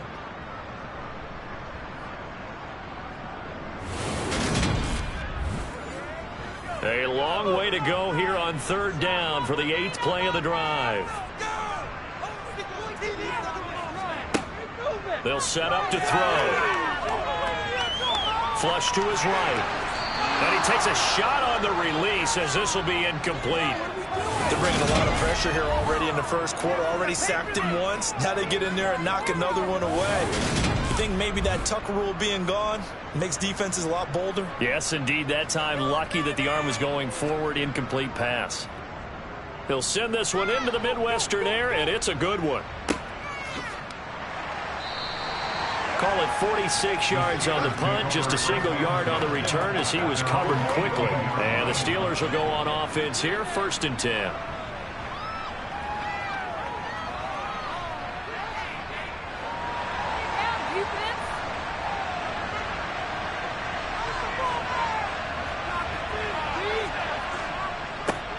A first carry now for Kareem Hunt. And he's going to be met at the line of scrimmage and taken down. Out of the gun, Watson. He'll get this one complete. That's A.J. Brown. And he'll be corralled well upfield right around the 40-yard line. Last play, they got stuffed at the line. Different story here, over 20 yards. You can see the time and effort and thought that they put into their passing game because it was evident right there. It looks like a simple pitch and catch, but you and I both know that they have planned for this and worked hard to make it happen. Counting down toward the midway point in quarter one. Now we'll play fake, and it's Watson. He's going to dump this off to his running back, Hunt. And he'll be brought down just shy of midfield at the 49-yard line. Off of play action, it's Watson. A throw left side, caught by the tight end Freiermuth. And they'll get him down on the other side of midfield. So now 1st and 10 in Chiefs territory at the 49-yard line. Now Watson. He's going to find and complete it to Ren. And oh, he coughed it up. And it's picked up by the Chiefs. And his crew will take over with a football at the 35-yard line. A lot of talk this week about ball security. In fact, they added an extra period in practice to be more secure with the ball. It didn't work out there. Well, sometimes you just get overexcited during the game. You may all of a sudden make your catch, see some open field, and decide you're going for it, and not realizing the danger. And now before the ball changes hands, they're going to take a look at this just to make sure that they have it right. Now the question, was the knee in fact down before this ball comes loose? And is the video convincing enough to overturn it? A lot of factors here. Remember, you also need clear possession of the football afterwards. This is a tough one to overturn.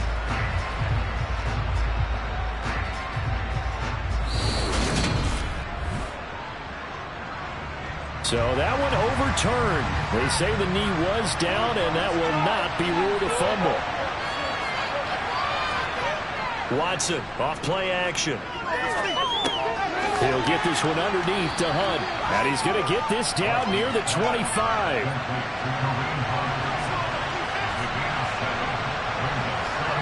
Watson looks to throw again. It's complete to Brown, right side. And he is out of bounds, but first he gets it inside the 10 to the 7. Second catch for him today, and it'll wind up a first down. I don't care who you put on him. He's going to be a handful in one-on-one throws. Yeah, right now you're right. They're in man-to-man. Maybe needs some safety help. I would say that'd be a good idea. Double team him somehow. I'm going to have to make someone else beat me rather than let him shred my defense. A chance for their first points of the season here as it's 1st and goal. A shotgun snap for Watson. And he's got it. And in for the Steelers touchdown. A 7-yard touchdown grab. And the Steelers are on the board first here on the road in Kansas City. The tight end position has always been dangerous, especially in the red zone, short field. But now even more so because these tight ends aren't necessarily the tight ends of old. They're the rocked-up wide receivers who have a little bit more speed. Way harder to cover than before. Extra point put through by Boswell. And that makes the score 7-0. So that drive goes 8 plays. And it ends with a Pittsburgh touchdown. Boswell now to kick it away after the touchdown. Fielded right around the 8. And a decent return out to the 27-yard line. Kansas City taking the field for their second drive. Over on the sideline, hoping to hit that reset button between possessions. Last time out, they had to punt it away. This time, hoping to finish this thing off in the end zone. They'll come out throwing here to start the drive. He'll be dropped at the 30. The shifty move couldn't free him.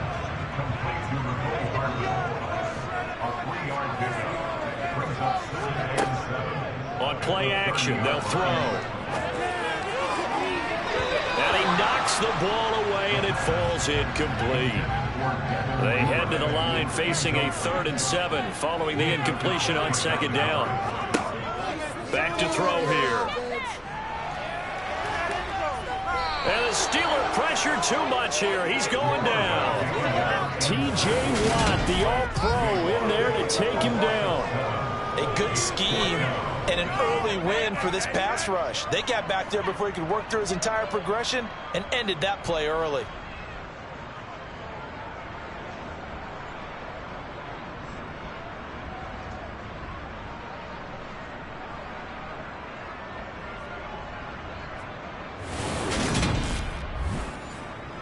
Here's the Chiefs punter now, as he'll punt it away for the 2nd time.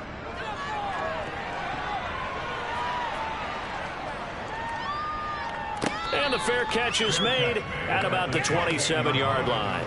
So a change of possession here on the punt. And it will be 1st and 10 as they take over. And Pittsburgh getting set to take the field. They've got a 7-0 lead in the football as well as they start out 1st and 10.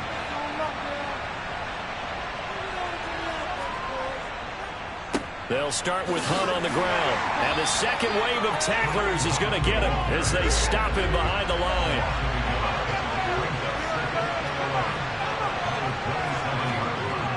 On 2nd down, right back to Hunt. 2 yards the loss, and now 3rd and 12. Well done to sniff that out defensively. He had it down the edge pretty quickly. Description because Diamond was just perfect on that. One of his keys, made the play, and he couldn't even get going.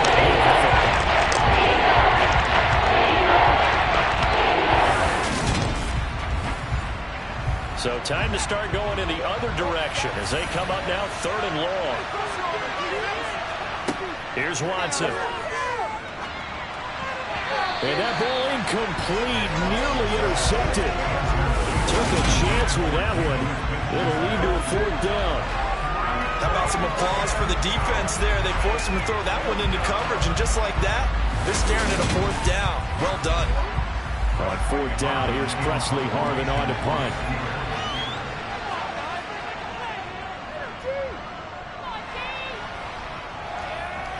And a fair catch called for and made just inside the 35-yard line. 36 yards on the punt with no return.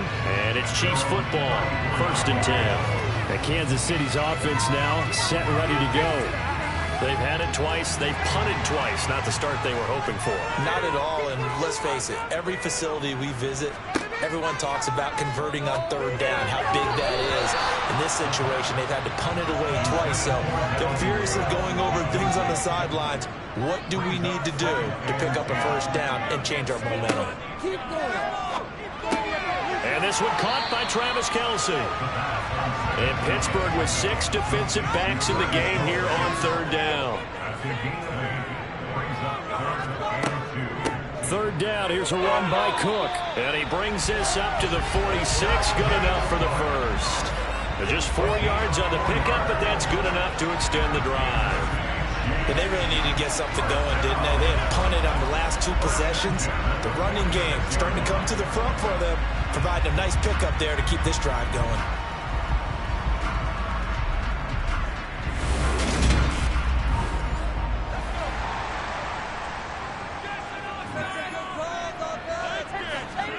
Oh, they're going to run a little pop pass here.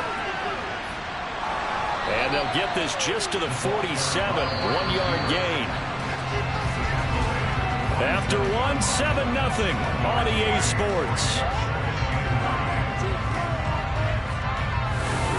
2nd quarter from Arrowhead. It's the Chiefs in possession as they're looking at a 2nd down and 9 to go. Up the middle, it's Cook. And they'll get this just to the 47, 1-yard gain. The offense on 3rd down, they've hit 2 for 4 thus far. This is 3rd and 8. A throw there, but that's going to wind up incomplete. Here's the Chiefs punter now as he's on to kick it away. He's averaging just under 50 yards a punt as he gets this away. And the fair catch is taken at about the 13-yard line here. It'll wind up just a 35-yard punt, no return. And the Steelers are going to take over 1st and 10 deep in their own territory.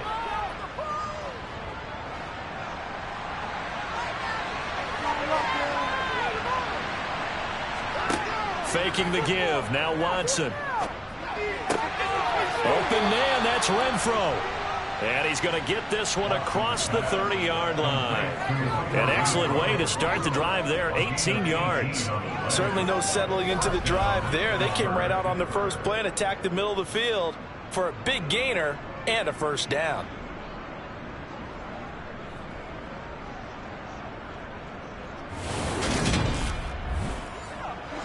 So they'll come up 1st and 10 now from the 33. To throw is Watson.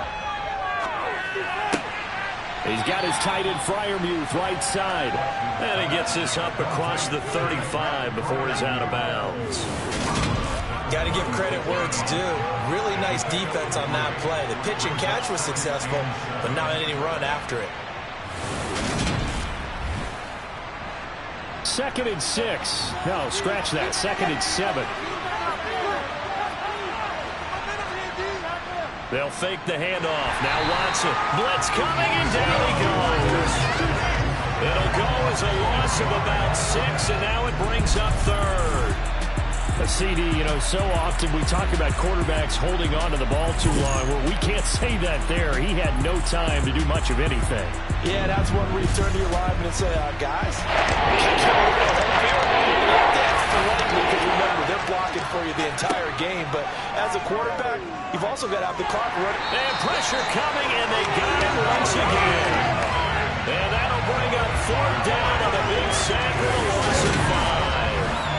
When you spend your first-round pick on a pass rusher, you are absolutely counting on him to be an impact player. And there you go. Right away, he gets to the quarterback. And guess what? Likely the first of many that we're going to see from that young man.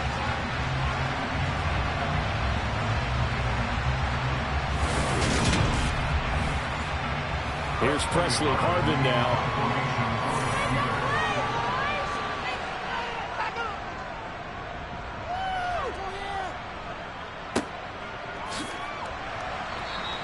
Just a 2-yard return there following a punt of 48. And out will come the offense as they take over. The Chiefs ready to rock again on offense. So far they've had 3 drives, 3 punts. Not good. Not good indeed, because you've got to have something to show for being out on the field. Now sometimes if you have a game where neither side has scored, 3 punts isn't a bad thing. But when he's got a man complete.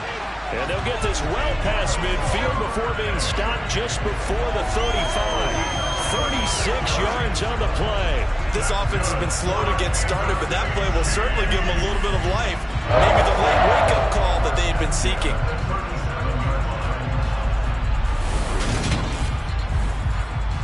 So how about that for a chain mover? They're all the way down inside the 40 now for 1st and 10.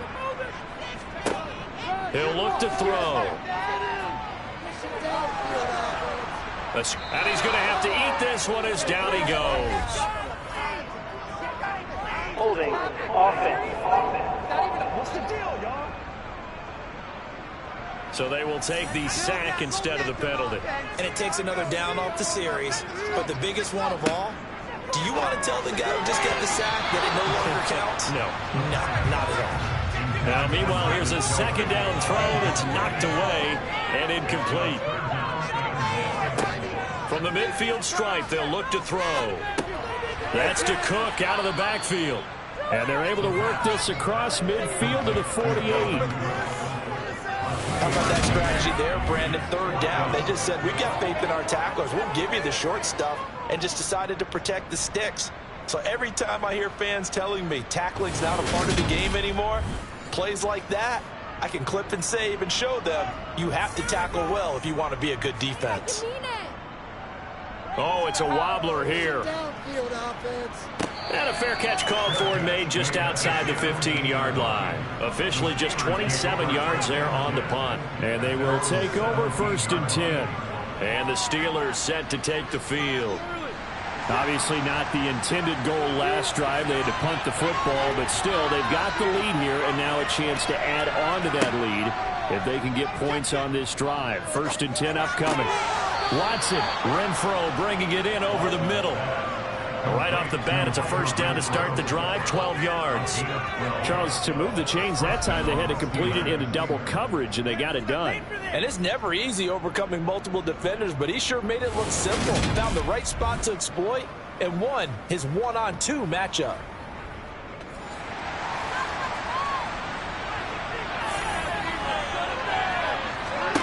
On 1st down, Watson. They'll go screen here to Hunt. And he'll have a gain of 3 to the 33.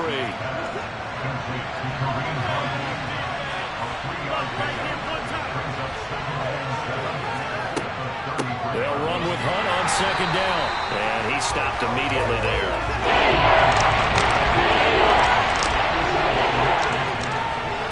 Throwing on 3rd down, Watson.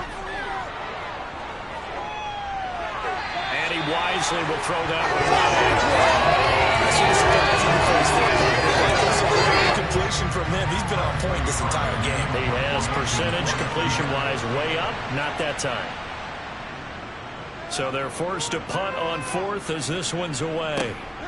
This will be fielded at the 17. 6-yard return after a punt of 48. And now here comes Kansas City. See if they can put this drive in the end zone, Charles, because it's been a little bit of a rough go at times. They've had to punt the football a ton in this ball game because of stalled-out drives. So are you saying that you're kind of tired of seeing the punter run out there and do his thing during this game? Is that what you're trying to say? Well, I mean, I'm okay with it. I have a feeling that this offense, they don't want to see the punter again. And frankly, the punter doesn't want to run out there anymore himself. He would love to see his offense put together a drive and give his leg a rest. And they work this well upfield across the 45. A gain there of 21 yards.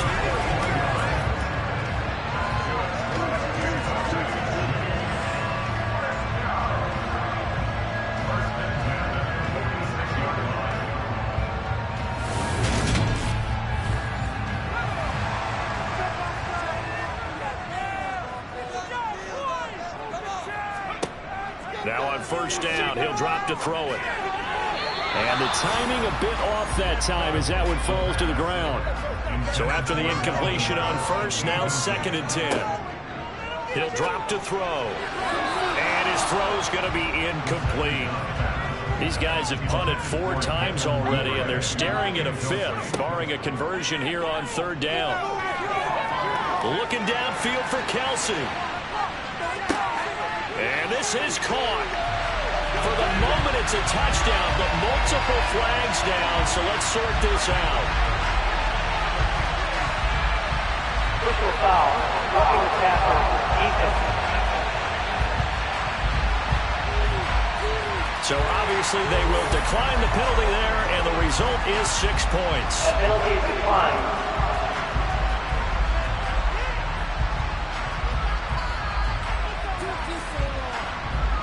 Harrison Bunker is on for the extra point.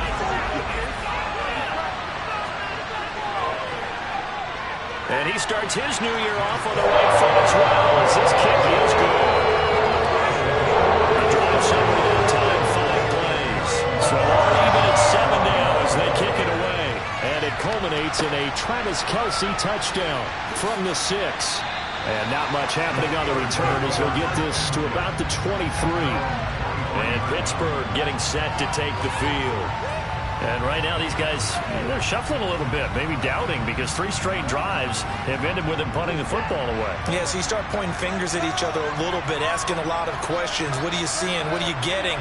Maybe trying to narrow down your playbook a little bit and maybe get simpler rather than more complex in order to try and fashion together a drive.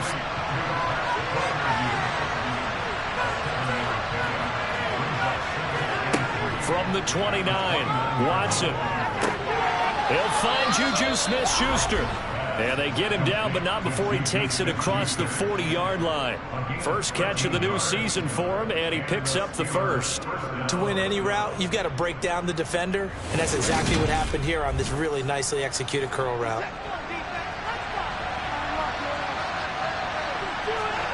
Now a first down throw, Watson. Oh, you saw that one coming. It's intercepted. Thrown back across his body. Picked up by Juan Thornhill. And the Chiefs are going to have it here as they'll start at their own 24-yard line. Partner, I think this one went awry very simply because he overestimated his arm strength and his ability to fit it anywhere he wants to. A lot of quarterbacks do that and often pay the price. Here's the Kansas City offense now as they get set to take over. A long drive last time out for this offense, Charles. If you remember, they started basically in the shadows of their own end zone, marched it down the field, and a lot of that was through the passing game. And, partner, as a former defensive back, I'm having almost a physical reaction watching what's happening right now. But let's give credit where it's due because they've done an excellent job moving the ball through the air. Secondary getting picked apart pass by pass. Obviously, they need to make some adjustments there on the back end. And because offensively, we know that they're not going to be shy about throwing that football. Third catch of this first half for him, and this one is a first down. Nice job, nice patience right there. Put him on the right side, let him work his way across, put the ball in his hands, and let him work his way upfield with a catch.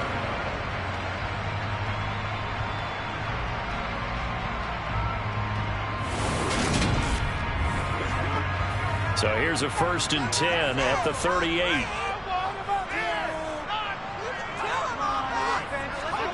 Now here's a little touch pass as they tap it quickly to their receiver. And nothing doing. He's immediately taken down at the line of scrimmage.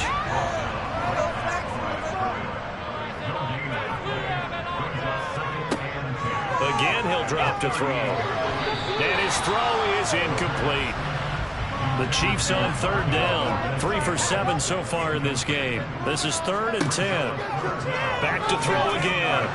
Pressure comes, and the Steelers take him down. T.J. Watt able to get in there yet again. That's already 3 sacks for him here in this first half of football. So that now 4 first-half sacks. This pass rush has been unrelenting. And, partner, you hear that sound of paper being ripped to shreds? That's the game plan that they've had so far because they've got to say to themselves right now, we have to do something differently.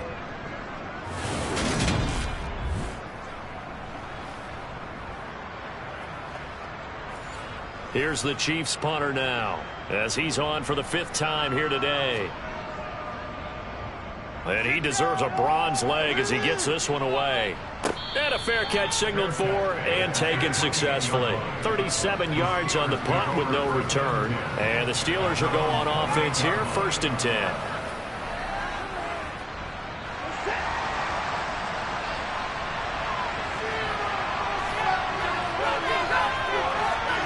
Trying to shake off the interception. He'll look to throw.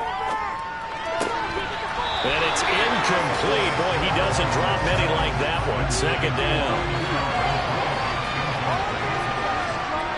On 2nd and 10. Watson. Oh, he'll want that one back. Incomplete. He doesn't drop too many after on the 3rd down.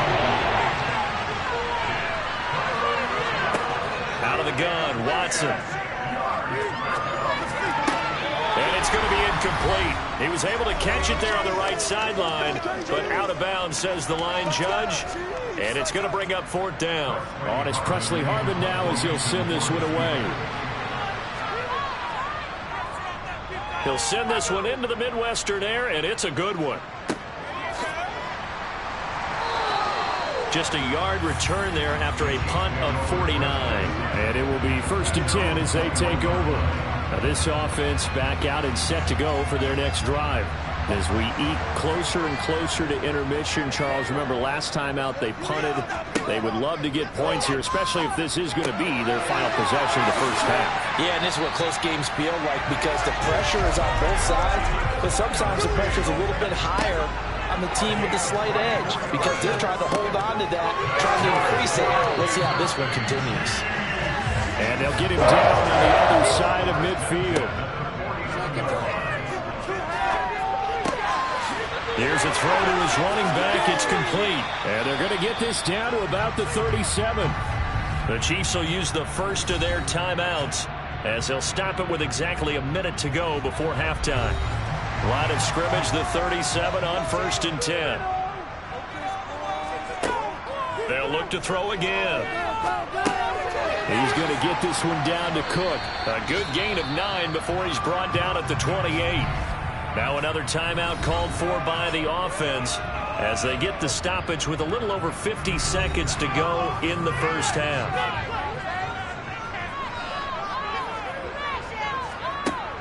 They'll stick with the passing game as he looks to throw. His throw incomplete. They tried to throw on 2nd down, unsuccessful. Now it's 3rd and 1.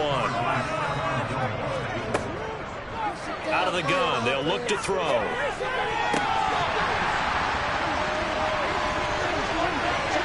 This one incomplete. Probably should have been picked. A little nonchalant with a throw to the safety valve, and it's 4th down.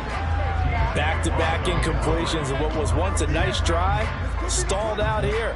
I'm going to give credit to the secondary partner. Never gave up as they gave up a few yards, and they came through on that play to deny that pass and force the 4th down. Now Harrison Butker for the field goal try. From the right hash, this from 45 yards away. Butker's kick here is good. And they take the lead here now at 10-7. So they're able to end that drive with 3 points in this one-possession ball game. Ideally, you want to end every drive with points. Most quarterbacks will tell us end it with a kick, right? A PAT, that's number 1. Field goal you'll take. Punts, you really don't want to do that. In this case, they'll take the field goal and get prepared for the rest of the game. The Steelers taking over now late in this first half.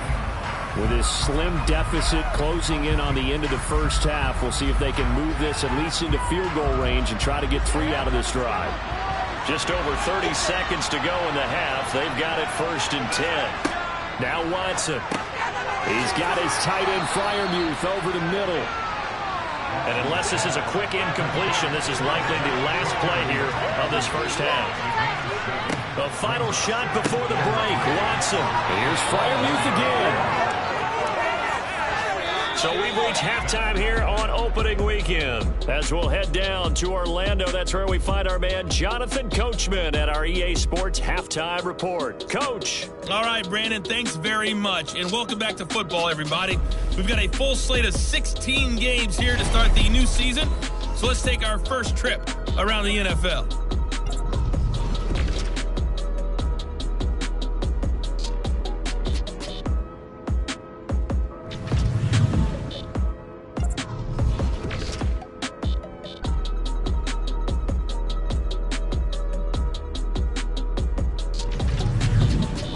Let's check on one final game for you. And you can see they are scoreless as they play the second quarter.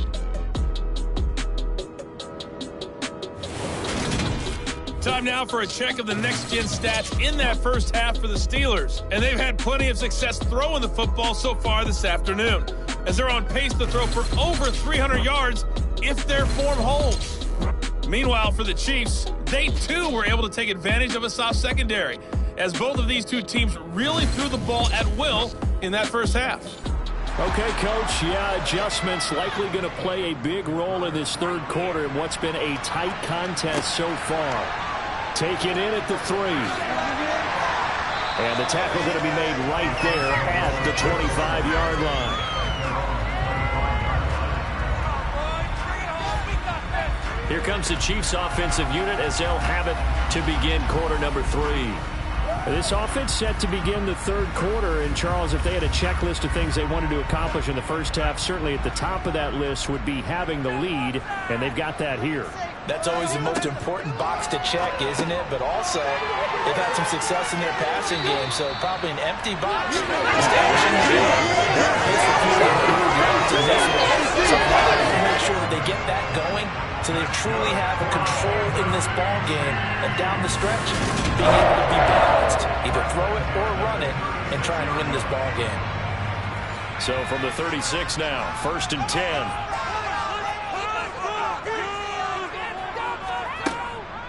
Give to Cook out of the gun. And he maneuvers up the middle for 3, and it's second down. 3 yards on that last carry. Here's 2nd and 7. They'll look to throw here. To the right side, it's Kelsey. And he'll be out of bounds up near the 45 at the 44.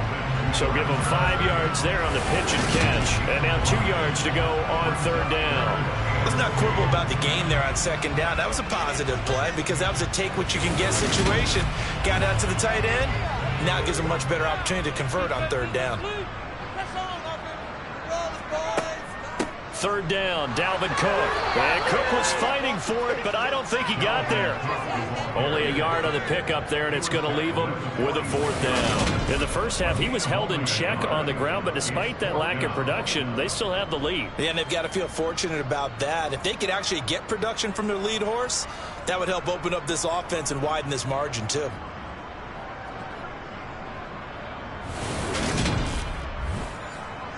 Here's the Chiefs punter now, as they're forced to kick for the 6th time today.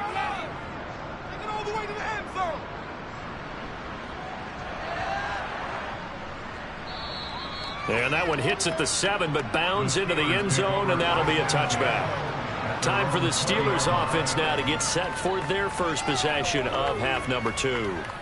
This game, it has obviously been all about the defense on both sides of the football. Which offense is going to break through here? We'll see if they can do it on this drive.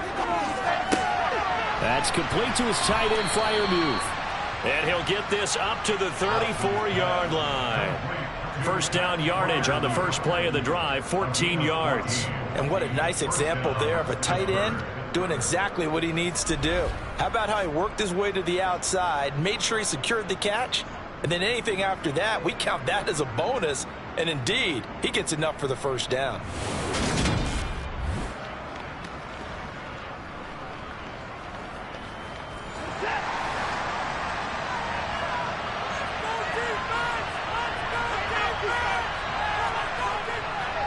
On 1st down, they'll run with Hunt.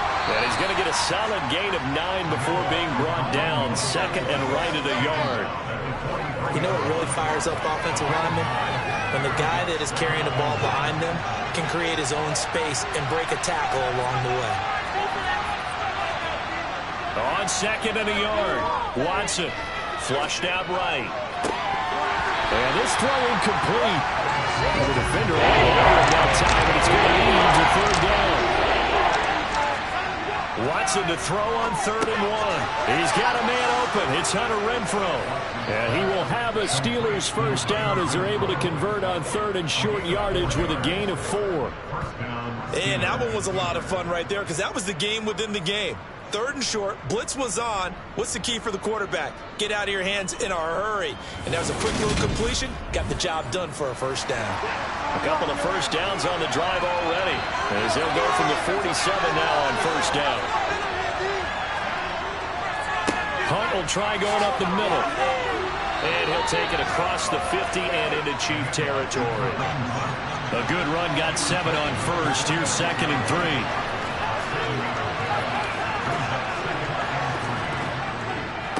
They'll run again with Hunt. A little juke. And he's got some space here. And a very determined run there as he'll take this all the way down to the 27. Good effort. The Steelers able to pick up 18 yards there. Sometimes it's hard to believe, but there are times this game is about patience, isn't it? Has had the game he expected, but that run there, that may get him going. I was just going to say, maybe that gives him a little juice, because you're right, he struggled, especially in that 1st half. Yeah, and I know the great ones always think to themselves, just hang in there. I'm just one big carry away from busting this open. That's a good start for him. And he's going to be brought down at about the 16. I love the drive they're working on here because they know they can take the lead with a touchdown. And so far on this drive, so good. They've moved the ball down the field with very little resistance defensively. But they better be prepared for some adjustments to come their way now. So the ball down to the 16 here for 1st and 10. From the red zone now, Watson fires the quick slant. A.J. Brown's got it. And the Steelers are going to have a 1st and goal coming up as the tackle made at the 3-yard line. It's taken a while for this offense to get going. A little creaky at the start, but they're oiled up now. A nice throw there, and they're really putting together a good drive.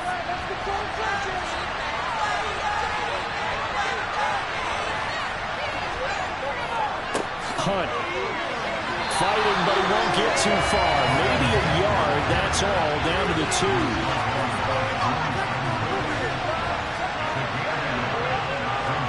On second and goal, Watson. And he can't find a receiver, and he's brought down. Brought down by multiple defenders, and it's a loss of 12. When you get close to the goal line, you got to expect pressure from the defense, so the ball's got to come out fast. Got to get out of his hands quickly.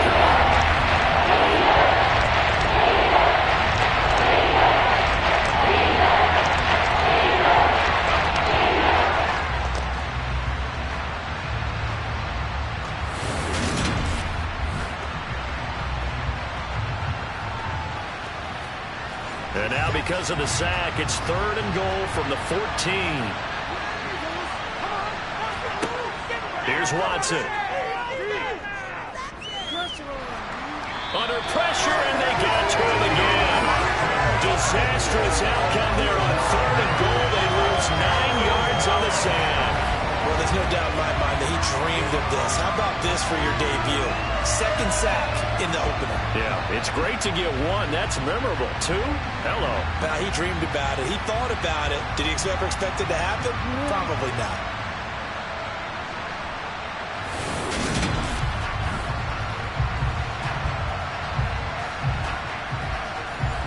So on 4th down, the Steelers call on the number of Chris Boswell for the field goal try.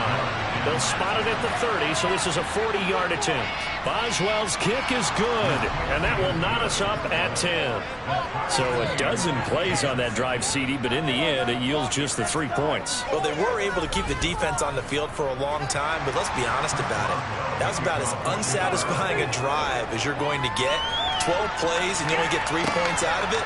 Not quite the ending they were looking for.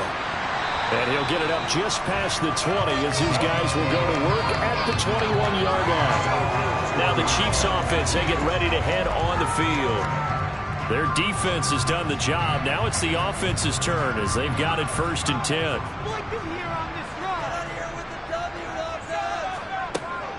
They start the drive with Cook. Now a loose football. The ball comes out. Up past the 25 to the 26. A gain of 5. And it's picked up by the Steelers. And they're going to set up shop at the 27-yard line. And that, Charles, you'd have to think a pretty avoidable mistake. You're exactly right about that, partner, because it all comes down to covering up the football. Look, turnovers are going to happen. They're inevitable. But in a tie game in the 3rd quarter, those turnovers can change the tide of the ball game. And now it's up to their defense to try and bail them out. And now, as with every potential turnover, they're going to take a second look at this just to make sure.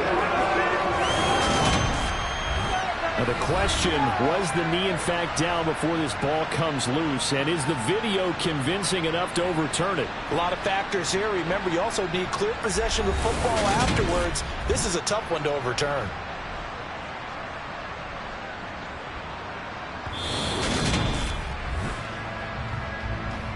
So that challenge, a successful one.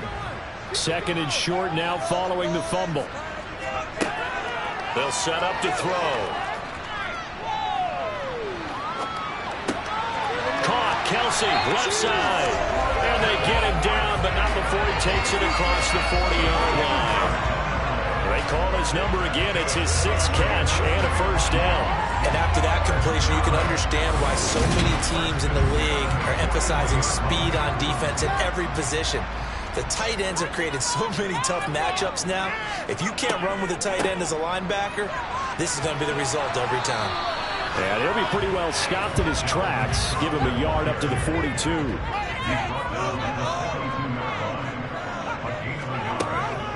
On 2nd down, it's Cook again. And they get him down right near the midfield stripe. Calling an 8-yard gain, much better shape now on 3rd and just a yard. Getting had a ton of success here so far, but you get the feeling that he might be on the verge of popping one. Yeah, even on that one, there was a little bit of a hole, but it closed there quickly at the end. A 10th carry in the game for Cook. And that one going nowhere from the start as he's met in the backfield and goes backwards. That'll make it 4th down after a loss of 1. Just a simple run play there on 3rd and 1, but this D was up to the challenge and stopped him, bringing up 4th down.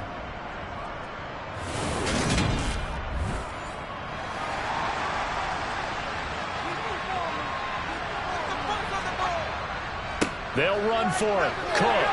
Oh, he's got some breathing room. And all the way in for a Kansas City touchdown. Dalvin Cook, 51 yards. And the Chiefs' decision to go for it pays off with 6 points. I guess when you look back on it, it was just a matter of time until he popped a big one like that. And, you know, at halftime, you and I discussed it. They'd done a nice job on him in the first half. But there were a couple of occasions where it felt like he might wiggle out of traffic and take it to the house. Finally here in the second half, that got done. Extra point by Booker is on target. And that makes it a 17-10 score. Now after the touchdown, here's Booker on to kick it away. And this will not be returnable. It's out of the back of the end zone for a touchback. And now out come the Steelers. They find themselves down 17-10 as they come up on a 1st and 10. To throw is Watson. And the throw left sideline here is caught, but they'll rule it incomplete. Couldn't keep his feet in. 2nd down.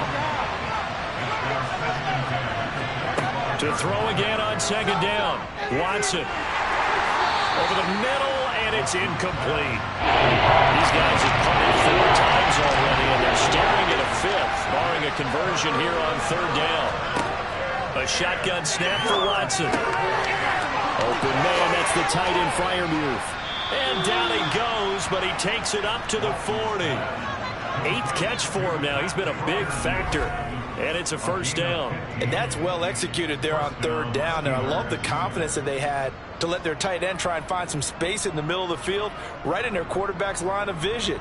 And QBs love to make that easy throw, and they hooked up there for a 1st down.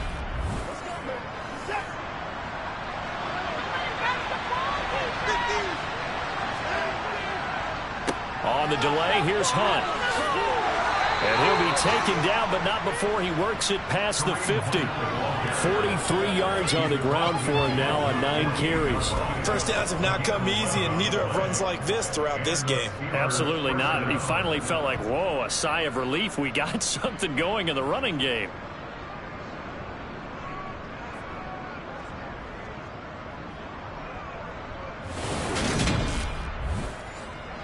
Under a minute to go in this 3rd quarter as they come up 1st and 10. They stay on the ground. Again, it's Hunt. Down to about the 45. The last run got 3. Now here's 2nd and 7. Here's Watson. A quick throw there going to be batted away and incomplete. There's play number 7 on the drive. This is 3rd and 7. Now it's Watson. And he'll just get rid of it. Exactly right. Instead of taking another hit, he just heaved that one away. I'd love to see him be able to stand in there and make the throw and try and pick it up on 3rd down. But I'm not the one in there taking the hits either, so I totally cannot blame him for that one. Those hits are definitely catching up. The field position game, such an overlooked facet, Charles, of an NFL game, but this offense, they're going to be pinned back. What an ideal punt. An ideal punt, and it leads to that term complementary football, because them doing that puts their defense in a great spot, doesn't it? Gives them a chance. If they want to be aggressive, try and maybe get a safety out of this whole thing, it puts them in that position. And he'll go down, and that will do it for the 3rd quarter of action. We are through 3 quarters here on NFL Kickoff Weekend. We'll return with more after this break.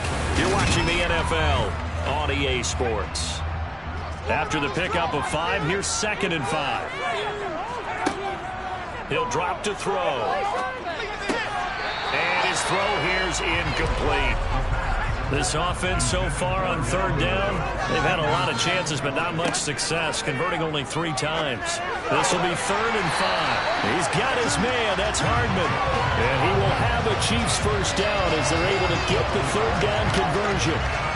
And that pickup of a first down, that's going to leave a mark because they really needed to stop them there, didn't they? So frustrating. Defensively, you're a play away from getting that football back here down late. Tough. Now they've got to find a way to create a turnover or takeaway. Otherwise, this one will probably get away from them. Just week 1, but already plenty of intrigue with the games going on, and this one no different as we come up on a 1st and 10. The throw over the middle, taken in. That's good. The completion there for 7 yards, and it'll be 2nd down. Again, he'll drop to throw. Completes it to Hardman. And they get him down, but not before he takes it across the 40-yard line. They call his number again. It's his 6th catch and a first down. These guys are running offense like you drive. The pedal is down, start down. How about that? Back-to-back completions. They are rolling. So much for being conservative and running that football. A couple of first downs has the football positioned at the 43 as they come up 1st and 10. Taking a deep shot here for Hardman. And it's knocked away and incomplete. After the incomplete pass, here now is 2nd and 10. Back to throw again. He's got him in, complete.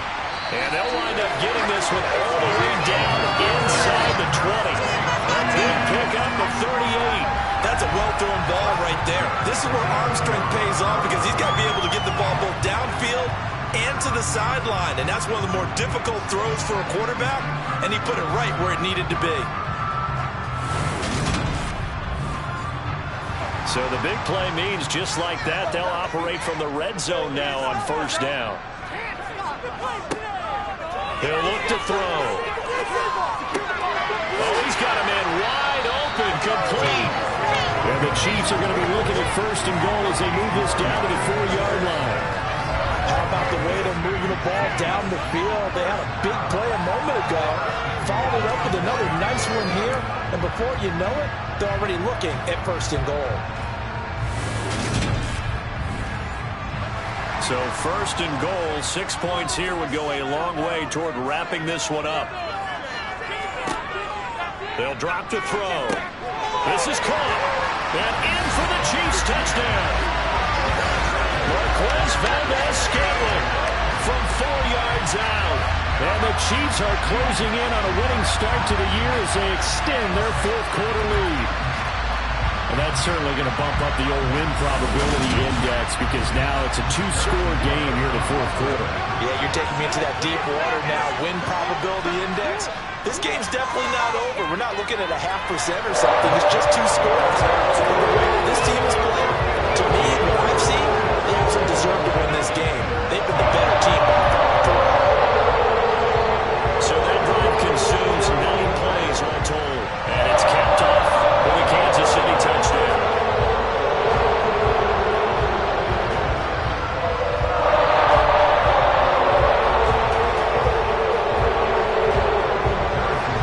Now after the touchdown, here's Butker on to kick it away. This one fielded at the 5. Out comes the Steeler offense now, ready to see what they can do here. Defense got the better of them last series, forcing a punt. See if they make a few changes in the game plan here and try to get points out of this drive. 1st and 10. They'll begin the drive with Hunt. He'll be hit down at the 33, 5 yards on the play.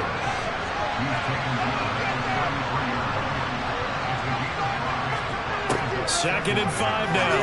Watson buying time to his left. And this is going to be incomplete.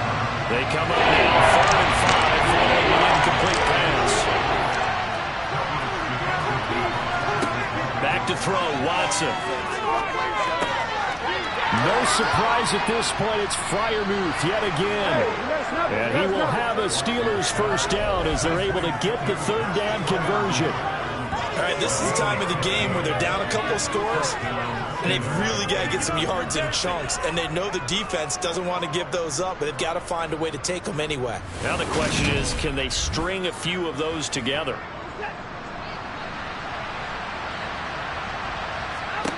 On 1st and 10, Watson.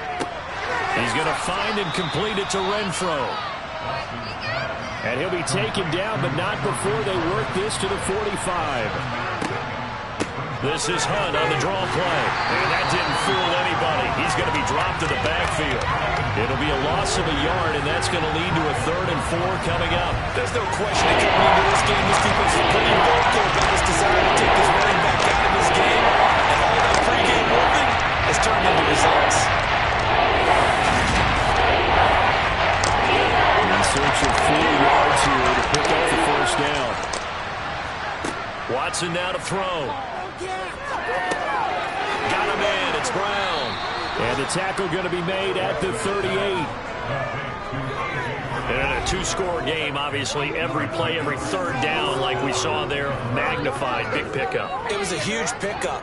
What they really want, though, is to not even get to 3rd down. They've got to maximize time and conserve as much as possible. So here's a 1st and 10 at the 38. Now Watson. And nowhere to fit that football in. It's knocked away and incomplete. He's smart enough to avoid the taunting rule, but I guarantee he quietly has told them, you might want to stop coming after me downfield because I just broke up another pass and took away a big shot that you were trying to succeed with. And he'll be marked down at about the 26-yard line. Good yardage on the completion there. And when they look at the scoreboard, they do understand a field goal is not going to do them any good. My guess, they're going to press the ball downfield as far as possible, try and throw it into the end zone and get a score because they know they've got to get that done and get the ball back as quickly as possible.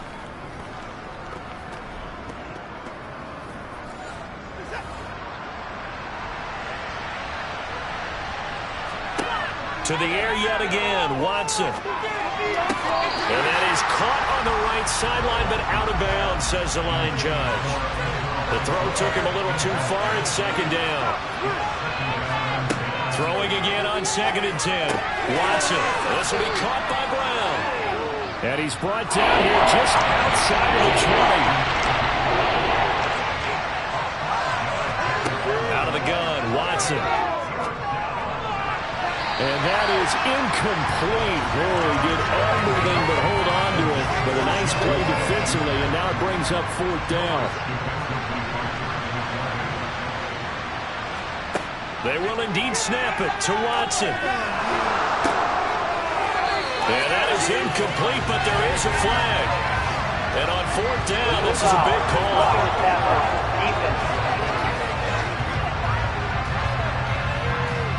Well, certainly those are the types of mistakes they're trying to avoid as they attempt to protect this lead late in the game. And let's face it, they're hoping that this one doesn't cost them in a significant way. Yeah, one guy committed a penalty, but now the entire defense has to pay the price and try and rise up and overcome it. Here's 2nd and 2 now from the 3.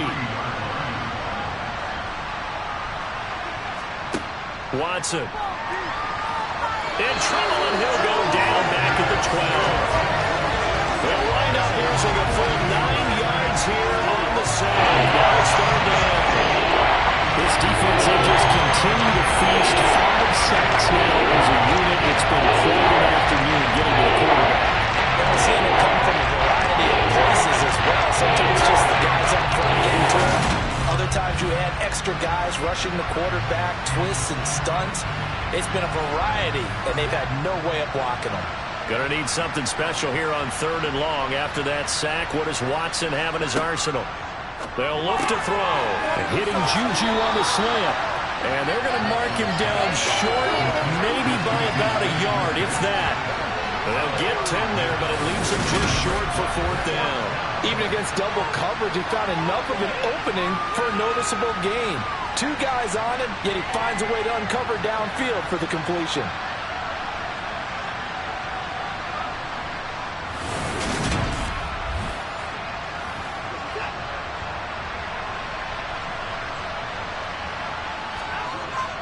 They run for it with Hunt, and he's into the end zone. Touchdown, Steelers.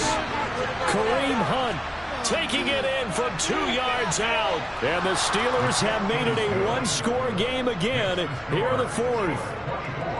So how about that for an answer? They get the touchdown there, and it's back to a one-score game here in the fourth. And that's what these guys have done all game long because they've scratched and slashed their way to stay in this game. And by now, we should all realize they're not going away. Now the pressure again swings to their defense because they're going to need to find some way to get the ball back. The Chiefs offense set to go. And with that last touchdown, I mean, we're set up for a good finish here. Some things to consider, Charles. Obviously, it's a very close game. You're in the fourth quarter. Defensively, they've got all 3 timeouts in their back pocket. So the chess match really ramps up, doesn't it? Because in these situations, what do? Do you run the ball and kill the clock here? Or do you try and He's got a man complete. And he's able to get this to the 40-yard line before he's out of bounds. A gain of 37. That's just flat out a beautiful throw right there. It was a rope. That's maybe the speed you would see on a slant, but he threw that downfield with that kind of pace. Now, if he throws that one with any type of arc, puts a little air under it, that play doesn't happen. He had to fire it in there, and he did exactly that. So the big play moves him all the way across midfield to the 40 now for 1st and 10. On play action, they'll throw. Swinging this out wide here for Cook. And he's going to be taken down just shy of the 35. And we see another pitch and catch there to the running back. This position just continues to evolve. They become just as critical to the passing attack as a lot of receivers, tight ends, because their ability to make people miss in the open field can really generate big plays for an offense.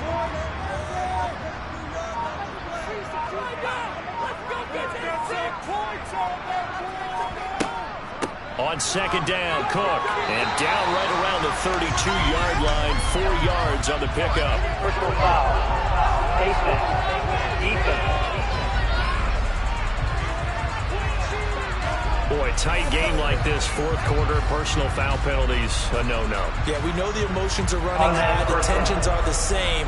Who can control them best could ultimately win it. So now factoring in the face mask, here's 1st and 10. Looking to throw.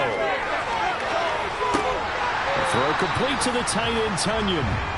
And he's going to be marked down just outside the 10. Fourth quarter, down to the final 2 minutes, and we've got a one-score game. So the Chiefs in possession of the ball as we welcome you back. They've got a 2nd down now as they search for a way to get this one to the finish line.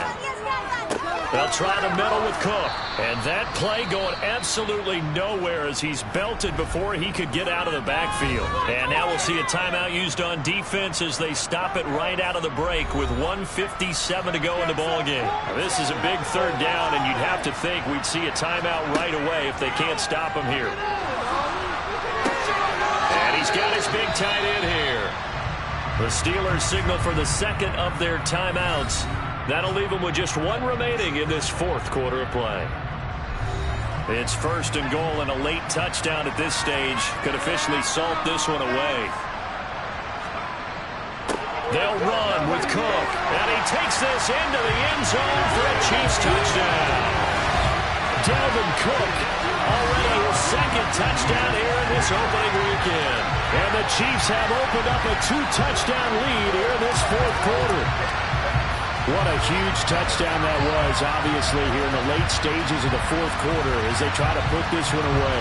And, Brandon, when they watch the film after this week, they'll be very proud of every rep if they close this game out. Just a few snaps remaining. They can't relax just yet. Extra point by Butker is on target. And the lead now up to 14. Drive that time of 6 plays. And it's capped off by the touchdown run coming from Dalvin Cook. Fielded just outside the goal line. So Deshaun Watson in the offense. Down by 2 touchdowns. 1:45 to play. Field goals useless at this point. They need 2 touchdowns, and they need them in short order. Now Watson. Nothing open downfield, so he'll throw it away. An incomplete pass on first down. That leads to a 2nd and 10. Watson to throw. And this one incomplete. Too much contact to hold on to that one, and it's 3rd down. To throw, Watson. And that's going to be incomplete. The contact there enough to jar that ball free, and it brings up 4th down. Desperation time. Watson on 4th down. And that's complete to Brown. And he is going to have the Steelers' first down on a well-designed play there. That gets him 16 to move the chains. That's to Freiermuth. Holding. Offense.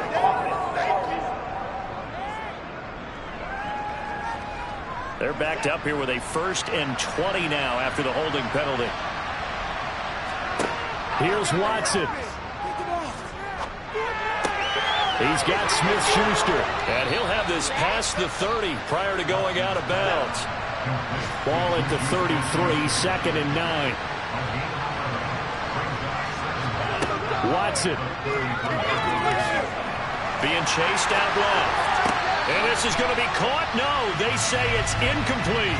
Incomplete, but a penalty flag is down in the backfield. Let's get the call. Now they face a 2nd and long following the holding penalty. Again, it's Watson. It's a short one here, complete to his tight end. They'll get to the line here, but remember, it's close to 3rd down. To throw is Watson. And he's taken down. A Chiefs sack. Now the Steelers going to use their 3rd and final timeout as the clock will stop with an even 20 seconds left to go. Well, collectively as a defense, Charles, I think if you get 4 sacks a game, you're feeling really good. Now they have 6 as a unit.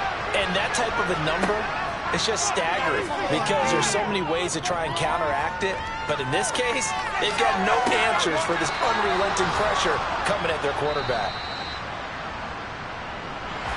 The city always a little extra excitement for week 1. And one of our early window games here in week 1 on a Sunday comes to a close.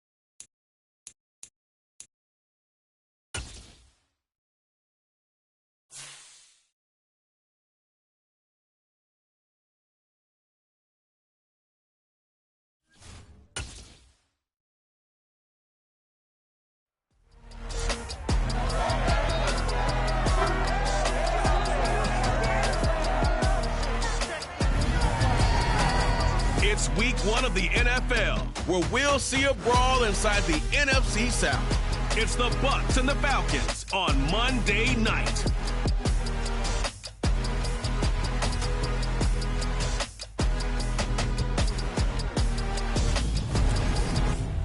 EA Sports coverage of the National Football League is on the air. Tonight, we'll have the final 2 games of this kickoff weekend, and we begin with a great one here between the Tampa Bay Buccaneers and the Atlanta Falcons.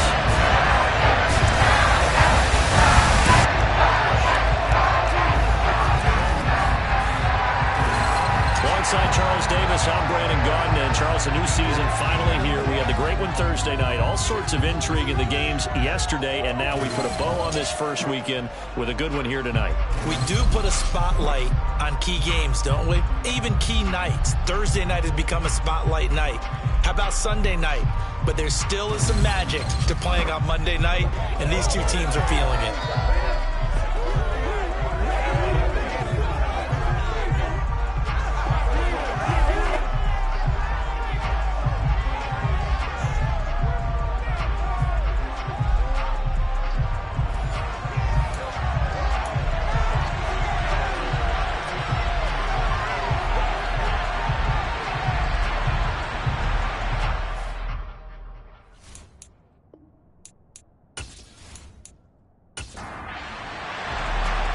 Set to go, Young Wei Koo ready to do the honors. And off we go to wrap up the week on a Monday night. Takes it at the 7. And he's up across the 25 and down at the 28. So out come the Bucs now for their first drive. And they will be led out by their signal caller in his second year of the NFL now.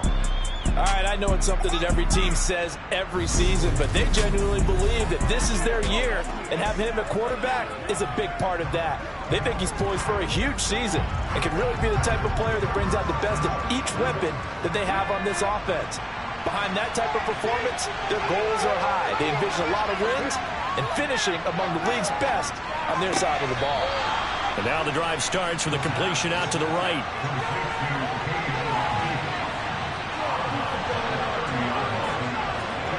Here's 2nd and 8. And his throw's going to be incomplete. And a really tough test on the opening drive. This is 3rd and 8. A first carry for Leonard Fournette. And he's just going to be short here, barely. Maybe by a half a foot. It'll be 4th and inches. That's the kind of run that gets everyone excited on offense. And, you know, oftentimes the guys who carry the ball are the ones in the huddle doing the chirping. Right now, I think it's the offensive line telling them, run it again. We are right there about to break a big one.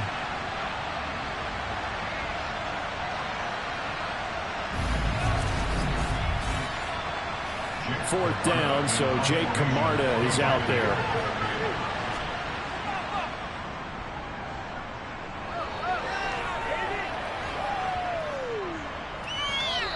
And no one there to stop it. Hits at the 8, but it carries all the way into the end zone for a touchback.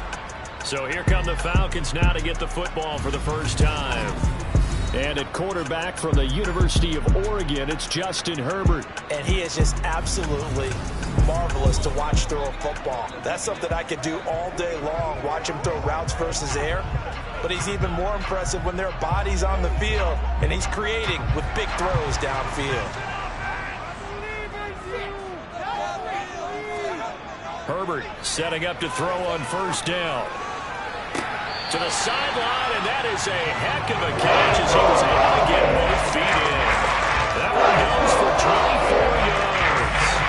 I do have to admit, I like it when it all comes together. When the top part, catching the football, right, whether you're catching it with your hands or cradling it, comes together with the legs, in this case the feet, doing a little toe tap to stay in bounds and complete the catch. And a great job by our crew on the camera shot. Love when you see the grass or on the field turf, those rubber pellets flying up. Great catch. Took just one play to move all the way to the 44 as they try again on first down. First carry for Nick Chubb. And this will be a Falcons first down as he's got this up to the 45-yard line. A good run there off right tackle in an old-school NFL football. The right side, the offensive line, often known as the nasty side. The left side, usually the technical side. Kind of reminds me of the old Atlanta Falcons 2009, 2010. That's how they constructed their offensive line.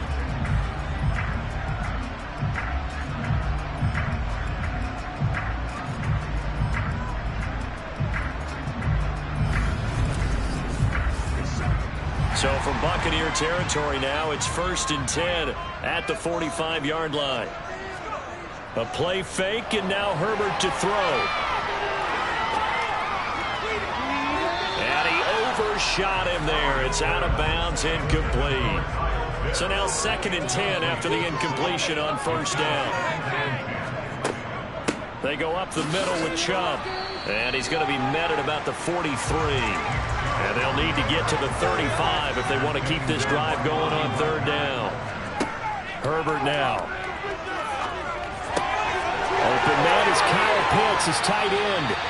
And this is going to lead to another 1st down as the tackle's made at the Bucs 17-yard line. Well, that's one way to convert on 3rd down, picking up 26 yards. This is shaping up to be a really nice-looking drive to get the season underway here. And how long do you think that they actually have been plotting this drive? I'm talking about the coaching staff, right? They've been thinking about this for a while now, and I think they're executing it even better than what they expected. On 1st down, they'll run with Chubb. After the broken tackle, couldn't get free for much space, taken down right at the 10. On 2nd down and 4, Herbert. This to Pitts, and he's got him. Touchdown, Atlanta. 10 yards on the touchdown pass. And the Falcons are on the board here first in the season opener. An ideal start for them, really. You force the punt, and then you go down and score. And you've got to see a fist pump on the sideline from the head coach, don't you? Because he's turned into his bench, and he's telling his team, this is how we prepare. Force the punt, go downfield and score. I told you guys, it's just like a boxer in the gym preparing for the fight. Now we get to turn it all loose. Extra point by Koo, up and good. And it's now a 7-0 game. Following the touchdown, here's Koo to kick off. Takes it at the 7. And he won't quite make it to the 25. Tampa Bay, they're getting ready to set up shop here for their 2nd drive. And Charles, nothing like squaring off with a division opponent, a division rival in week 1. Do you like that they are matching up this early, or would you prefer a game like this be a few weeks down the road? I actually like the early matchup for a few reasons, Brandon. First of all, it allows you to see that in the entire offseason and know, hey, right out the gate, we're playing a division game. Second part is it spreads them out a little bit. If you just have them all bunched up at the end of the year, that's not as much fun watching teams try to survive that gauntlet when you do have injuries down the stretch. And last but not least, let's face it, we're TV people. What a great game to sell right out of the gate. Completes it again to Gage. Oh, he's got a little down lane.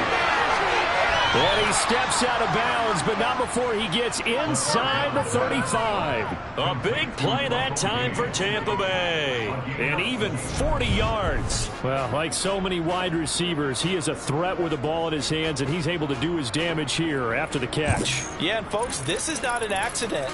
This is by design. They wanted to clear out the middle of the field, and then if no one's open, they've got a safety valve they can just dump it down to. And he's got all sorts of space to roam there, and he turns it into a really big play. Fournette, a 1st down carry. And they're going to stop him right at the line of scrimmage. Just no cutback lane to be found whatsoever. 2nd and 10. Now he'll look to throw here on 2nd and 10. And that's complete. It's Chris Godwin. And that's going to be good for another 1st down as the tackle's made at the Falcons' 19. They pick up 12 on the play there, and they move the chains. And this has been a nice answer to the touchdown drive against them a few minutes ago because they've come out and reestablished the tempo. A nice throw there, and they're putting together a very strong drive as a response. Up the gun, Fournette. Give him 3 on 1st down. It'll set up a 2nd and 7. Again, it's Fournette. Able to fight for about 4 yards there to the 13. This will be the 8th play of the drive here. 3rd and 4. He'll drop to throw. Over the middle to Evans. And the Bucs are going to have first and goal as they try to finish off this drive with 6 points. Would it be safe to say that as precise as routes are supposed to be run in the NFL, maybe they're not quite as precise in college ball? That's accurate, yeah. And I think we saw a college route in the NFL there. Just find the soft spot, find the dead zone, and find the first down. And that's what he just did. They'll try and run for it with Fournette. And he's into the end zone for a Tampa Bay touchdown. Leonard Fournette taking it in from 7 yards away. And the Buccaneers are an extra point away from drawing level. So, partner, was a passing game that drove them down the field, but when they get close, they trust that man in the backfield, and he took them home. And they trust their offensive line as well, because so many of these units, they specialize in either pass protection or run blocking. This group shows its versatility and gets both done on this drive. Extra point right down the middle, and we are tied at 7.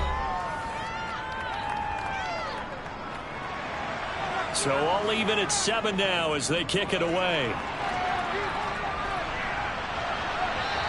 And this will be a touchback as that sails over the end line. So for the second time in this one, we get set to see the Falcons offense. They were successful last time finding the end zone on their opening drive of the season. And they'll get another shot here with a 1st and 10. Here's Herbert. That's complete to Davis. He'll be dropped after a gain of about 6 across the 30 to the 31. They go with Chubb on 2nd down. And they get him down, but not before he takes it across the 40-yard line.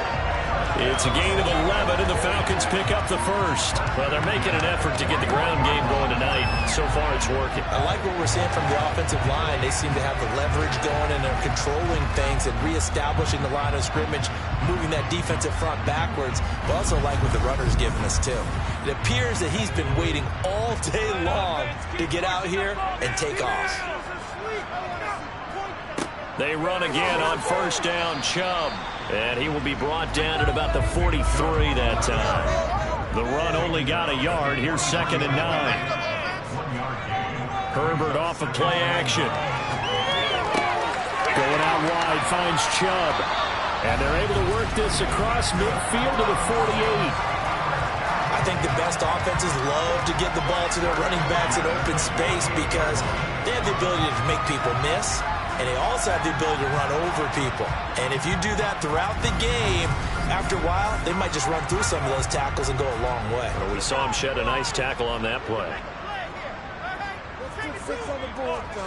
Herbert on 1st down now. He finds his man complete. That's Phillips. And a 5-yard gain gets him to the 42. To throw again on 2nd down. Herbert. And this is dropped. Oh, it's incomplete. He had a big gainer in his sights, but he could not reel it in. Now Herbert with it, looking to pass. And he's going to be taken down just shy of the 35.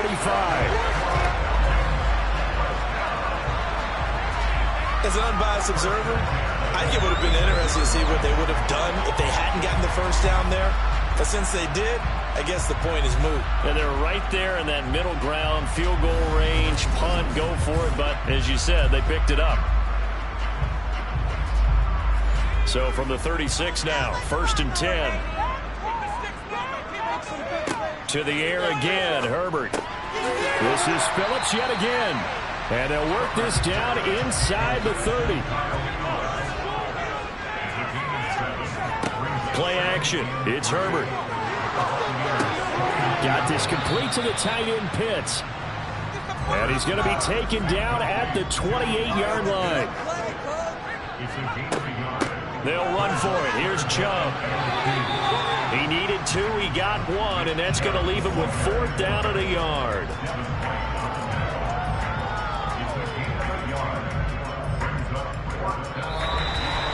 These two teams all tied after 1.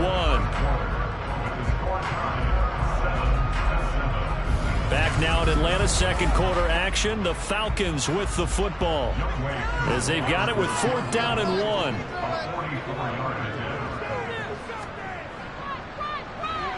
Koo knocks this one through the post. And they take the lead here now at 10-7.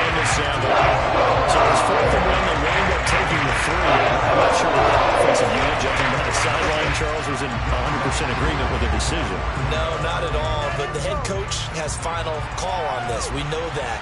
But let's face it, offenses want to feel like, hey, you believe in us, let us go for it. We'll see if that is a problem for them moving forward in this game. Back now comes Tampa Bay. The offense coming back out here. Plenty of energy, ready to roll, looking to just add to what they have been doing after scoring a touchdown, Charles, their last time out. And that's a great feeling to have on the sideline, partner, knowing you just won the battle against the opposing defense. And since they came off the field, I'll guarantee you all they want to do is get back out there because they know they have the upper hand on that defense right now. It'll be a loss of 10. And it'll bring up second. Well, they got the lead, but it's certainly not a big one. And how do you keep control of that lead? Certainly not by that last play there. They gave up a big sack on the first play of this drive. Now it's double the distance to the first down marker.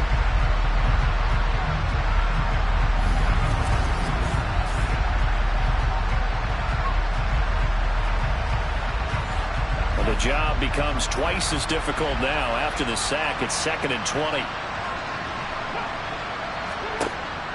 They'll look to throw here. He's going to have the hook up to Gage. It'll be a pickup of 15 as they lead the 3rd down.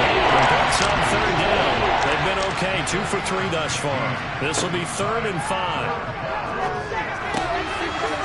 Got a man and he hits him in stride. And he is going to have the Buccaneers first down as they're able to get the 3rd down conversion. And this was a nice example of an offensive coordinator scheming his guy open. Just a little underneath route, just trying to free up some space, and it worked awfully well. Got him not just space, but plenty of room to run after the catch to pick up really nice yardage.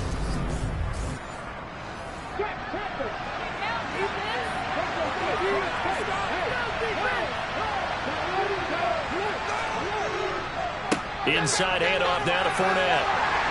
He'll be taken down at the 48 for a pickup of 2 yards.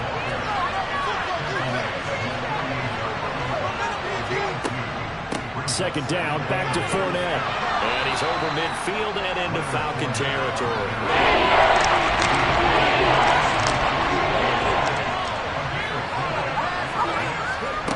They'll drop to throw. Open man is Jalen Darden. And he's going to be marked down just inside the 35.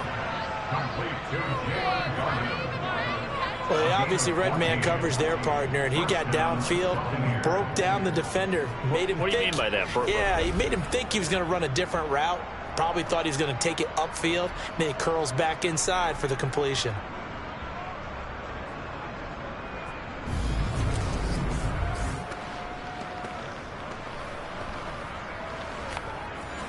From the 34 now, here's 1st and 10. Now back to throw. And this is incomplete. Very lucky to get that one back. That nearly picked. It's 2nd down now. And 2nd and 10. He'll look to throw again. And that one off the mark behind him. Incomplete. This drive, which was going so smoothly, all of a sudden it's a little bit of a roadblock here with 2 straight incompletions. Yeah, this defense has had enough. Apparently they're saying no more. We're taking a stand right here, right now. But it is 3rd and 10. They've got to get after him one more time. And they're going to get him down well short of the 1st as he can only get this to the 30. He did his best to just get 4 out of that, but not enough. And now 4th down. So much about this game is just understanding situations and then having to execute, isn't it? Guard the first down sticks. Don't let them get there. And they rallied and made the tackle.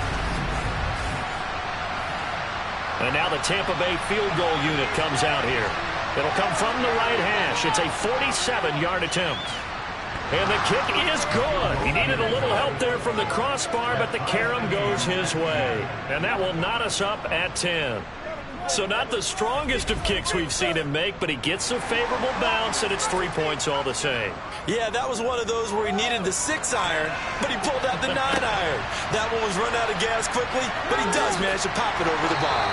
And he'll be stopped up at the 25. Here comes the Atlanta offense now ready to take over here. And after the field goal last time, we'll see what they can get here. At least they got points out of the last drive, Charles. I never met an offensive coach that didn't want to drive to end with a kick. Most of them wanted to end with a PAT, right? In this case, a field goal, they'll take it way better than the alternative, which is a punt. Yeah, but you met fan bases that wanted that, that weren't happy with that field goal. I haven't met a fan base yet that wants to drive to end with a kick other than the extra point. That's it. Well, that's always a good place to throw it just because he's one of the biggest targets not only on this team but in the National Football League. And you and I both know the quarterbacks love these large-bodied tight ends, and why not? Nowadays, they're really wide receivers who are just taller and have a little bit more. Looking there for Pitts, but intercepted. It's Devin White, the linebacker, and the Buccaneers are going to take possession of the football. And, Brandon, this is a real nice job defensively of getting inside a quarterback's head and figuring out, okay, where's he going with the football? Because you can make an educated guess defensively. Not all the time, but sometimes. And when you're right, you've got a decent chance of coming away with the football. Now the Buccaneers offensive unit back out on the field. And last time able to get 3. It's not what they wanted. They wanted 6, but they got at least something. They mustered something out of the drive. They'll take it. I like the way you've described it. Not ideal, but they'll take it. Anything to put some points on the board. But this time on offense, they don't even want to see the field goal kicker trot on the field. They want that ball in the end zone. Yeah, they'll be going for 6. On second down, here's Fournette. And they'll be inside the 25 now at the 24. That one, a first down pickup of 8. A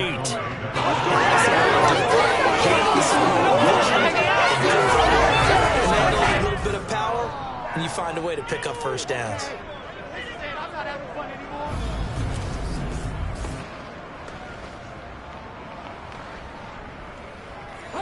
So a good run by Fournette. Now another 1st and 10. Looking to throw.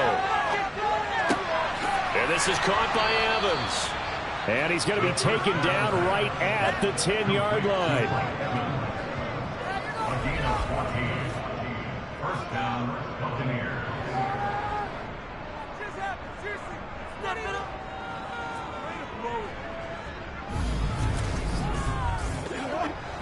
So not quite a 1st and goal. It's 1st and 10 from the 10. A handoff to Fournette. And he will maneuver his way down to about the 7.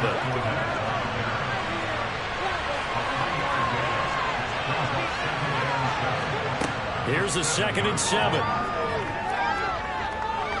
Eluding the pressure right. And he'll just throw this one over in the way of the security crew. Incomplete here.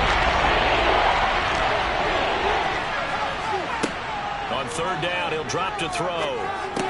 And it's caught. And he'll be taken down, but he does have first down yardage.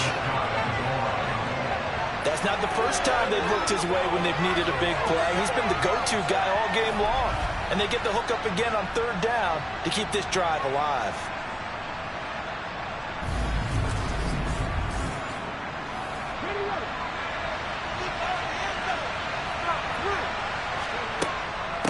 Fournette, touchdown, Buccaneers.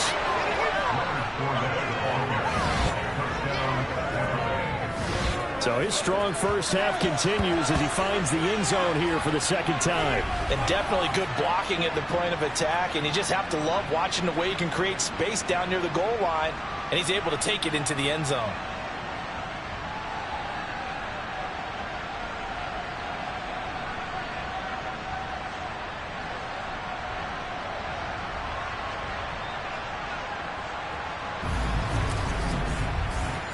Now the extra point.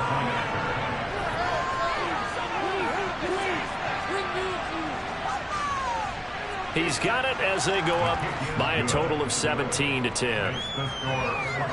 So this drive spans 7 plays. And the man who finished it off with a run into the end zone, Leonard Fournette. Fielded just outside the goal line. And able to get this out to the 25. Here comes the Falcon offense now as they get set to take over here. And we'll see if they can bounce back from that last drive. In particular, if they can bounce back at the quarterback position, Charles, after throwing their first interception of the ball game. Yeah, and some guys, they're going to want to try and get a big play right away and take control back. Others, they're going to look to hit a couple shorter passes, get a little momentum back that way. But for the defense, that goal's not changing a bit. They want another pick.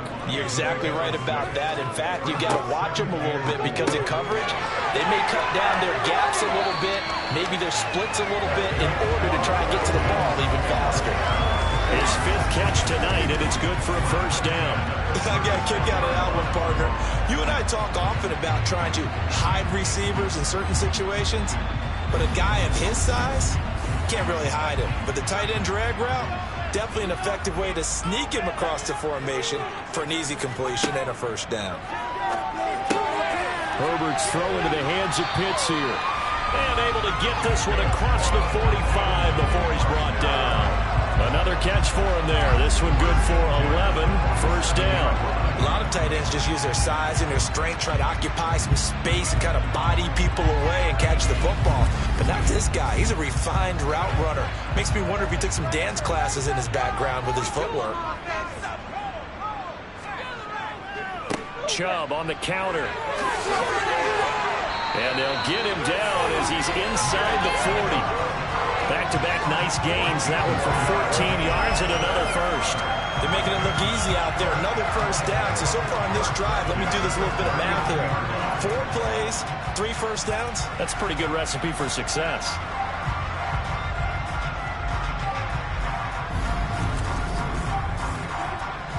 So from Buccaneer territory now, it's 1st and 10 at the 39-yard line. Herbert. He'll get this to Chubb out of the backfield. And the play goes nowhere. Losing yardage back near the 40 at the 39. Throwing again on 2nd down. Herbert. And caught by London. And he will be out of bounds. A good yardage there, and he'll get a second to catch his breath as it leads us right into the 2-minute warning. And we remind you that coming up at halftime, we'll hand things off to the coach, Jonathan Coachman in Orlando. He'll have a look back at a very intriguing opening weekend in the NFL. On the slant, he's got Davis. And they're going to get this down inside the 15.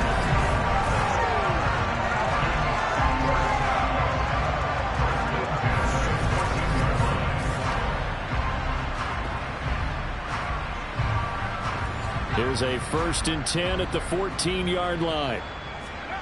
Herbert operating from the red zone. Targeting Pitts on the out route, and he's got it complete. This is a 2nd and 4, ball at the 9. Herbert now. Touchdown, Falcons! A 9-yard touchdown grab. And the Falcons are an extra point away now from tying this ball game. That's one of those long drives where not only do you score, but you really tire out the defense, too. That's a great point because now they've been on the field for a long time. Them going to the bench, trying to make adjustments, trying to figure things out, but they'll do so fatigued. Now Younghoe Koo for the extra point. And he gets it to go, and we're all even, 17 apiece. So a nice drive put together there. They go 75 yards in 9 plays. And the Falcons score to cap it off. 17-17 the score. All even to this point as it kicks away. And they'll put up the stop sign there as his guys will get it at the 25. And the Buccaneers getting ready to go as they take the field. It was still more than a minute to go in the half. Time to try to mount a drive. And I would think that they would have to. This is today's NFL. You got to push it whenever you get an opportunity. You could never have enough points with the high-powered offenses that you face. And analytics will tell you, try and score when given the opportunity. Here's 2nd and 7 now from the 28.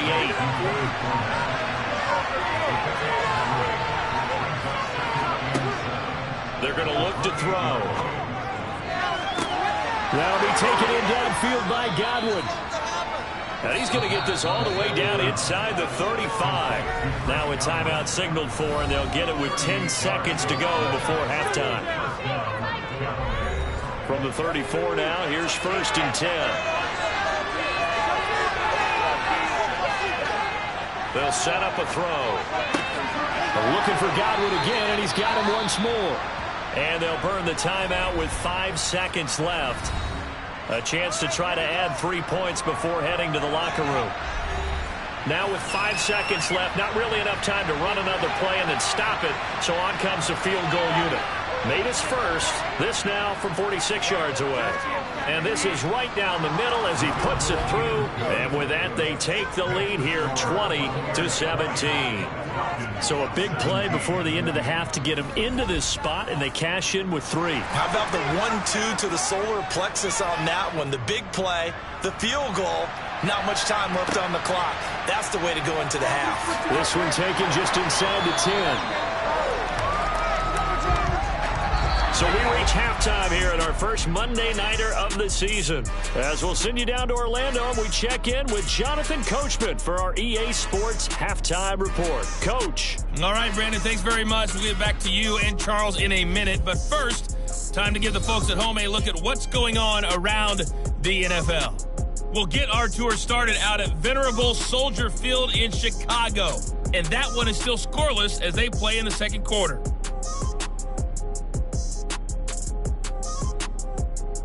From there, we're off to check out another game. And you can see they are scoreless as they play the second quarter.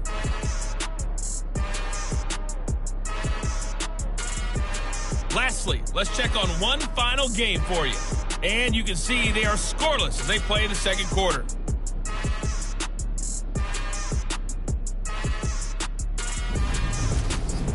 Moving on, let's take a look at the next-gen stats in the first half for Tampa Bay. And it was important for them to get the season off on the right foot. And they've done just that, thanks to a very solid outing by their passing offense thus far. Meanwhile, for the Falcons, they too were able to take advantage of a soft secondary, as both of these two teams really threw the ball at will in that first half. Okay, Coach, thanks as always. This one's still anyone's game as we welcome you back for quarter number 3. From the 6. And he'll go down as this drive will start at the 25-yard line. The Falcons ready to go back to work to start the third quarter. Well, Charles, in that first half, we saw a fair amount of offense on both sides of the football, and now the team trailing here will start with it in the third quarter.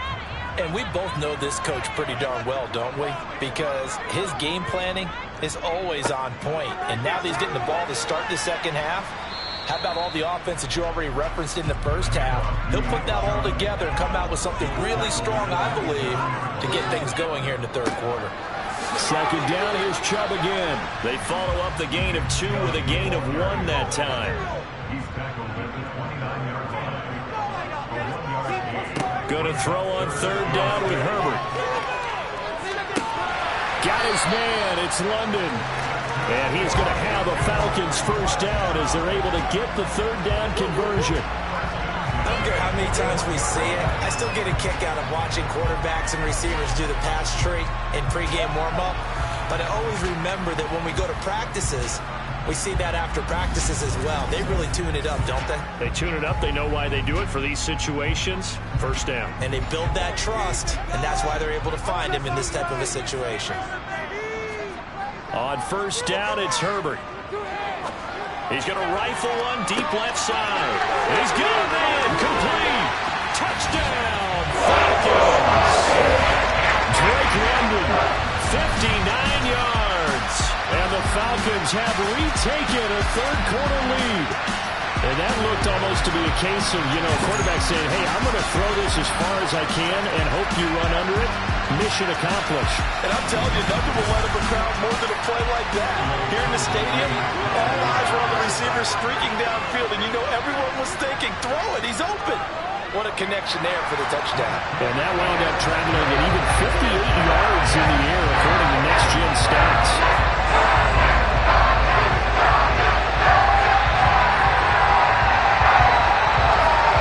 Following the touchdown, here's Koo to kick off. This fielded right at the goal line. And he brings us out past the 20 to the 24. Here comes the Buccaneers offense. They get their first reps of the second half. And Charles, it feels like we're set up for a good second half here. Came out of the locker room, one-score game. Now the lead has already changed hands. Well, this offense, they've got an opportunity right now to take that lead right back. Yeah, and it feels like you're going back and forth almost a little bit like a tennis match, right? And we're just, our heads just keep moving. Which side has it? Which side's going to score? How are they going to go out doing it? A little bit of a challenge for each side trying to match each other.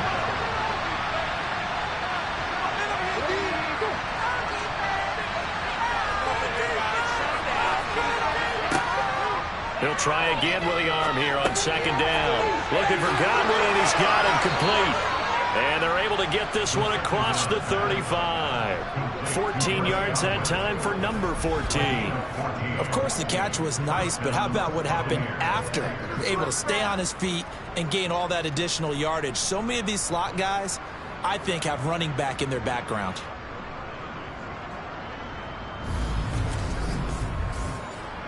So here's a 1st and 10 at the 38. They'll look to throw. It's a short one here, complete to the tight end. And he'll be brought down on the other side of midfield at the 43. You don't always expect tight ends to be big in terms of run after the catch, but after that play, he joins a growing band of players that's putting that stereotype right on its ear.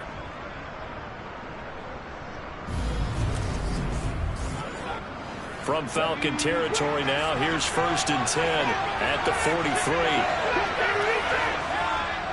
Here's a give to Fournette. And he'll power ahead, but only for about 3 yards. Second down coming up.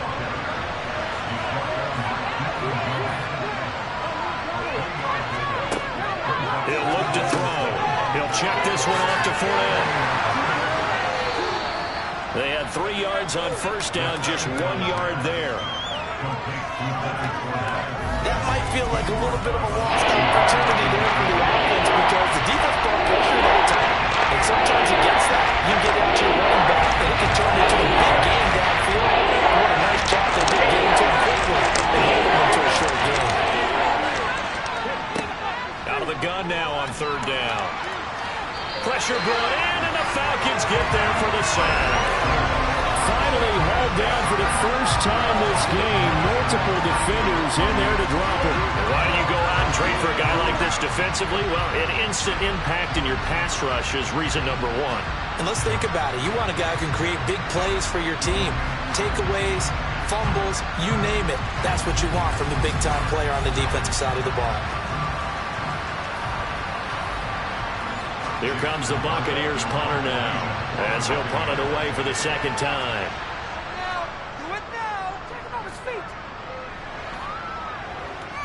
And a good result there, as that'll get out of bounds and pin them back at their 10-yard line.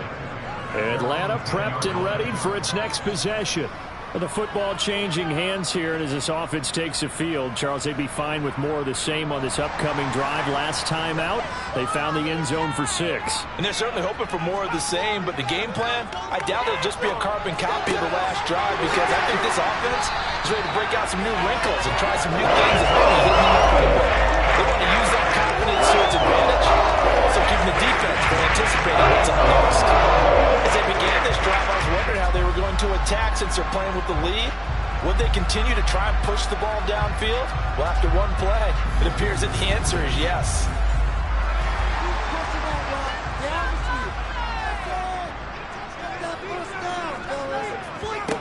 Herbert setting up to throw on 1st down. And Davis with it left side. And he's tackled a yard short of the marker. Good gain of 9 on 1st down.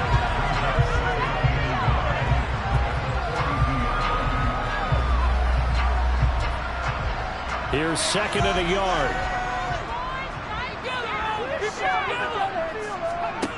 Here's Herbert. Got his man complete over the middle. It's Phillips. And he's tackled at the 38, but they doubled their yardage. The play started at the 19, and they gained 19. I'll tell you what, a lot of those mid-range throws have been available because sometimes teams get too concerned about the deep ball and they leave too much space in front of them. And these guys have been taking advantage so far.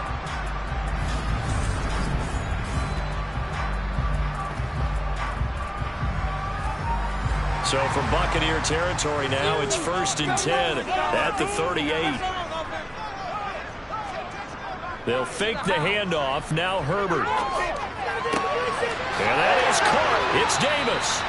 And they'll wind up getting this one all the way down inside the 20. A well-executed 22-yard gain. So with a yardage on that completion, he's now right at exactly 300 yards on the game. And isn't that the magic number you get? All right, 300. That means it's going to go on a commemorative football to put on your mantle when they give you the game ball if your team wins. So much confidence flowing through him right now, throwing the football. I think it's permeated itself throughout the entire team. They feel good about what they're doing. Throwing on 1st down, but this one winds up to be incomplete. So after the incompletion on 1st, now 2nd and 10. And Chubb will try the middle here. And he'll be taken down at the 2-yard line. 69 yards rushing for him now as he's run it 11 times. Most of their damage has been done through the air. I mean, they've run the bell 3 times with passing touchdowns, but guess what? Ground game has not been neglected. Nice little burst right there.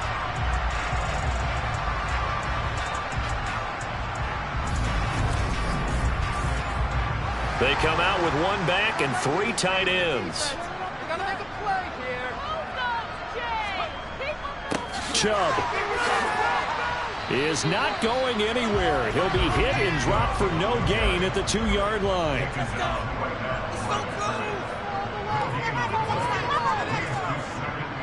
Algier is into the end zone. It's a Falcons touchdown. And they would not be denied on the ground, powering it in just 1 play after they got stopped short. And how about how many tight ends were on the field? Because in today's NFL, we think of the tight end more as a pass catcher. But this group, they tell them you've got to be able to run block to stay on this team. And they committed to it and got it done right there.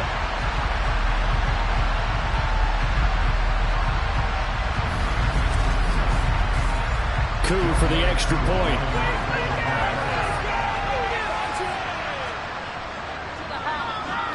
And that one pushes the lead up to 11. So that drive takes him down the field in 8 plays. And it is Tyler Algier capping things off with a touchdown. Following the touchdown, here's Coup to kick off.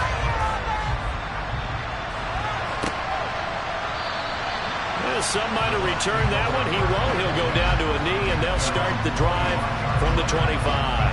Now the Buccaneer offense gets set to take over. The last series for him, a little disappointing, forced a punt. And now they'll try to do better here and come away with some points as they begin this drive. 1st and 10. Trying to get the run game going. This is Fournette. And he's going to be dropped following a pickup of 7 past the 30 to the 32. The play-action fake. They'll look to throw. They'll swing this out to Fournette.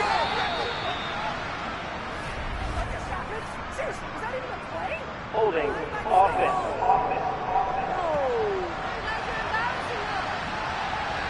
They'll come up now on a 2nd and long after the hold.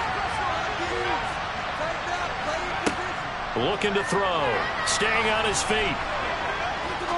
He's going to air one out. And that's going to be incomplete. Good effort there trying to take his shot, but it's 3rd down. Now on 3rd and long, they'll look to throw. He's going to let it go again. And unable to connect, incomplete. Well, give him credit. They took their shot, but it's going to bring up 4th down. Here comes the Buccaneers punter now as he's on here to punt it away.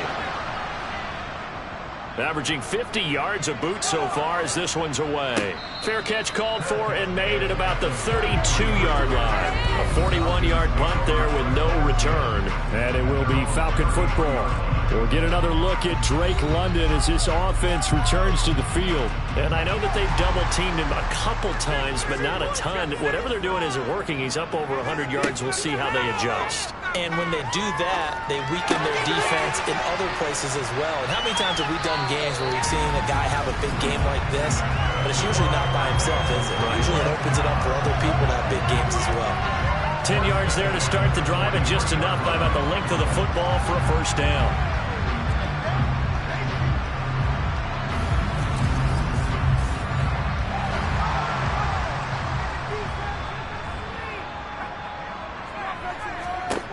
Justin Herbert looking to pass.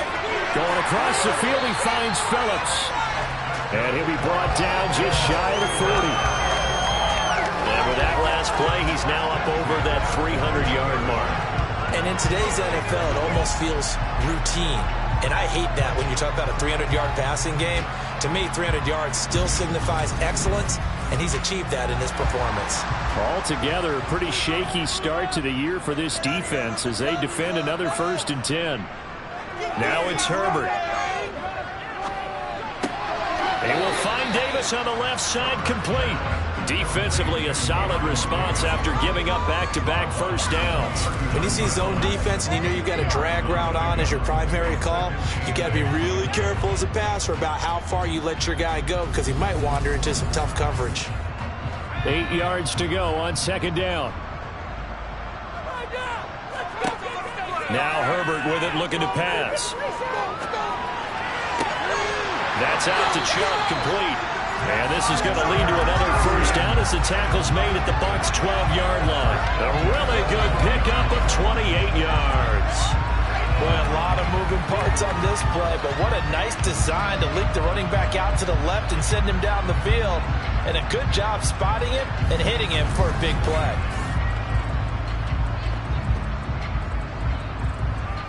From down at the 12, it's 1st and 10. Here's Herbert. A quick throw knocked away and incomplete. 2nd and 10, 3rd quarter of the season opener. Herbert.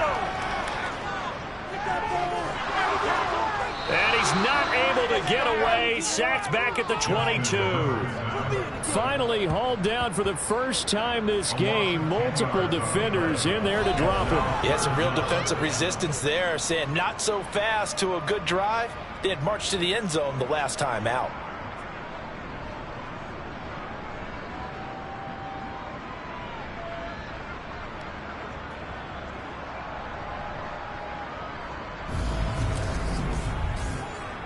Seventh play of this drive coming up, but a long way to go on 3rd down. Back to throw here, Herbert. He's got his man, London, right side. And he is out of bounds right around the 10-yard line. It'll be a gain of 12, but it will also lead to 4th down. Whether you're playing West Coast offense or not, one of the maxims of the West Coast offense is you're either throwing a touchdown or a check down. In other words, look for the big shot, but be smart. And I think they did exactly that on that play. They didn't get the first down, but they're taking care of the ball well. Yeah, and being rightly cautious with that lead here in the 2nd half. Koo knocks this one through the post, and that will extend their lead even further. So no problems at all on that one. And you know, officially no win. This is a kicker's dream here tonight. It absolutely is, isn't it? So to me, with no wind, it should be a passer's dream as well, right? But in this case, the defense held out. They had to force the field goal. And he'll decide to not bring this one out as their drive will begin at the 25. And Tampa Bay trots out there now. These guys definitely hoping for a better showing than their last appearance. They couldn't really even move the football much beyond the shadows of their own goalpost, Charles. We'll see if they can get a better, more sustained drive going here. Yeah, and every team that we ever talk to says the exact same thing. When you start a drive from that deep in your own territory, the goal is a minimum of at least 2 first downs, because even if you have to punt then, you change the field position, right? You flip the field a little bit. They didn't get that done. This time they want to string together a nice drive and help themselves out. 2nd and 6, just inside the 30. Back to throw. He's going to have the hook up to Gage. And past the 40 before he's out of bounds. That'll put him at 96 yards receiving now for the game, and he's got a first down as well. Fourth quarter, every drive's so critical, and you figure may only get one more shot after this, so a touchdown's imperative on this drive. It is, but you also have to think to yourself in play calling, don't hold anything back. Don't save it for the second touchdown. You got the first one for the second one to even matter. A shotgun give to Fournette. And he's across the 45. It'll be second down.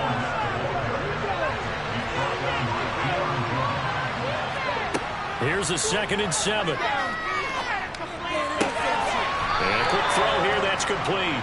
And he's out of bounds as he gets this down to the 45. Over 100 yards receiving for him now in the opener. And it's a first down.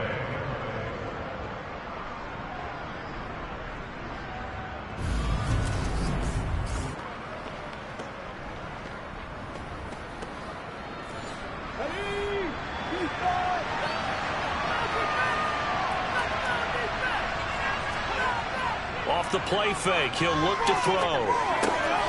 Firing quickly here, and that's complete. And this winds up a gain of 4 to the 41.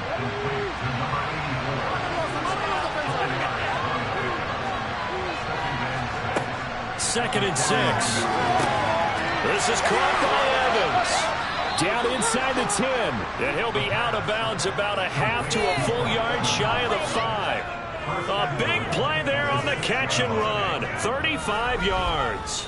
When teams practice their plays during the week, they're hoping that it's going to pay off on game day. So it sure has to feel good for them when they hit them during a game, and they hit that one there for big yardage. Now a chance to make that big play really hurt. It's first and goal just outside the 5. Flush to it, and a big loss here as he's taken down. That's Cameron Hayward who got in there to take him down. Well, there's still time to rectify this situation because the silver lining, they took a sack on first and goal. But that close to the goal line, that still definitely hurts.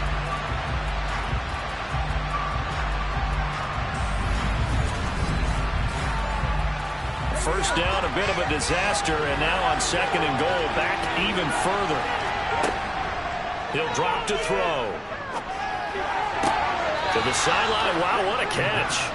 Doesn't get a lot out of it, but he is able to keep the feet in bounds. They'll look to throw on third and goal. That's going to be knocked away and incomplete.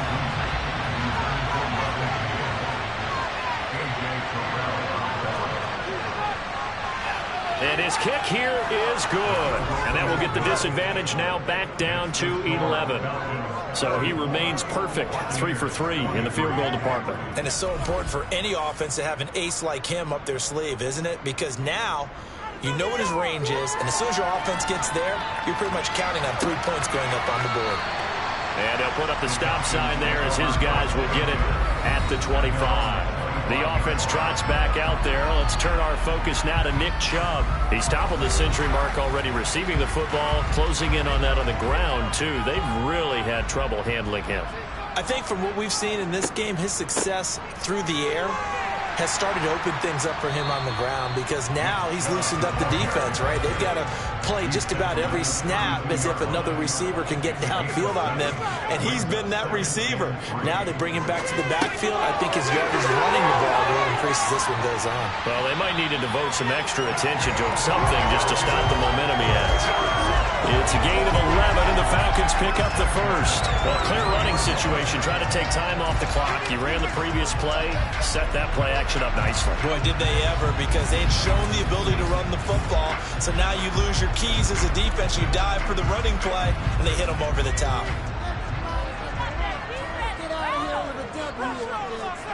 On first and 10, Herbert. He finds his man, complete. It's Phillips. And he'll be brought down just shy of the 40. And normally you might say start running the football. You've got the lead here in the fourth quarter, but the way that they've passed it with such success, I don't know, maybe keep throwing it. Yeah, I think you brought up something that goes against conventional wisdom, right? In this stage of the game, you would think you would switch to a running attack, but you're exactly right. They've thrown it so well throughout the game, and trusting this quarterback, I think you continue to do so. Meanwhile, Herbert's throw taken in by London. And he's going to get this down near the 25. I like that they're staying aggressive on offense because, to me, this drive is what is known as a put-away drive. You score here, that might put this one to bed. I like the fact that they're playing with confidence and not playing with fear.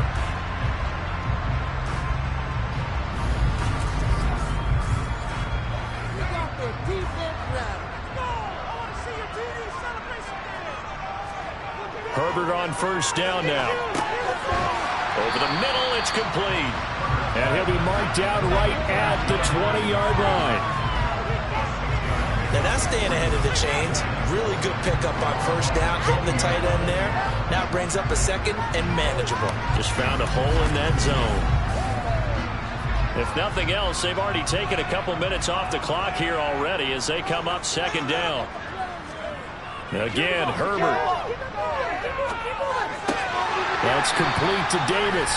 And the Falcons are going to be set up with a first and goal here as the tackle made at the 9. Charles, he's now over 400 yards passing in this one. It feels like he has a zillion completions. Just a very memorable effort from a guy that we thought could be in line for a big game, and he has exceeded our expectations. That he has, and I'm not really surprised at all because when you look at this offensive unit, they are loaded across the board. And, of course, the guy throwing them, he's a big-time player himself. They brought it from start to finish and really helped get the better of the opposing secondary. They'll try again with Chubb, and he'll take it into the end zone. Touchdown, Atlanta. Nick Chubb with career touchdown number 75. And the Falcons are closing in on a winning start to the year as they extend their fourth quarter lead. He finishes off the drive with a touchdown run, Charles. Remember, he also had a catch on this drive as well. And that's what running backs want to be in today's NFL, a complete back. 3 downs, stay on the field, run it, and catch it. And he gets it done. Koo able to connect on the extra point. And the lead is up to 18 now. So that drive in total 8 plays. And Nick Chubb, the one to finish it off as he does so with a touchdown run. Following the touchdown, here's Koo to kick off. From the 6. And he'll be tackled just shy of the 25. So out come the Bucs now. And they knew coming in that this would be a tough place to go in and win a season opener. But this has just been a performance, to be frank, not to be proud of here as they trail big in this fourth quarter. They'll come out throwing here to start the drive. And it's a short one here, complete to his tight end. A good gain on first, has him set up with second and just a couple of inches now from the 29. He'll look to throw. Toward the sideline, and look at that catch. Dragging the toes, and that's going to be a first down. Well done. Back to throw now on first down. Quick hitter here, it's complete. And to the 36-yard line, taken down there after getting 8 yards. Into double coverage, and it's intercepted. Picked off by the Honey Badger, Tyrann Mathieu. And the Falcons will have solid field position here as they take over at the 45-yard line. CD, I know it's just his second year in the league as a quarterback, but that's going to be one when he flips on the tape. He's like, I shouldn't have thrown that ball. No doubt about it, and his coaching staff will be emphatic about he shouldn't have thrown that ball. But remember, second year, as you noted, on-the-job training, so he's got to take this feedback that he's getting, negative or otherwise, and turn it into positives moving forward. Good starting field position for him as they come up first and 10 at the 45. They'll try and wind down some clock with Chubb. And a lane slow and materializing there as he'll get maybe a yard up to the 45. Second down, here's Chubb again. And good vision there as he's across midfield and down to the 45-yard line. 96 yards on the ground for him now as he has gotten better, really, as the night's gone on. Well, that's a carry they have to be satisfied with. And throughout this game, they've been satisfied with what he's given them. Whenever they've needed a big run, a first down, he's the guy they've turned to. And it doesn't matter what the defense thinks.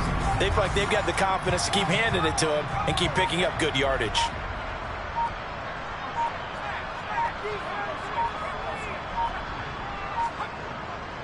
On first down, they'll run with Chubb. And he is swallowed up right at the line of scrimmage. Making the stop that time, Bobby Wagner. So it's Falcon football as we welcome you back.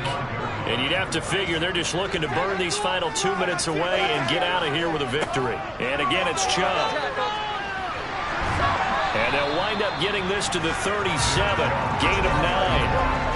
Well, that last run makes this a 100-yard night. I've loved the way he's hit the holes. He's been quick, he's been decisive, and he's been a whole lot of fun to watch. They'll come to the line, needing only 2 yards to gain the first here.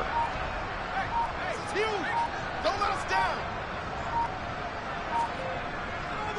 On third down, it's Nick Chubb. Just a gain of a couple, but good enough to keep the drive rolling. This offensive line starting to win up front. You win that battle in the trenches, you can kind of wear them down here late. So you bring in the second part to that equation, and that's the big running back, the big bruiser, who can get more than what's blocked and break a few extra tackles and gain yardage. All runs on this drive so far. It's 1st and 10.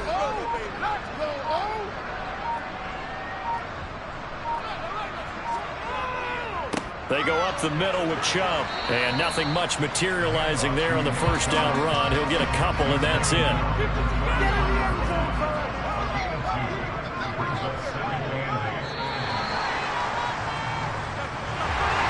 Well, partner, that'll do it. These Week 1 primetime games, they always seem to have a little bit more electricity, a little more anticipation, a fun one tonight, and a lot of fun ones that we have on the road ahead. And, partner, I love the word you just used there, electricity. Things were crackling out there, weren't they? And let's face it, both of these teams came in with the idea, get off to the start. Get off to a 1-0 start and get your season going. That could spark an excellent season for them. They've got that in their pocket now. So for the Falcons, it's a great win here on a Monday night as they'll start the new campaign 1-0. And they'll get another home date next week as the Saints will come to town. Meanwhile, for Tampa Bay, they go down to defeat here in the opener. And they'll try to get back on track next week as they head to Dallas to take on the Cowboys.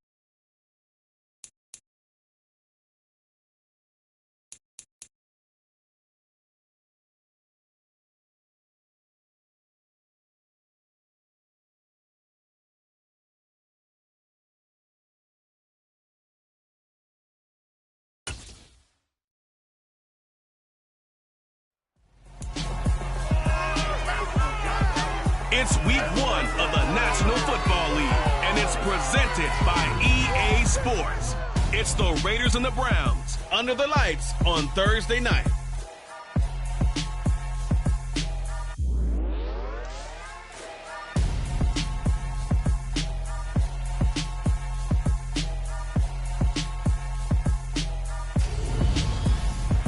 EA Sports coverage of the National Football League brings us to First Energy Stadium in Cleveland, Ohio.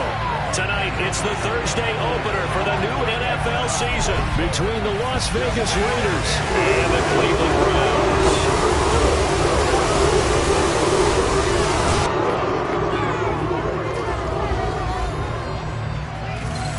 The wait is finally over. Brandon Gaudin and Charles Davis here on the start of a new NFL season, and we kick it off with a bang on Thursday night. What's interesting about these Thursday night games is oftentimes we hear people say, is it really fair for players to play on Thursday night?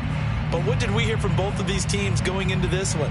How excited they were to have the spotlight on their teams, their franchises, the rest of the league watching them go at it.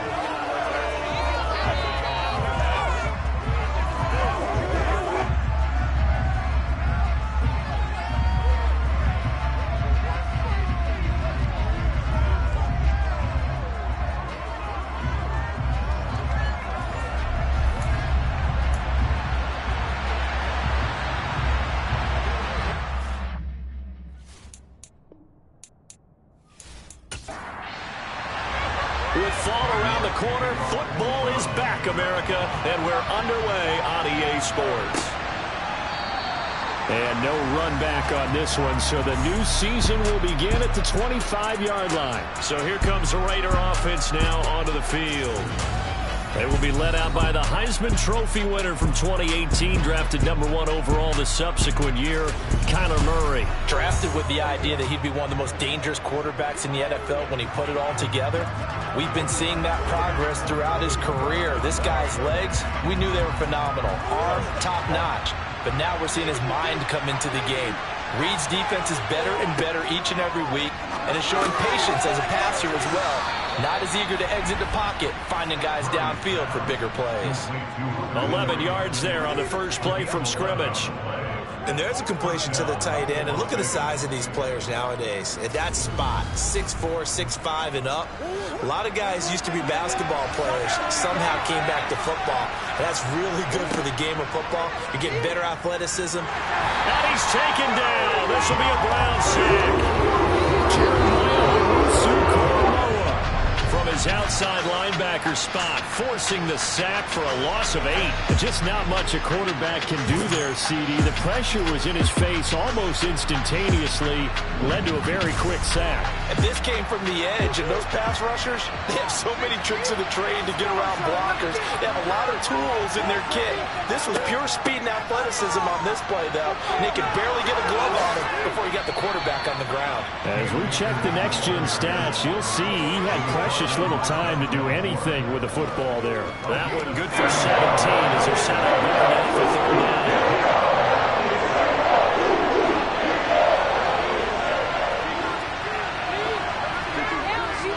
They keep it on the ground. This time it's Henry. And he is going to have the Raiders first down. At least it would appear that way. He didn't get it by much, but yes, they do get the conversion on 3rd and 1. We ought to come up with a T-shirt and sell it that says, no indecision on 3rd and 1. And we didn't see it on that run, did we? Got his shoulders square, just got right into the line of scrimmage and picked it up. Absolutely. Picked his lane, went with it, and converted. Couple of first downs to kick off the drive. Here's 1st and 10 up at the 46. Now Murray. This will go to Henry out wide. And he'll be brought down right on the 50. A gain of 3. Here's a run with Akers on 2nd down. And this time he's able to take it down to the 42. 9 yards to pick up there, and it's a first down. Yeah, once more, strong running, excellent blocking at the point of attack. They've got a nice little drive brewing right here.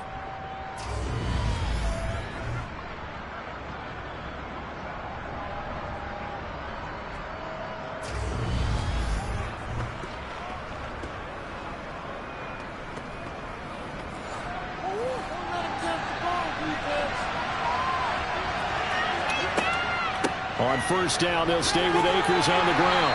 And he's going to take this ahead for right around 3 yards, but no more than that. Second down. From the 39, Murray. That one thrown away from the pocket. The officials kind of looking at each other, but they say there was a receiver in the area, so no penalty, just an incomplete pass. And they're going to have another first down as he's going to be tackled at the Browns' 22-yard line. 17 yards on the pickup there, and the drive will continue. First down, Raiders.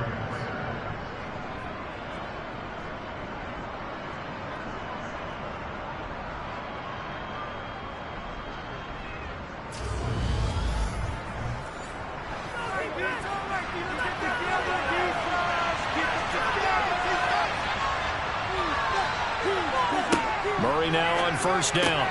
It's hauled in by Shepard. And he'll go out of bounds in the red zone just inside the 20.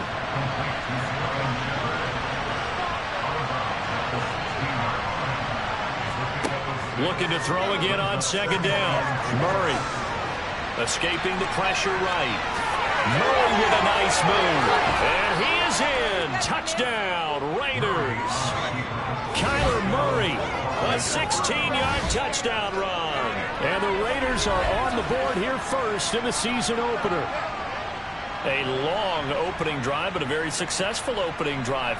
We call that methodical, I guess, when it takes that many plays. Methodical and almost like a boxing match where you're hitting them with body blows. They can withstand them here. Look, they gave up the touchdown, but you don't feel like a knockout is there. But they keep doing that in the fourth quarter. That's when the knockout occurs. It becomes tough for that defense if they're on the field that long. We'll see if they can continue that in future drives. Extra point by Carlson, up and good. And that makes the score 7-0.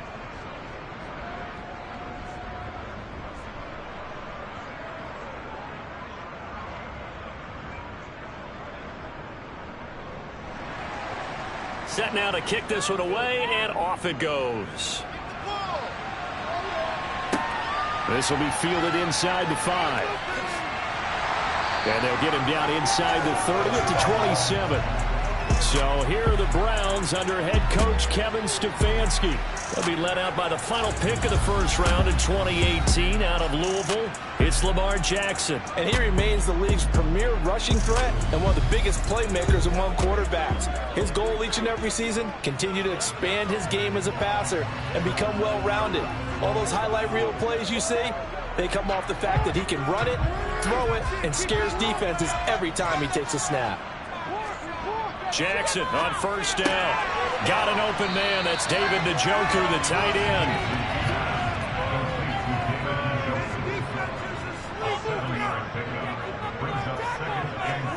To throw again on second down. Jackson. That is incomplete.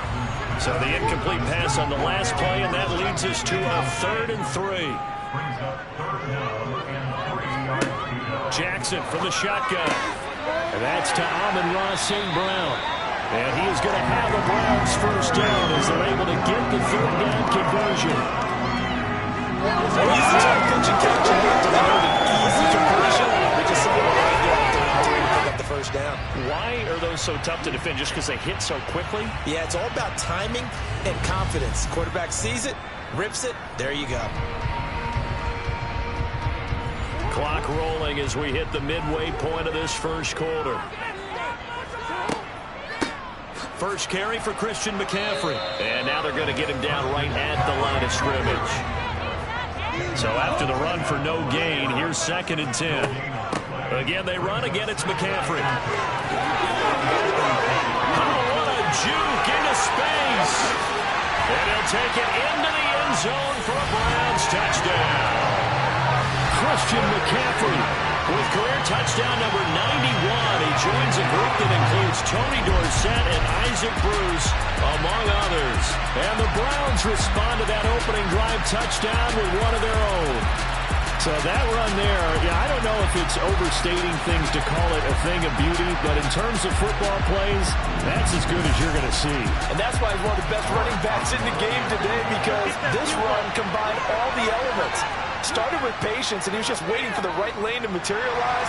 Then once he saw it, he used his speed and escapability in tandem and turned this into a tremendous play. And he covered a lot of ground on that one, as evidenced by the final total there on Next Gen Stats. Each team's had it. Each team has scored. 7-7 here as the kick's away.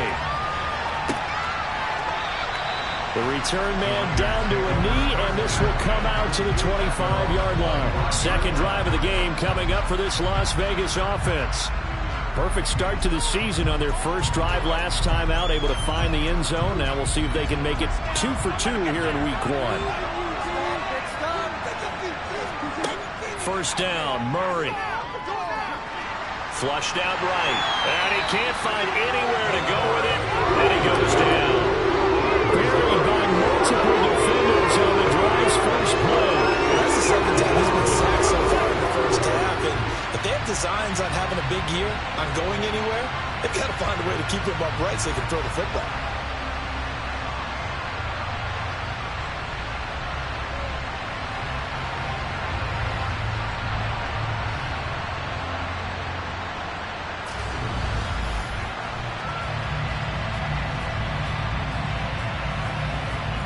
Gotta imagine the pass rush will be equally intense here on second down following the sack. It's 2nd and 18. Inside handoff, Henry. And he'll take this up only to about his 18-yard line.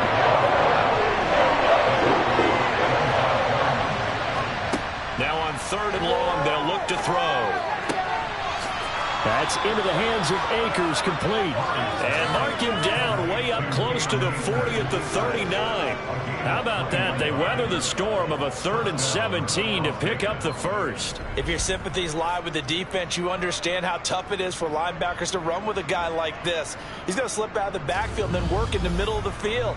And sometimes those defenders get preoccupied with other people moving, and he finds open space and makes a nice play. So from the 39 now, they'll come up on a 1st and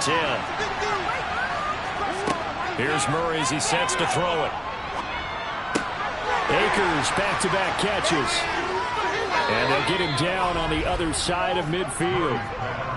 I know this may be jumping the gun a little bit, but 7-7, they're flinging it around like crazy. Look at the drive that's going on here. Partner, we may have to start thinking about one of these defenses just holding someone to a field goal and maybe trying to get an advantage that way. So a 1st and 10 upcoming from Browns territory now at the 49-yard line. On the counter, it's hit, and the ball is knocked out. And this is picked up by the Browns. And his guys will set up shop at midfield at the 50-yard line. And a little careless there, Charles, on that carry.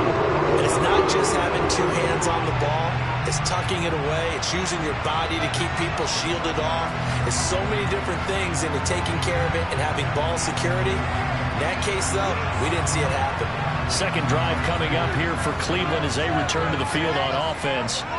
This drive here beginning probably with a pair of motivated groups. Remember, the offense scored a touchdown on their last time out. Looking to repeat that in Charles's defense. They were very frustrated after giving up 6 the last time on the field. And frankly, it's just a battle of wills in a lot of ways because you know they're both motivated, they both game plan for this drive, and they both have specific outcomes in mind. To me, it just comes down to who can execute better and which side can step up and assert its will over the other. And that will be incomplete.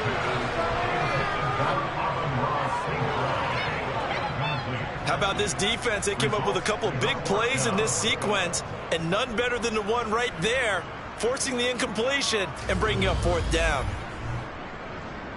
And the punter's on the sideline. Here's the field goal unit now to try an exceptionally long one. And this will be called officially a 66-yard attempt. And this one will not get there. It's off to the left anyway. It's no good. And in this first quarter of play, this will remain a tie ball game. Well, this winds up an empty possession. Everything looked okay. He just never got the ball on target. And knowing him, he'll be disappointed with that effort. Now the Vegas offense heading back out there. And they got across the 50 last time but fumbled and turned it over, so they'll be looking to have a short-term memory here, Mr. Davis. Not only a short-term memory, but a whole lot better ball security. Because if they take care of the ball, continue to move it, their chances of scoring some points, they've got to feel pretty good about. They thought they had things moving in the right direction last time. Fumbles, they don't just affect you on offense, they affect your overall team because now your defense has to make that stand up. And that's complete to Shepard. And he will score. Touchdown, Las Vegas. Sterling Shepard, 40 yards. And the Raiders have moved out in front. As a fan, is there anything prettier than a well-executed post route?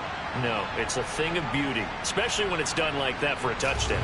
The throw, the catch, and how about the run after to get it to the end zone?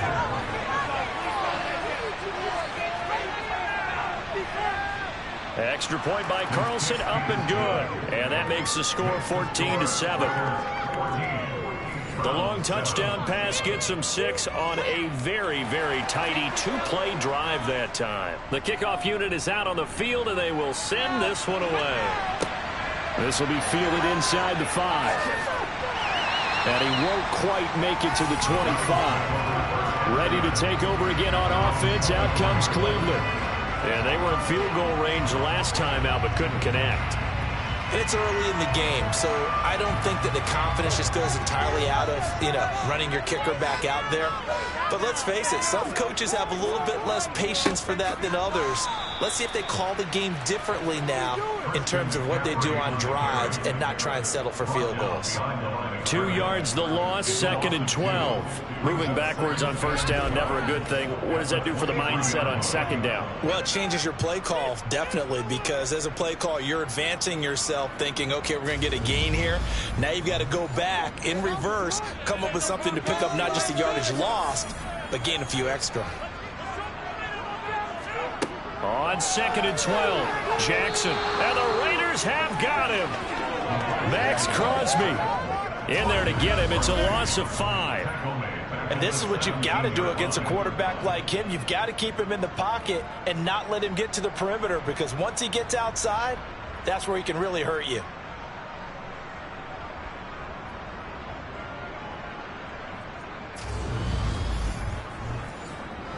And the Raiders call on a nickel set for 3rd down. Here's Jackson. That one will be incomplete. He caught it but could not stay in bounds for the long connection. Roughing the passer, defense. A bad time for a roughing penalty, and they get the gift of a 1st and 10. Jackson. He'll get this underneath to McCaffrey. We've seen quite a bit of the short passing game here early on first quarter, haven't we? We have, and I think it works a couple of ways for this team because, number one, you throw the short game until they stop it. And if they're not going to stop it, you keep throwing it, and occasionally you'll break a tackle and turn into a bigger game. Also, if they start to creep up, start to pressure receivers, now you go over the top, take it deep, and now you get some of those big shots downfield. Throwing again on 2nd down, but this time it's incomplete. The offense on 3rd down tonight, they've been okay. 2 for 3 thus far. This will be 3rd and 6. He's got his tight end, David Njoku. And he is going to have the Browns 1st down as they're able to get the 3rd down conversion. We often hear the phrase sure-handed tight ends, and he certainly fits into that category. Plus, he's got a quarterback who knows to look his way when they need a big pickup. And on this play, he finds it for the 1st down.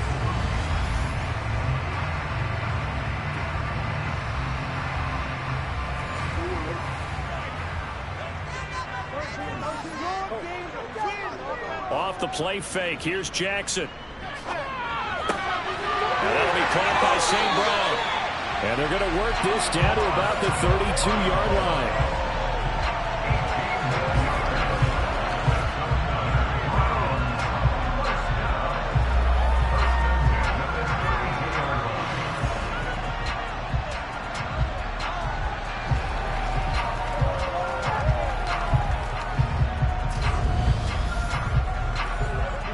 From the 32 now, here's 1st and 10. McCaffrey running up the middle. 61 yards for him on the ground so far tonight as he has been terrific in his first half.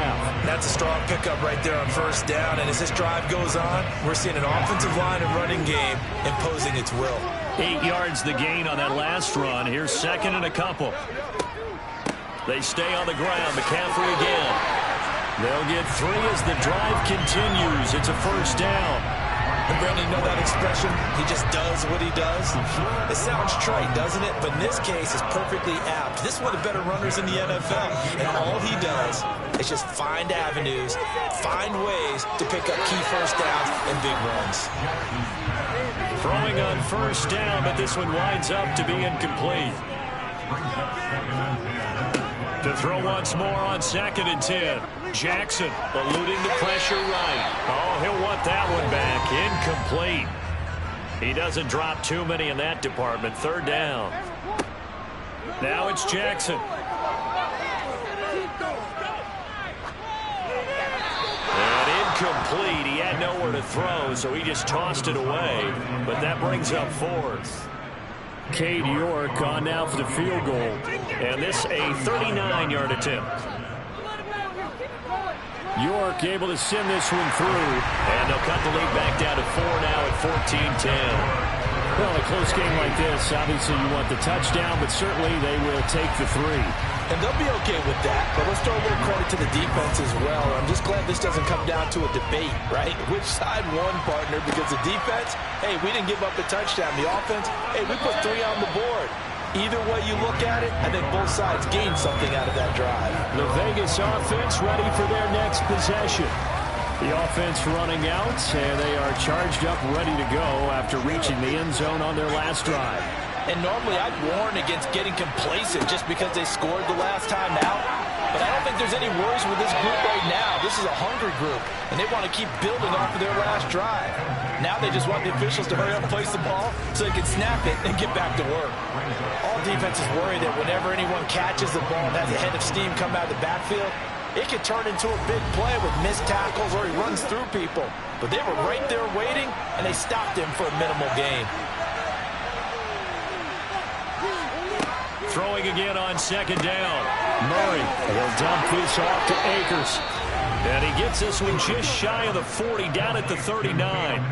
They picked up 5 yards last time. Now they double it and get 10 here. Well, that was a pretty favorable situation there. What would you call that? Second and manageable? Smart play, too. Didn't force it downfield when he didn't have it.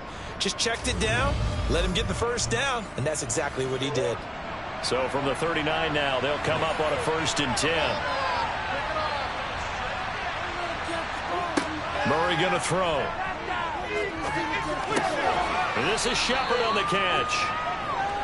And they'll get to him after a gain of 7 to the 47. Play action. Now it's Murray. That's caught by his tight end, Foster Moreau. And they're able to work this across midfield to the 48. Many different ways to create space, but on that play, he did it with that big, wide body of his. Didn't get a whole lot of yardage on the play, but it did what it was supposed to. Pick up a first down. A first down carry for Henry. And he's corralled at the 40, but not before picking up 8. Good yardage there on first down. Exactly what you want. Get yourself set up to keep making first downs, keep the clock running. And if they're smart, you're starting to milk the clock. No hurry before you run your second down play.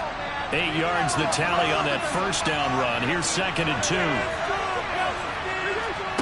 They fake the handoff. Now Murray. Complete. It's Henry. So back-to-back plays, each get nothing. And it makes it 3rd down and 2 yards to go.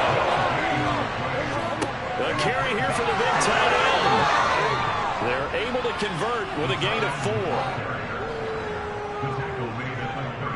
How about that there? No frills, no additives, right? Nothing crazy. Just find a way to pick up the first down. A nice run right there.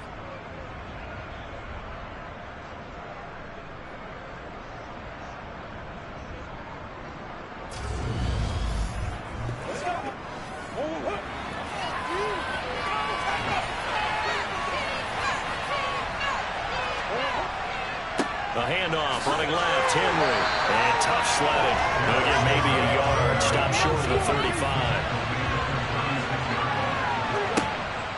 On on 2nd and 9. Murray. And that'll be incomplete. Now to get to the 26 for the first. This is 3rd down. Throwing now is Murray. This is Chase Claypool on the receiving end.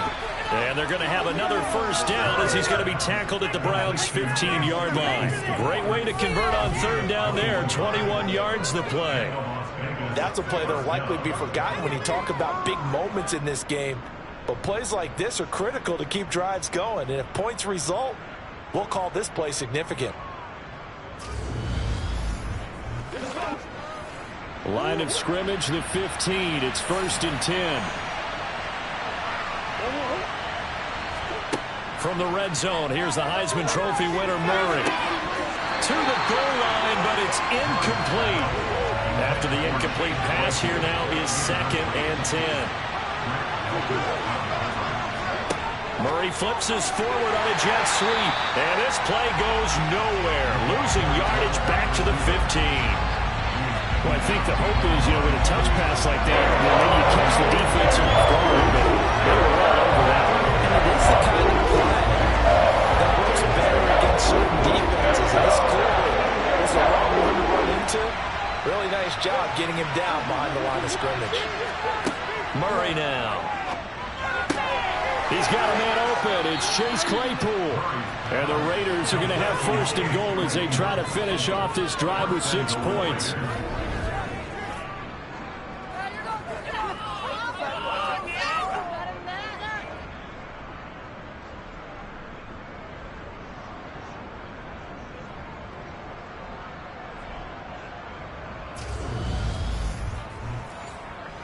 So another 3rd down conversion, and now they've got a 1st and goal. Henry trying to get to the goal line, but he's going to be stopped just short at the 1. 2 of their 3 red zone trips so far they've come up empty on. They'll look to reverse that trend on 2nd and goal. And he'll actually lose a little bit of yardage here. Back to the 2. It'll go as a loss of a yard, and it'll set up 3rd down. I like the idea to mix it up from time to time because let's face it, you can't be predictable. But the execution was a little lacking on this one, right? They might want to go back to the drawing board with that call. How about this Browns defense they've held so far? This is now 3rd and goal. Trying to punch it in with Henry. Well, they hit him in the backfield, and he will not escape. And that is not going to get it done. Losing 2 yards that time, and now it's 4th down. With his size, he's a tough man to bring down, but they do a nice job there stopping his progress and not allowing him to get back to the line of scrimmage. 4th down, and on comes the Raider kicker, Daniel Carlson. From the left hash, a chip shot here.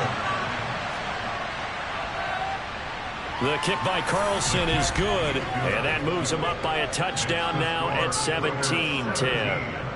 So a long drive gets him down inside the 5, but ultimately they settle for just the field goal. And I have to think that if maybe they were a yard closer, that would have made their decision tougher, and I think they likely would have gone for it. But in this situation, they just decided to take the 3, and I think it was a smart move. And now this offense comes back out onto the field.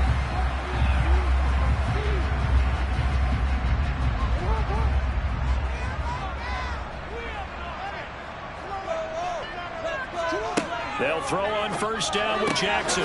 Man open, that's Calvin Ridley. And he gets this one just shy of the 40. They'll mark him down at the 39. First play of the drive going for 14 and a 1st down.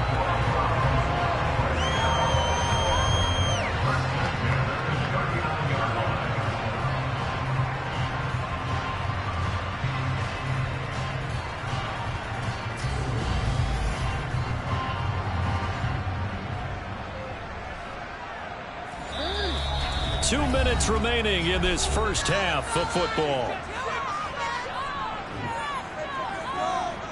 So from the 39 now, they'll come up on a 1st and 10.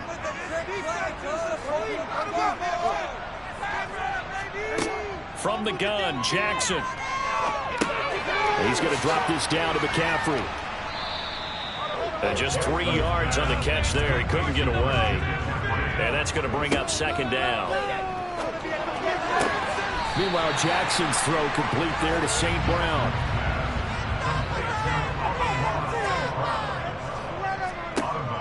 Jackson will throw again.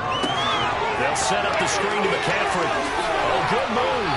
And he's going to have another first down as the tackle comes at the Raiders' 42. A nice pickup of 10 means that this drive will stay on track.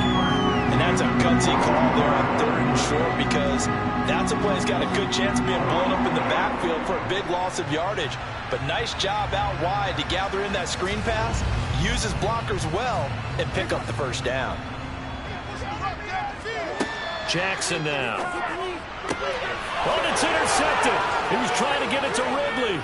Picked off by Rock Ya-Sin. And the Raiders are going to take possession of the football.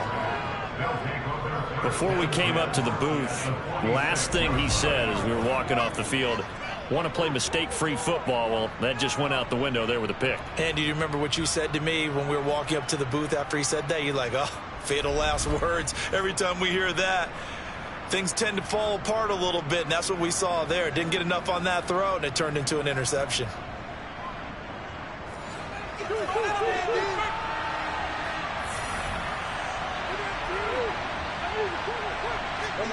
After the turnover, here's Murray. And his throw's going to be incomplete. An incomplete pass on first down. That leads to a 2nd and 10. Here's Murray. Complete. Hunter Henry with the ground. And they're going to get this to about the 44-yard line. The Raiders going to use one of their timeouts as they get the stoppage with a little over 50 seconds to go in the first half. Now on 3rd down, they'll need to get it to the 36 to pick up the first. Here's Murray.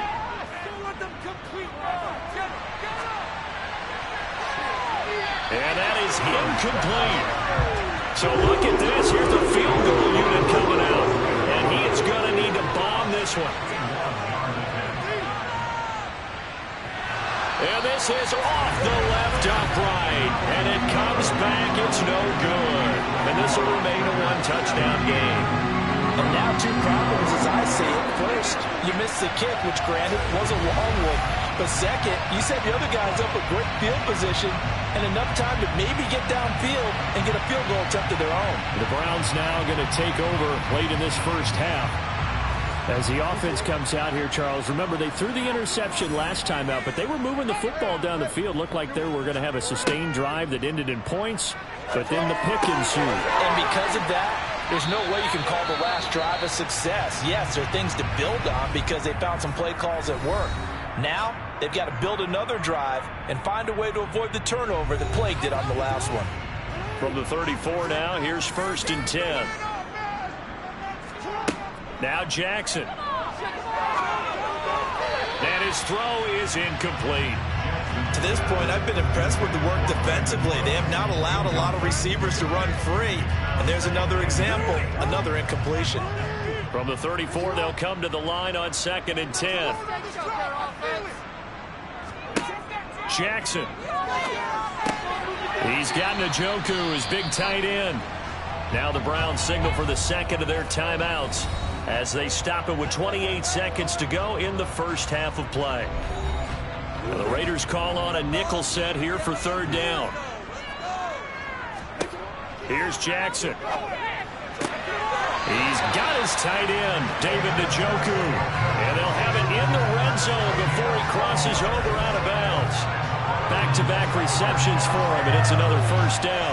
Well, a lot of times when you get a manageable 3rd down situation like this, you have to think about your tight end, and he comes through for him, picking up the first down. So from the 17 now, here's a 1st and 10.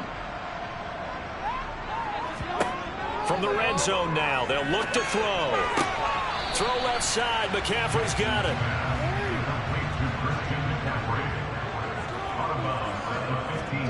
Looking to throw again on 2nd down. Jackson. Now the pressure gets there, and he goes down just inside the 20 at the 19.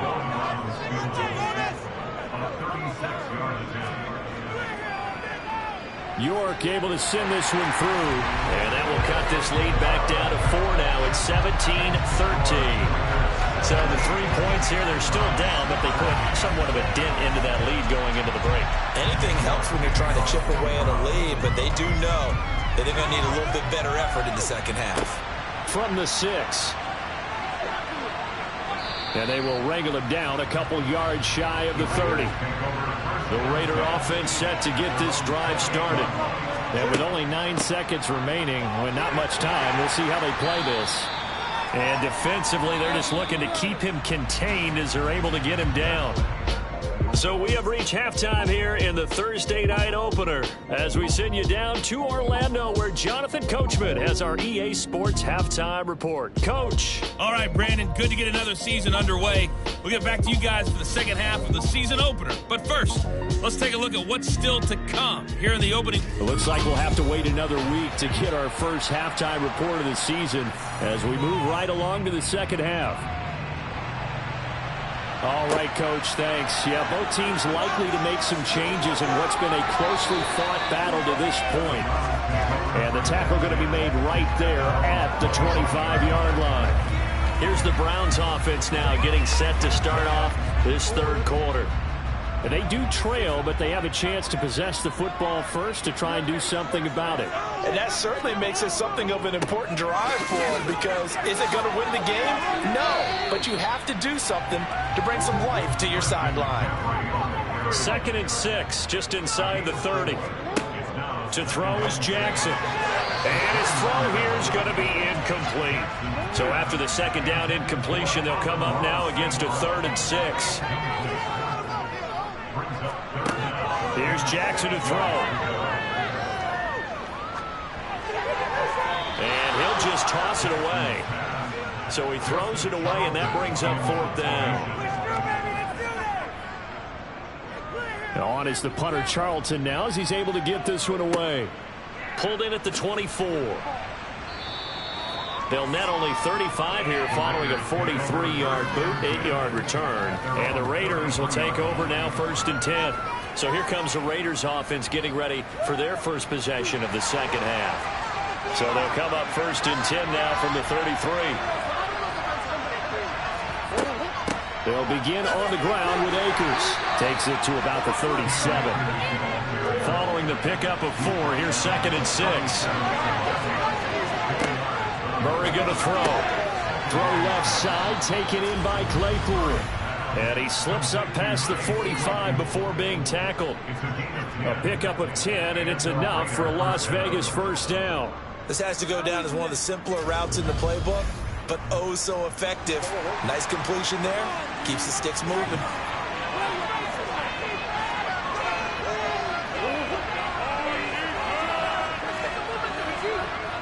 They run wide side with Henry. And it's been like this all night long. Nowhere to run as they stop him behind the line. That's going to wind up a loss of a full 3 yards on 1st down. I like the strategy. Extra tight ends, extra beef. They want to run the football, but that means they probably want to run it inside. If you get strung out on the perimeter, you're in peril. Yeah, we saw the result, negative yardage. After the loss, they'll come up 2nd and 13. Now Murray. He gets this one to Johnson. It looks like a nickel set down for the Browns on 3rd down.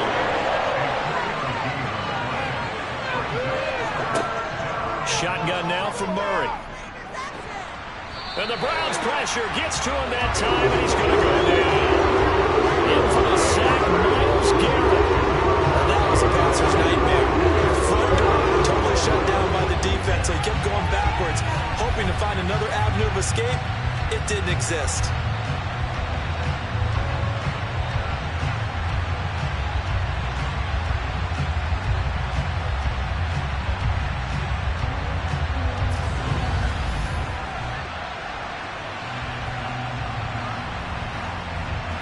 Here's A.J. Cole now as he's on to punt for the first time tonight.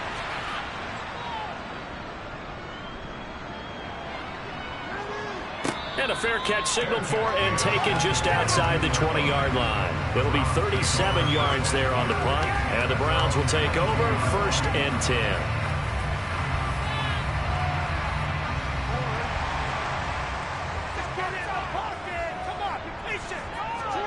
Now Jackson on 1st down. He's going to fire one deep left sideline. And that will be incomplete. Would have been a big hitter if they had connected. Instead, it's second down. Now it's Jackson.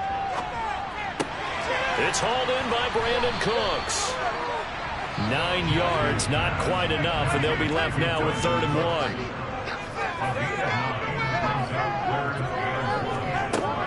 They'll try and pick it up with McCaffrey. Calling no gain there, and it leads to a 4th down. They tried their best to pick up that 3rd and 1, but their surge wasn't enough to counteract what came back out from the defensive side, was it? Offensive line, especially in the middle, looked like they were on skates a little bit when that one started. So now we bring up 4th and inches. This will be a critical call. The Browns send out their punter now as he'll kick it away for the 2nd time. First kick, 47. This one looks good as well. Taken in at the 22. A pretty good punt, but a nice 13-yard return. And it'll be Raiders football, 1st and 10. Here's Las Vegas ready to take the field. And our game's hit a little bit of a lull here, a little bit of a snag. Punts on back-to-back drives. And old school coaches don't necessarily mind that. Didn't turn it over, right? Looking for Johnson, and it's intercepted. Picked up by Jeremiah Owusu-Koramoah. And the Browns are going to take possession of the football. When I looked down, he was kind of shaking his head right after he threw that pass. So what did you see? Well, from a defense's perspective, anytime you have your eyes back towards the quarterback, you're in a position to make a play on the ball, whether it's a big-time play by you or an overthrow by the quarterback. You have a much better opportunity. And now Cleveland geared up to take the field. And they'll take over here following the interception with good field position and a chance to take the lead with a touchdown. After the interception, here's Jackson.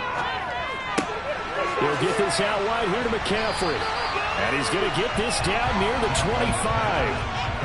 A good position to be in here, 2nd and inches. Up the gut, McCaffrey. And they'll bring him down at the 18-yard line. 75 yards for him on the ground now. He has been a tough man to bring down. And then we saw the downsides of blitzing during a run down, because sometimes you get out of your gaps. You don't fit the run quite as well because you're headed towards the ball carrier with abandon.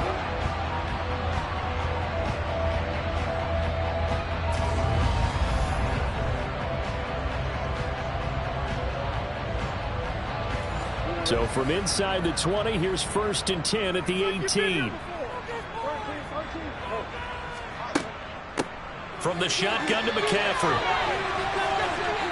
And brought down, but not before they get it inside the 10 to the 7. It's a good gain of 11, sets him up 1st and goal. I think they like this drive a little bit better there, partner. Running game helping out, picking up some of the slack. Because remember the last drive, they went 3 and out.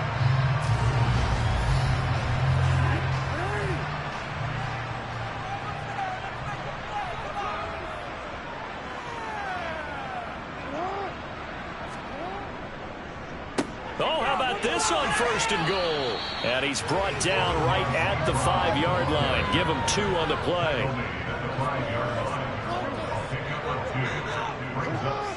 On 2nd down, McCaffrey.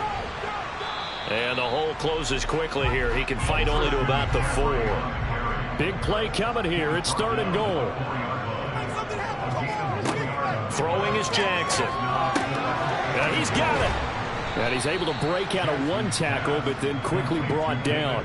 They're able to hold him to 3 there, and that leads to a 4th and goal. Excellent job there defensively. Gave up the underneath to the tight end on 3rd down, and they made sure that they did their job. Got him on the ground and prevented him picking up a 1st down.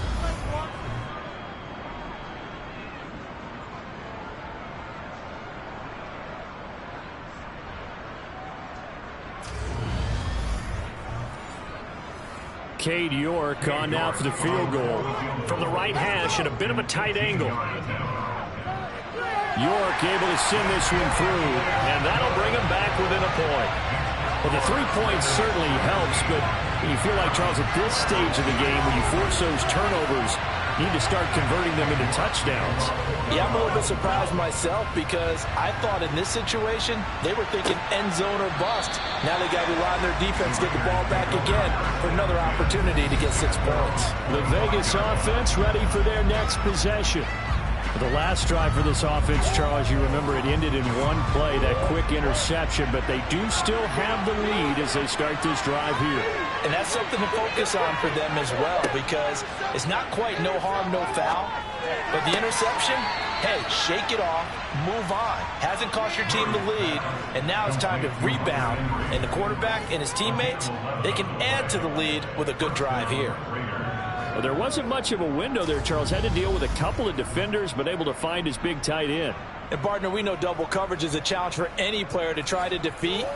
But maybe it's a little easier if you're one of those big tight ends because you have a size advantage on just about anyone trying to cover you, and you use your body to create some space.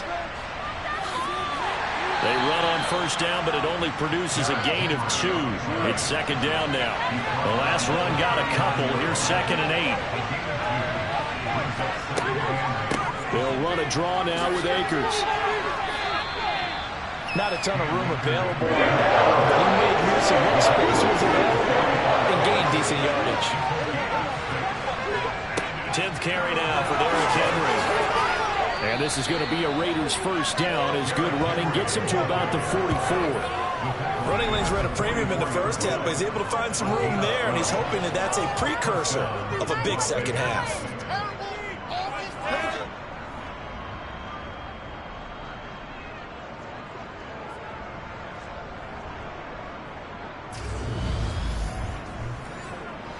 So a 1st and 10 upcoming from Browns territory now at the 44-yard line. And now Murray's going to set up to throw. And that is caught on the right sideline, but out of bounds, says the line judge. The throw took him a little too far at second down. To throw on 2nd and 10. Murray. His throw incomplete. Here comes the 7th play now of this drive as this is 3rd and 10. To throw, it's Murray. Complete, it's Johnson. And they'll have it in the red zone before he crosses over out of bounds. Well, that's one way to convert on 3rd down, picking up 26 yards. And boy, CD, it's one thing to watch a great run, but when it's a great run with broken contact, it's like a cherry on top. That was a nice play. Yeah, and that's a run born out of ferociousness. He took on that initial contact and in his mind just screamed, "Out of my way," and kept right on going and wound up turning it into a big play.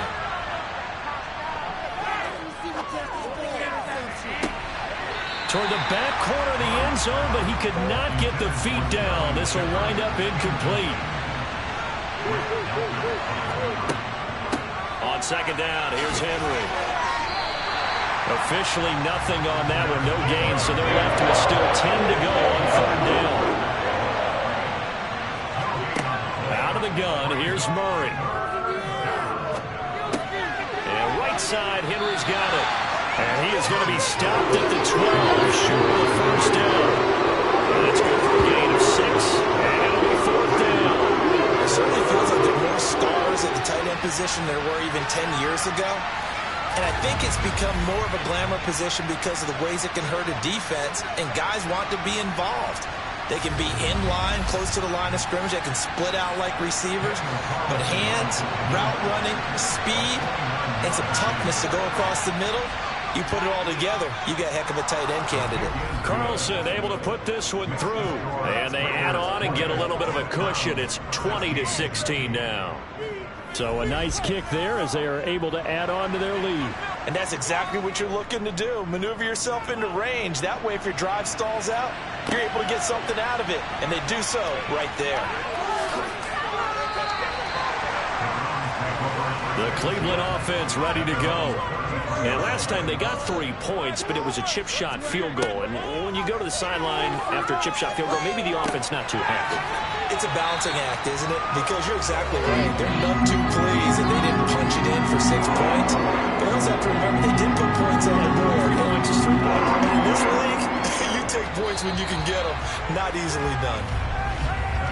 1 quarter remains here in this Thursday night matchup. You are watching the NFL on EA Sports. And we're back now here in Cleveland. It's the Browns with a deficit. They're trailing, but with the football here to start the fourth. On first down, this is McCaffrey. And the reinforcements come in as they're going to stop him behind the line. 2 yards the loss, 2nd and 12. As a linebacker, you're taught to stay just slightly behind the ball carrier just in case he makes a cutback. But when you find the gap, shoot it. And he found it all right. Took it straight into the backfield and made the tackle for a loss.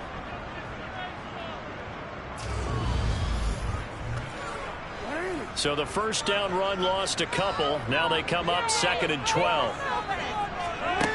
Now it's Jackson. And he'll dump this off to his running back, McCaffrey. The Browns on 3rd down. They've hit on half of them, 5 for 10. This is 3rd and 8. Jackson now. And he bats it away, and it falls down incomplete. The Browns send out their punter now, as he'll come on to kick this one away.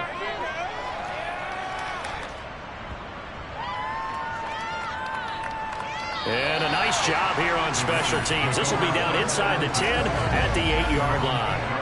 Absolutely love the flexibility of these punters. Their leg drive, able to get it way up in the air, and that allows their punt team to get down there and down it inside the 10 because they've had some time. Here's Las Vegas ready to take the field. They have the lead, obviously, late in the game. I guess the good news for them is if for some reason they would make a mistake, a field goal does the opposition no good. Everyone loves to have a little bit of a cushion, and that helps you immeasurably. But the bottom line is, do all the things that you're taught in order to close out the game. Don't even let that become an issue. Yeah, but still a one-possession game. This one not fully over yet. On 2nd and 10, Murray. Oh, he'll want that one back. Incomplete. He doesn't drop too many in that department. 3rd down. From the gun on 3rd down, Murray. And he's unable to haul it in, so it falls incomplete over the middle third of the field. And that brings up 4th. That's where this Cleveland crowd, the dark crowd in particular, make it difficult on opposing offenses. It looked like they might have had troubles communicating at the line, and it leads to the incompletion. The punt team on now is from their end zone. They get it away. Ooh, with a juke. Just a 2-yard return there following a punt of 48. And out will come the offense as they take over. Cleveland offense making their way out. Their defense accomplished step 1 of the mission. They forced the punt. Now they'll look to erase that deficit and take a 4th quarter lead. Jackson on 1st down. And it's incomplete. Boy, he doesn't drop many like that one. 2nd down. To throw again on 2nd down. Jackson, throw right side, caught by Ridley. Coming up here looking for 3 yards to pick up the first. They go play action with Jackson. He'll take a shot for the end zone. And this is caught. Touchdown, Cleveland. Amon-Ra St. Brown, 51 yards. And the Browns use the defensive breakdown to take the lead away here in the 4th. Might be seeing that one on the highlight shows tonight. The home run ball here in the 4th quarter to take the lead. There's nothing like being aggressive, preaching that to your team, and then following through. All the way through. Go ahead and throw one more up there. Why not? Been a great game, and we are not done yet. Extra point by York is up and good. And that gives them a 3-point lead. The drive there only spanning 3 plays. And it's capped off by the Browns touchdown. York ready, and here we go as he sends this one away. Fields it right around the goal line.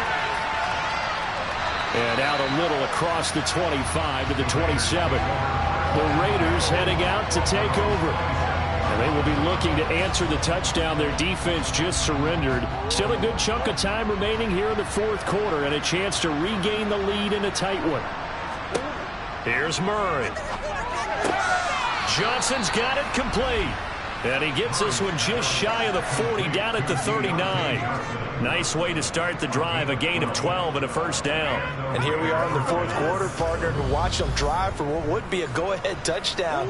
And you and I both know this is where you need a quarterback who can keep his cool back there. Not just for himself, but to keep the rest of the team relaxed, too. Meanwhile, Murray's throw there, hauled in by Claypool. Call it a gain of 6 on the play, and that'll bring up second down. Right there, he rose to the occasion late in a close game. It's something he thought about, dreamed about, and worked on throughout his career. Because in these types of situations, he wasn't going to allow extra coverage to keep him from getting the football.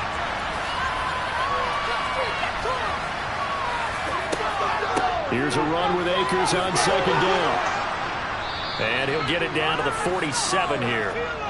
That one, a first down pickup of 8. Well, that was a unit that understood exactly where the first down marker was, handed it to their guy who could run it, created some space, and he got there.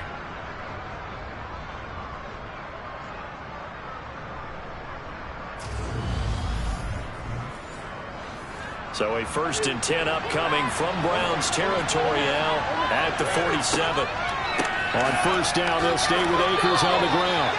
2 yards on the carry there. It'll be second down.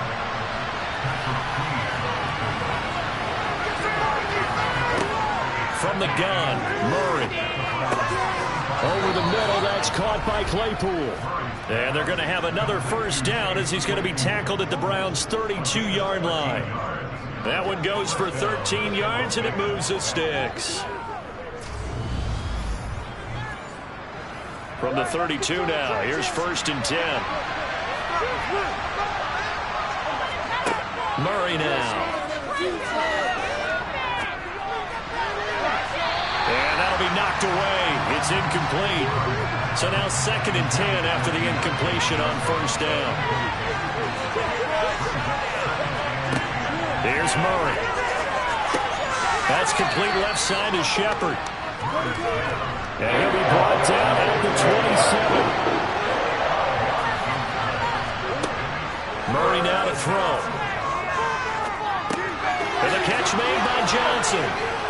And he's brought down inside the 20 at the 18-yard line. I think it all came together there. In-breaking route, drove it with excellent pace. Money throw right there to move the sticks.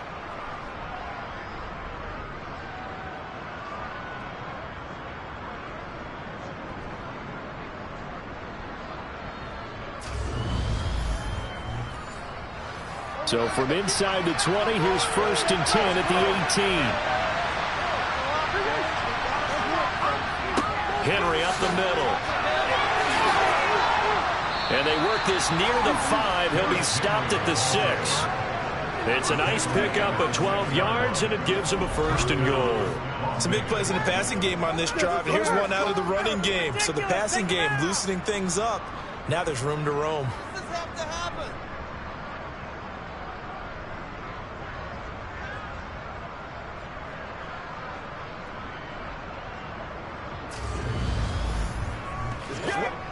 Only way to get the lead here, of course, with a touchdown, and that's what they're gunning for on 1st and goal.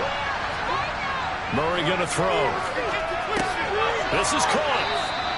That's good for a gain of 6, 2nd and goal.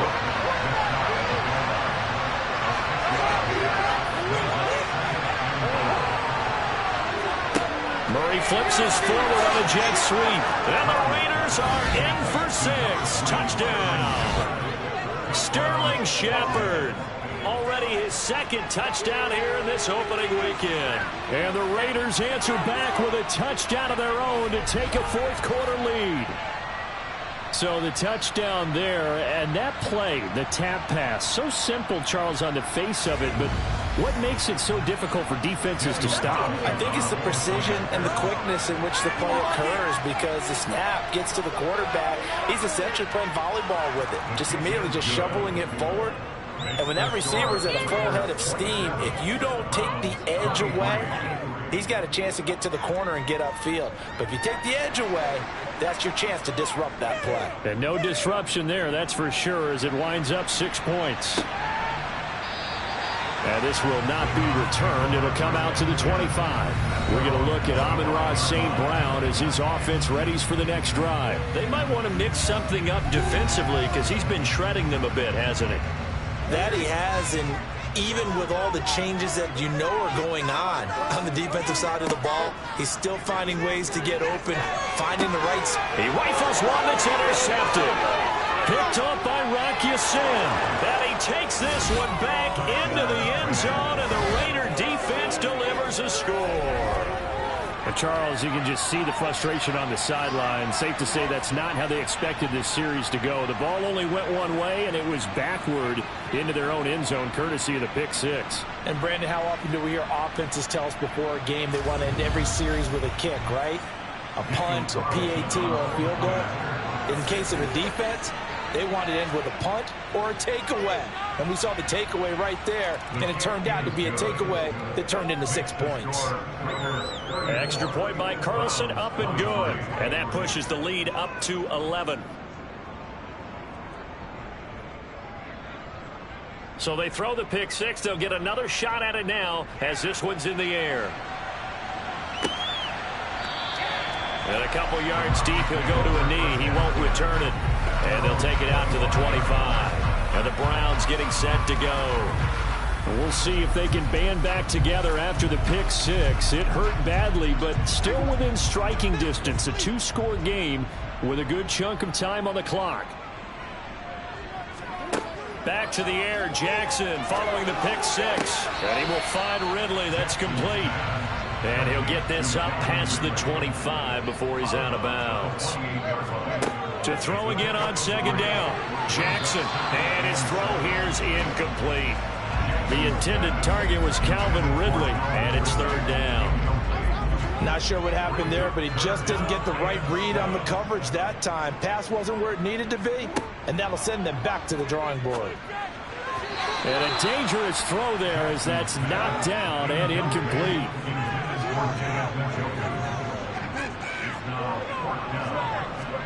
Here we go. It's Jackson on fourth down.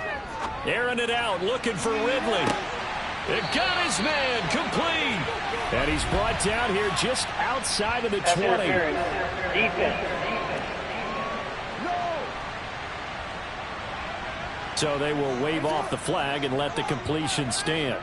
Really great job by the receiver fighting through all the contact and still coming down with the football. All that great work in practice being put into the game. And just no chance of turning the corner. He can only get back to the line of scrimmage. 2nd and 10 coming up. On second down, here's Jackson. And he knocks the ball away, and it falls incomplete. Now play number 7 of the drive as they're looking at a 3rd and 10. Here's Jackson to throw. Njoku pulls this one in. He's got it for a Cleveland touchdown. From 21 yards away. And the Browns have made it a low-scoring game again here in the 4th. Well, time to let those folks know who are tuning in looking for the late local news. We may be a moment because we've got a game again. And partner, except for those on the West Coast where it'll be seen in its regular time, right? That's the way it works, doesn't it? But how about that big-time drive right there? If they're going to have any chance, they needed a touchdown there. They went right down the field and worked their way into the end zone. McCaffrey, he'll try to run it in, but he will not get in here. He's stopped up short of the goal line, and this will remain a 5-point game. Well, partner, since this new 2-point rule came into play, offenses spend a lot more time working on it. That means the defenses are doing the exact same thing.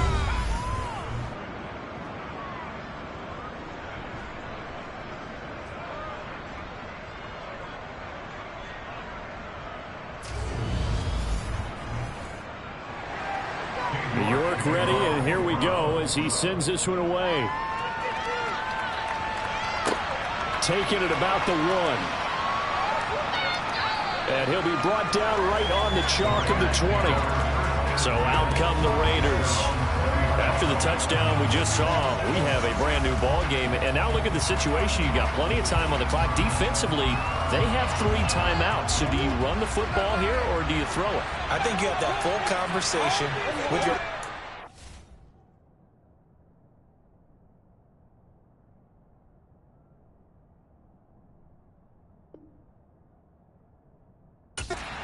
You tell them, here's the situation.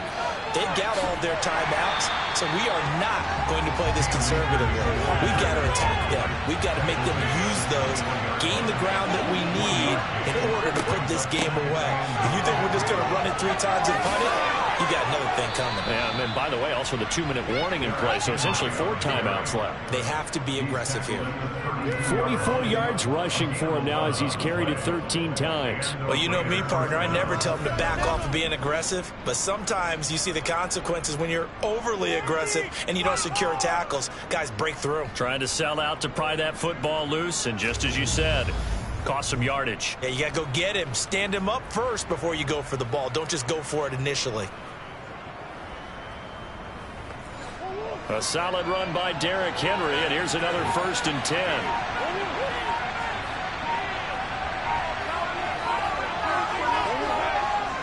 They'll try and run some clock here as they keep it on the ground. He'll get a nice chunk there on the 1st down run, and it's 2nd and 4. 4th quarter, down to the final 2 minutes, and we've got a 1-score game.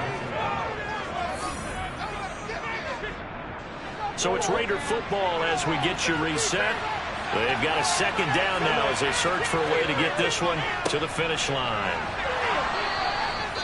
And now we'll see a timeout used on defense as they stop it right out of the break with 1:57 to go in the ball game.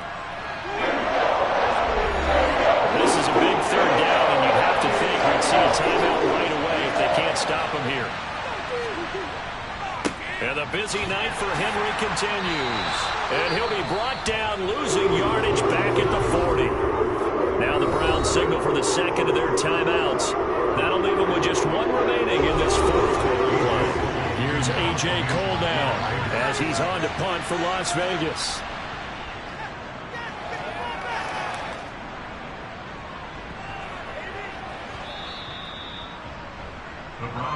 So Lamar Jackson in the offense, down by 5, 1:45 to play.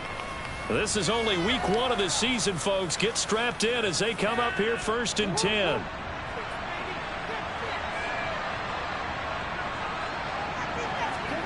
Throwing, Jackson. He'll get this underneath to McCaffrey, and he'll get it up here this time to the 21. The Browns trying to get back and set quickly here. Time ticking away. Completes to Njoku. And he'll get this one way up just shy of the 45-yard line. Here's Jackson. Right back to Njoku. Give him a gain of 5 on the completion, and it'll be 2nd down. Jackson's throw complete there to St. Brown. And he'll go down inside the 45 before going out of bounds. They call his number again. It's his 6th catch and a 1st down. Well, they got the yardage they needed there. Picked up the 1st down, got out of bounds. How about the urgency that they have as well as they understand where they are in the field? Jackson. He's going to drop this down to McCaffrey. And he'll be brought down just shy of the 40. The Browns will quickly use their 3rd and final timeout as the clock will stop with an even 20 seconds left to go. 2nd and 8 coming up.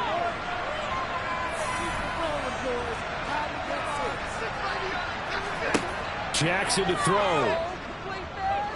He lets this one fly toward the back of the end zone. And it's knocked away and incomplete. The 1st down line at the 34 here on 3rd down. Jackson. Flush to his right. And that will be incomplete. 4 ticks left here on the clock. Down to their last last chance now. This is going to have to be a heave for the end zone and just hope for a miracle. And I don't sit back with everyone back defending. I've got to have somebody rushing the quarterback. Don't make it easy for him to set up and throw the ball all the way downfield. One last shot for Jackson. This for all the marbles. And this is incomplete. So no miracles here on the final play. And this ball game is over. Well, partner, tonight was a great way to kick the season off. That before the game, probably as much pomp and circumstance to start a season as I can ever remember. And this is just game one of many to come. Sitting next to you, really looking forward to it. As am I. Great to be back in booth with you for another season. Great to get this year underway. You and I both know interesting is going to be the word. An extra week now as part of that newer 17-game season. What a fun opener tonight. We know the better games are still on their way, but I'm glad that we got started. So for Las Vegas, they start the season with a great win on the road here in the Thursday opener. And now they'll get the weekend off as they get a little extra time to prepare to face the Denver Broncos. Meanwhile, for Cleveland, they obviously fall to 0-1 with the defeat. And they'll get a home date next week against the Kansas City Chiefs.